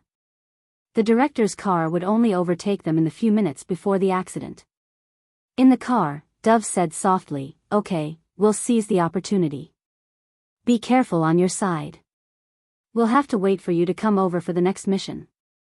It was not an easy task to create a car accident that did not involve oneself. The danger factor was no less than that of a gunfight. "Don't worry, I'm looking forward to working with you again." Hearing Pigeon's concern, Yi Qian's eyes flashed with a faint smile. It was light, joyful, and without the slightest hint of fear. This kind of Yi Qian was definitely a real special forces soldier. In the face of imminent danger, she kept calm and did not allow herself to panic.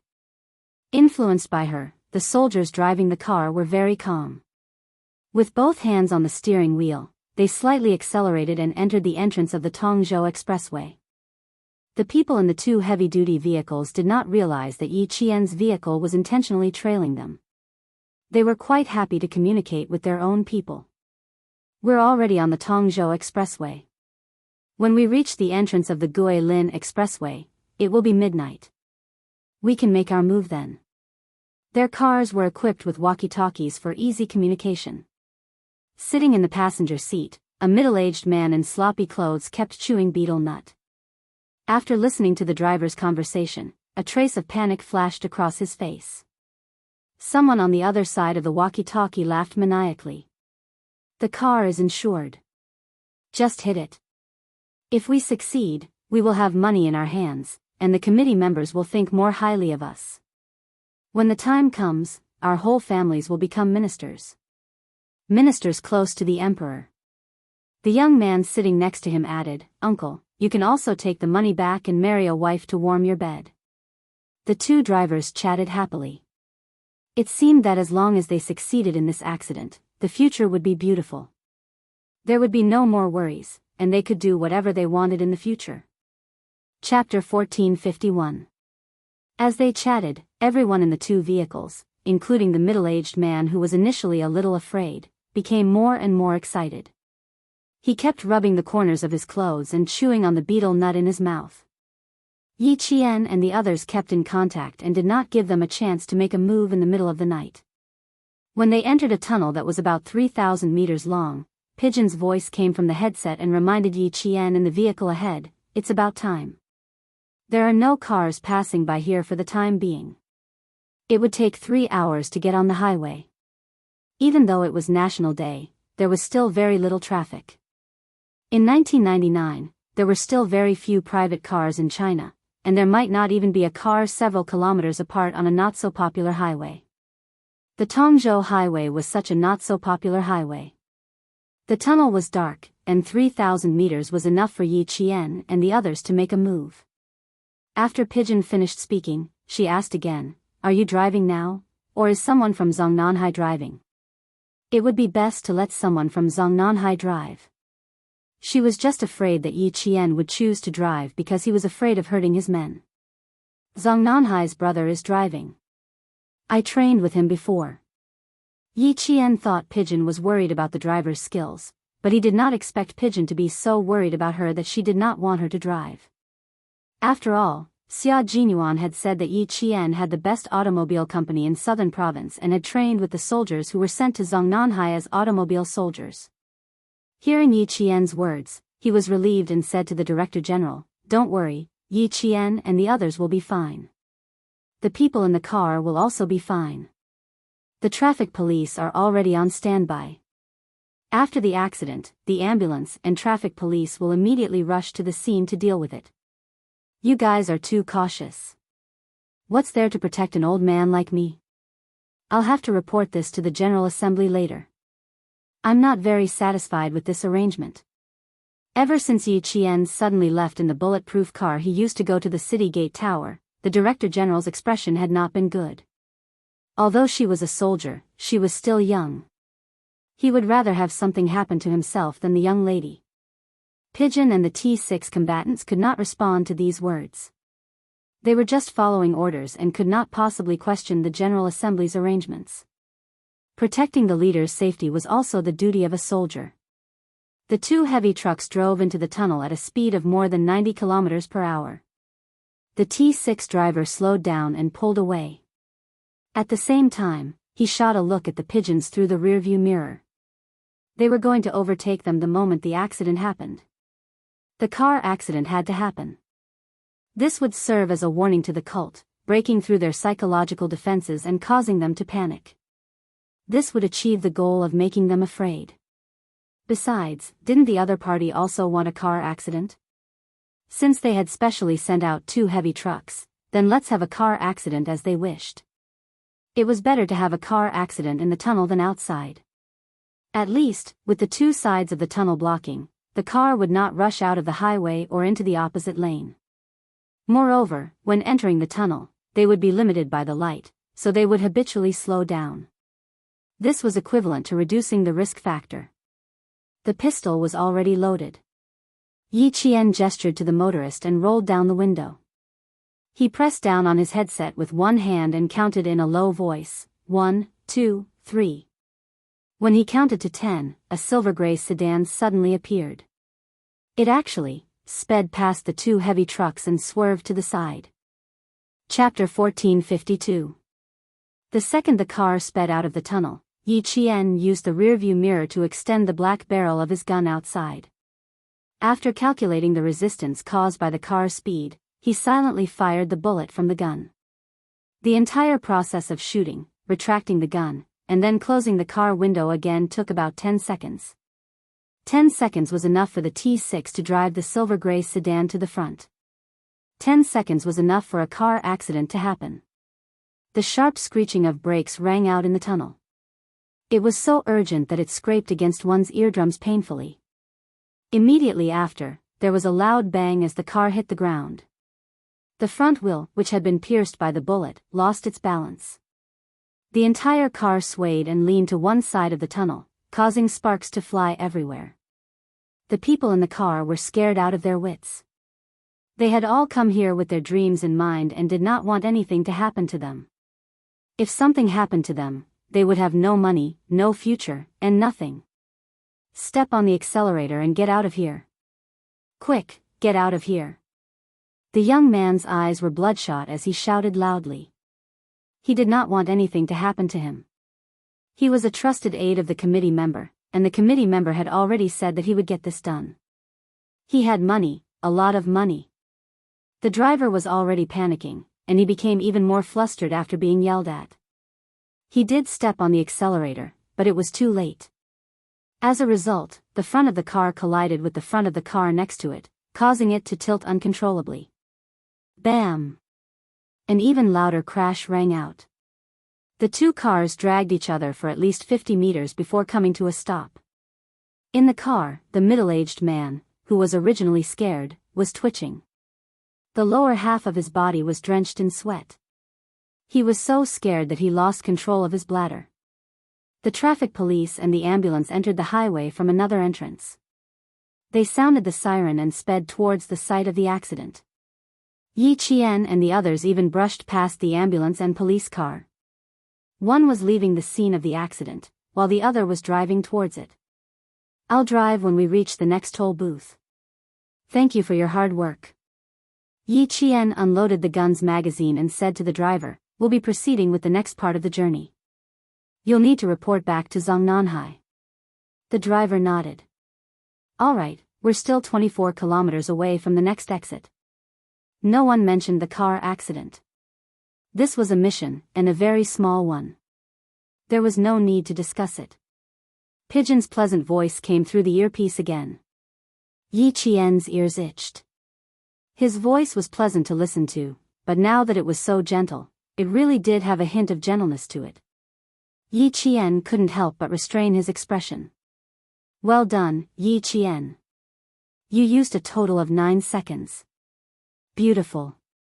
Pigeon said this purely to praise Yi Qian.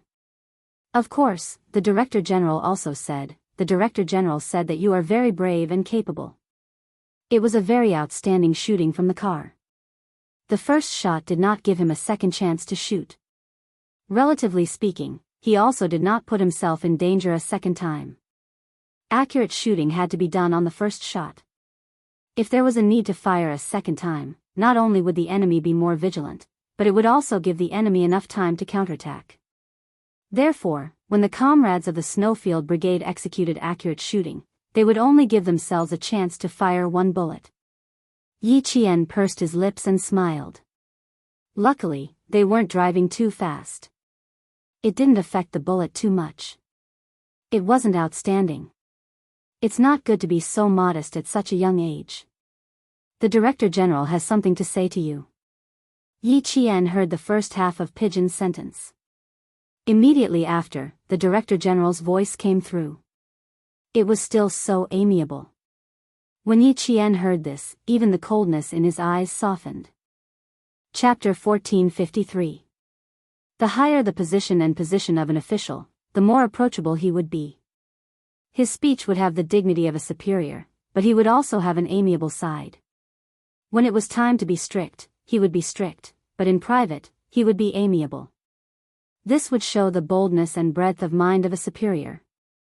The high-ranking officials Yi Qian came into contact with were the great leader, Commander-in-Chief Xia, Major General of the Army, Rear Admiral of the Navy, and Director General of the Navy. Every one of them held a high position, every one of them was awe-inspiring, and every one of them was approachable. However, they wouldn't let themselves down just because they were approachable. They would only respect, fear, and look up to them even more. This was a true leader. In comparison, Yi Zhifan was much weaker. He was just a provincial official, but he was displaying his authority everywhere. He spoke in an official tone as if he was afraid that others would not know that he was an official and had authority. In the face of the director's concern, Yi Jian felt warm in her heart after hanging up the phone. She respected the director even more. This was how a person of high status should be. It was precisely because Yi Qian had come into contact with so many high-ranking officials in her early days that it had a great impact on her growth in the future. She was domineering in the way she handled matters, yet she did not lose her friendliness. Later on, the officers under her all respected her greatly. At 5 p.m., the sky in the north was darkening. Yi Qian and Pigeon received a message from the military at the same time, informing them that the tunnel accident had been dealt with. The 4 criminals had all been sent to the hospital. Their injuries were not light, but they were not serious enough to lose their lives. Yi Qian wasn't worried about the criminals' injuries. He only said lightly, "Lucky? That's good too. Let them stay and let the police see if they can pry any useful clues out of them." Although the criminals were fellow countrymen, they were already standing in opposition to the country. They went against justice, broke the law, and harmed the people and police. To Yi Qian, they were enemies. They were enemies from their own country, their own countrymen. If it wasn't for the fact that the Director General was in the car, Pigeon would have laughed out loud. Yi Qian, what a wonderful person. When the Pakistani side was carrying out a mission, they saw that the children in distress were not afraid of their own danger. They bravely charged into the wolf's den and protected more than 20 Pakistani children by themselves. When he was ruthless, he was very ruthless. He had an exquisite heart that could distinguish between right and wrong. When facing the enemy, regardless of whether the enemy was old or young, he was very clear about the principle of being merciful to the enemy is being cruel to oneself. He did not hesitate to attack, and did not regret it in the slightest. A girl like her was flexible, courageous, and intelligent. Q King had found a treasure when he found her. She dared to say that if the two of them fell out in the future, Yi Qian would definitely have many suitors swarming over. They would even secretly congratulate Q King for finally being dumped and Yi Qian being single again. We will be able to pry some clues out of him. There is a young man who is from the same place as the so-called committee member. He is considered a trusted aide. We will be able to pry a lot of useful clues out of him. Pigeon whispered to Yi Qian before hanging up. At this time, Yi Qian was already driving for himself. The soldiers from Zongnanhai had left from another exit an hour ago. Yi Qian drove alone behind Pigeon and the others, continuing to act as a target. Chapter 1454. The next exit led to Tongzhou. In order to take down the entire organization, the director didn't even care about his own safety and directly announced that he would be going to Tongzhou. Tongzhou was in danger now. Since Yi Qian knew, Xia Jinyuan naturally knew as well. Since they set off late, they bypassed the highway where the accident happened and entered Tongzhou from another entrance. Together with Bai He and K7, they waited at a rest area beside the highway exit for the director's car to arrive. Bai He, who was wearing a suit and tie, exuded a cold and aloof aura. From time to time, he would raise his head to look at Yi Qian to see if they were coming. When K7 saw this, his gaze fell on Xia Jinyuan. Her real boyfriend is here. Doesn't she know how to remind her comrade not to be so impatient? Speaking of which, he hadn't seen Yi Qian in a long time. Last time, when he was captured and almost couldn't make it back, Yi Qian actually snuck into the ST mercenary group to save him and avoided all eyes and ears to contact him. It was undeniable that when he heard that familiar voice, he was so excited that his heart raced non-stop. The second he saw Yi Qian, it was as if he had seen an angel, yep, an angel with a holy aura. Sitting in the same row as Bai He lowered his head and flicked the non-existent dust off his body. Then, he adjusted his tie. There shouldn't be anything inappropriate about his attire. He originally wanted to remind Xia Jinyuan, but now, he was also looking forward to Yi Qian's arrival. Xia Jinyuan noticed the subtle movements of the two soldiers behind him. They were only happy to see Yi Qian because Yi Qian was their comrade. Other than that, they didn't have any other thoughts. There was no need to remind him. He believed that his comrade wouldn't cross the line. Even if he did, he wouldn't express it. He would handle it on his own and wouldn't affect their comradeship. He wouldn't let things develop in a bad direction. It was 5:11 p.m. The three people in the car looked up at the exit of the highway almost at the same time. Xia Jinyuan smiled and said, "Almost there." It wasn't a random guess. Instead, he learned from the Zongnanhai soldiers who were traveling with Yi Qian when he got off the car. Based on the speed of the car and the distance of the entire journey, he could roughly estimate when Yi Qian would arrive at the Tongzhou highway exit. 2 minutes later, T6 drove out of the special passageway, followed closely by Yi Qian's bulletproof Hongqi sedan. The two cars appeared one after the other in front of Xia Jinyuan and the others. Pigeon and the others did not know that their comrades were waiting in front of them. They came out of the exit and headed straight to the city center.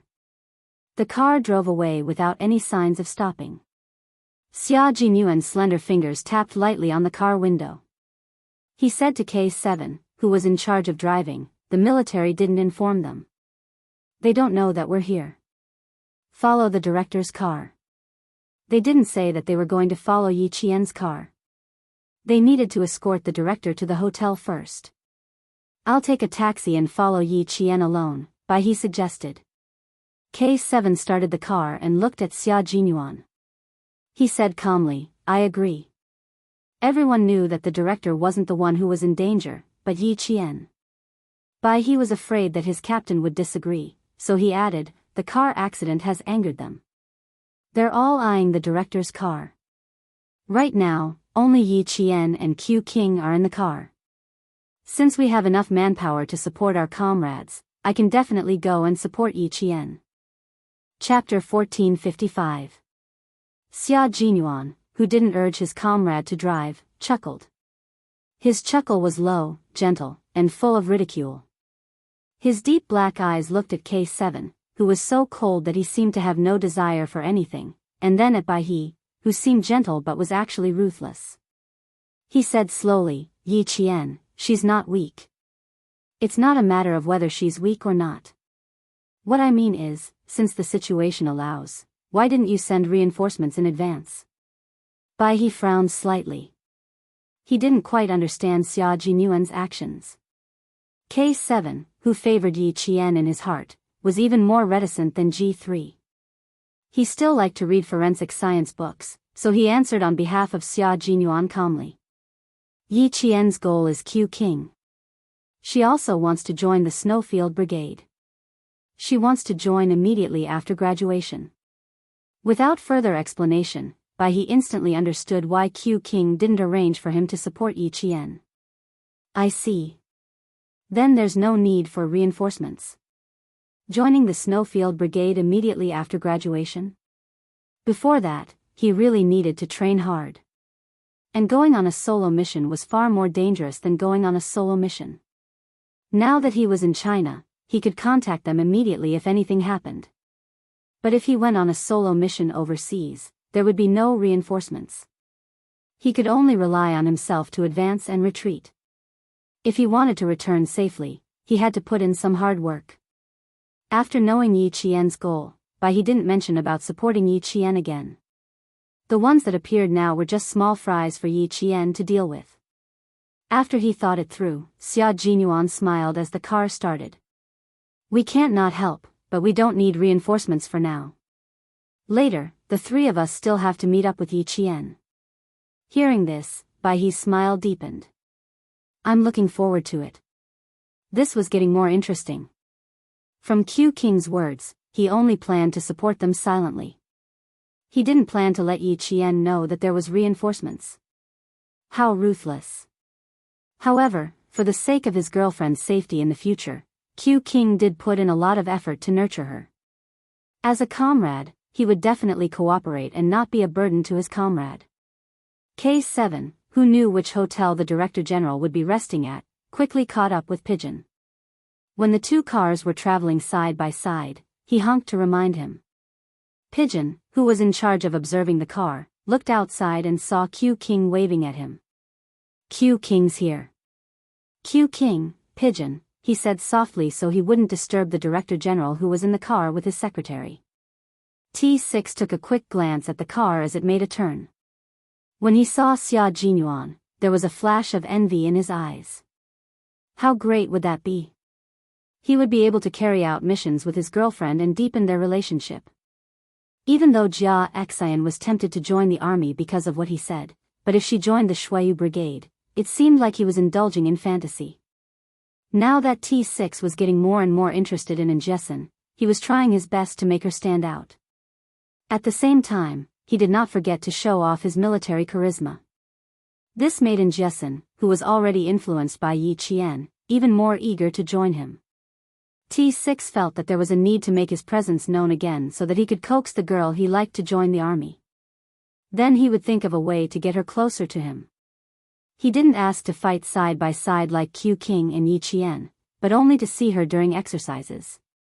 The two cars drove along the street and headed to the hotel where the Director General was staying. Chapter 1456. The Director General had two hotels in Tongzhou. The other one was used as bait, and Yi Qian was heading to that hotel. The sky gradually darkened until it was completely night. Neon lights were lit up, adding charm to the dark night. The colorful streamers illuminated the streets, adding a sense of mystery to the pedestrians that didn't exist during the day. At 6 o'clock in the evening, a hotel in Tongzhou welcomed an important guest. The manager of the hotel respectfully led the important guest to the elevator. He lowered his head slightly to show his respect for the guest. This way, please. Be careful, the floor is a little slippery. The Director General walked quickly with a serious expression. After entering the elevator, he immediately said to the soldiers beside him, "The three of you, go and support Yi Qian as soon as possible. I don't want to hear any news that is disadvantageous to her."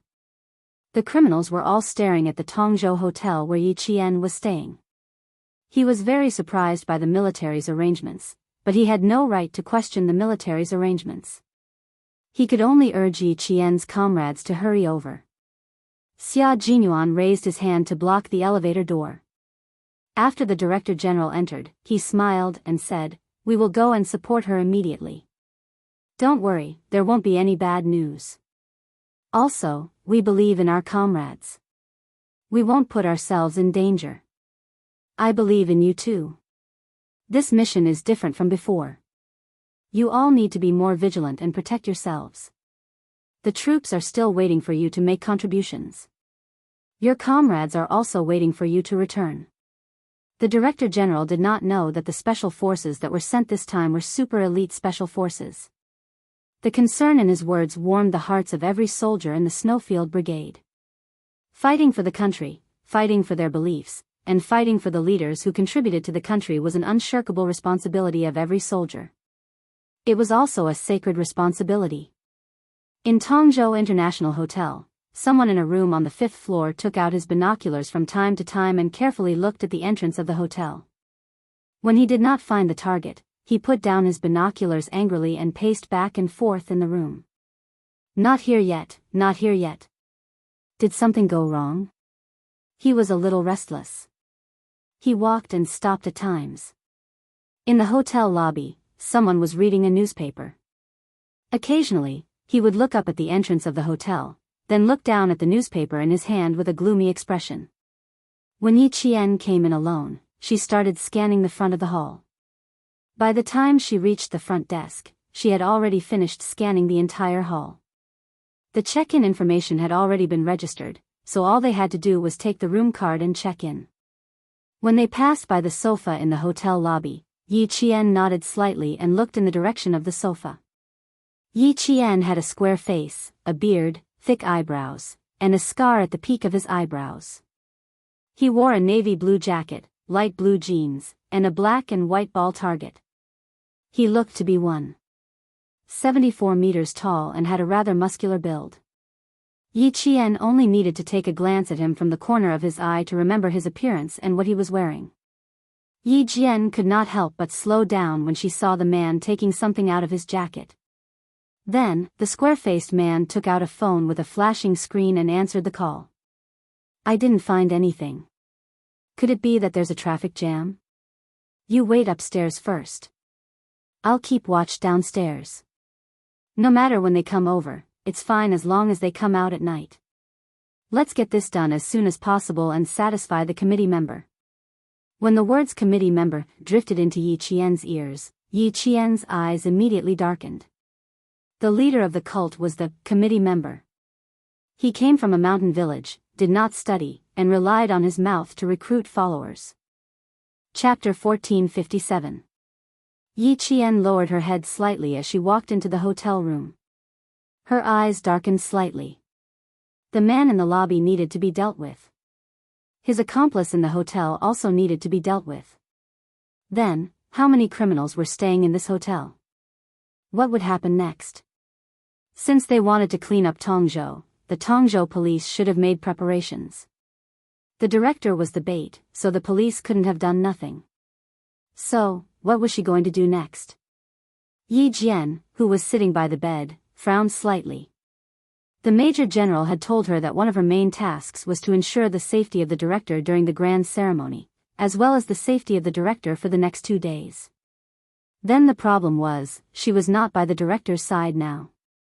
The second mission was to enter a mountain village in Guilin and find the policeman who had been brutally dismembered by the criminals. The Major General had said that this was her follow-up mission. Since she wasn't protecting the director and hadn't received any orders to go to a mountain village in Guilin, she was going to be left alone in the hotel tonight. She was just going to be a target. Even if she was going to be a target, the criminals had to know about her. But it was obvious that the other party didn't know about her. Otherwise, the square-faced man would have taken a few glances at her when she walked past him. But he didn't. For a moment, Yi Jian couldn't understand the military's arrangement. She couldn't understand, but Xia Jinyuan knew. He had already guessed the military's intentions when Yi Qian drove into Tongzhou alone. They wanted to use this opportunity to train Yi Qian. That was the military's only intention.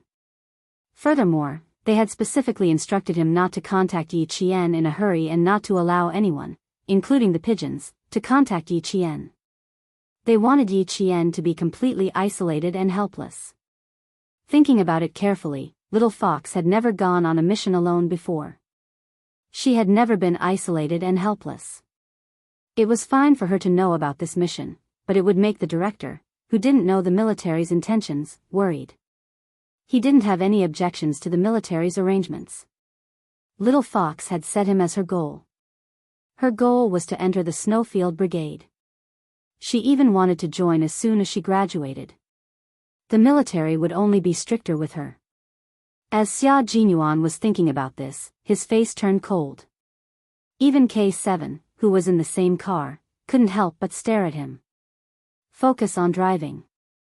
Xia Jinyuan, who did not look up, reminded her calmly, people are coming and going, and there are even pedestrians who run red lights. If we get into a car accident in a busy city, we will become a laughing stock. The Tongzhou International Hotel was located on the side of the downtown area. It was bustling with people coming and going. When the car entered the downtown street, it could not help but slow down to avoid hitting the pedestrians who suddenly rushed out. He had already seen the flashing neon lights of the Tongzhou International Hotel. He looked left and right at the busy streets and frowned slightly. If the fire is set in advance, the consequences would be unimaginable. Yi Qian won't give them a chance to commit arson.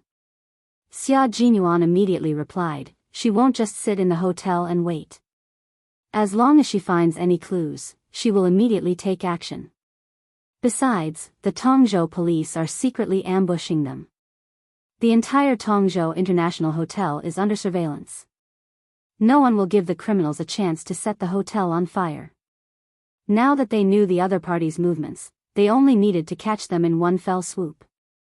Naturally, they needed to know the other party's situation at all times. The police of Guilin cooperated with the police of Tongzhou. Tonight, the Tongzhou International Hotel would not be too peaceful. Chapter 1458. Yi Qian, who knew nothing, knew that the hotel wasn't very peaceful tonight.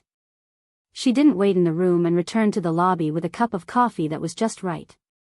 The square-faced man was still there, but he looked increasingly impatient. He would cross his legs from time to time and put them down again. The newspaper in his hand was shaking, and his patience was running out. Yi Qian narrowed her eyes as she walked past. When the man suddenly changed his legs, she walked over without a trace and tripped him. The coffee spilled on the square-faced man's clothes, and she tripped over him. She staggered a few steps forward and fell head first into the sofa. Do you have eyes? The square-faced man didn't think he was in the wrong. Instead, he scolded Yi Qian, do you know how to walk? You spilled all over me. Yi Qian, who pretended to be unsteady, quickly apologized, sorry, I didn't pay attention to my feet. I'm so sorry. Are you scalded? If your clothes are wet, I'll pay for it. Or do you want to change in the bathroom and I'll hand it over to the hotel for dry cleaning? Sometimes, good-looking people were treated well. The fierce-looking square-faced man saw the face of the woman who had spilled coffee on him, and his attitude changed for the better. Although he was still angry, at least he didn't scold her anymore. He only said, be careful. After that, he stood up and glanced outside the hotel, then walked towards the bathroom. Yi Qian, who had apologized again and again, looked at the back of the square-faced man. The corners of her mouth turned up slightly. After confirming that he was walking towards the bathroom, she followed closely behind. The man on the left and the woman on the right. Yi Qian pushed open the bathroom door that was slowly closing and hung the "Cleaning in Progress" sign on the door handle of the men's bathroom door. Then she dashed into the men's bathroom. With a click, the bathroom door was locked. The square-faced man, who was taking off his jacket, didn't pay attention to his back. By the time he realized that something was wrong, it was already too late. Yi Qian's movements were very fast. Just as the man took off one of his sleeves, she took a step forward and grabbed the sleeve.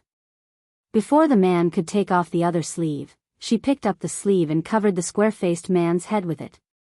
Who are you? What are you trying to do?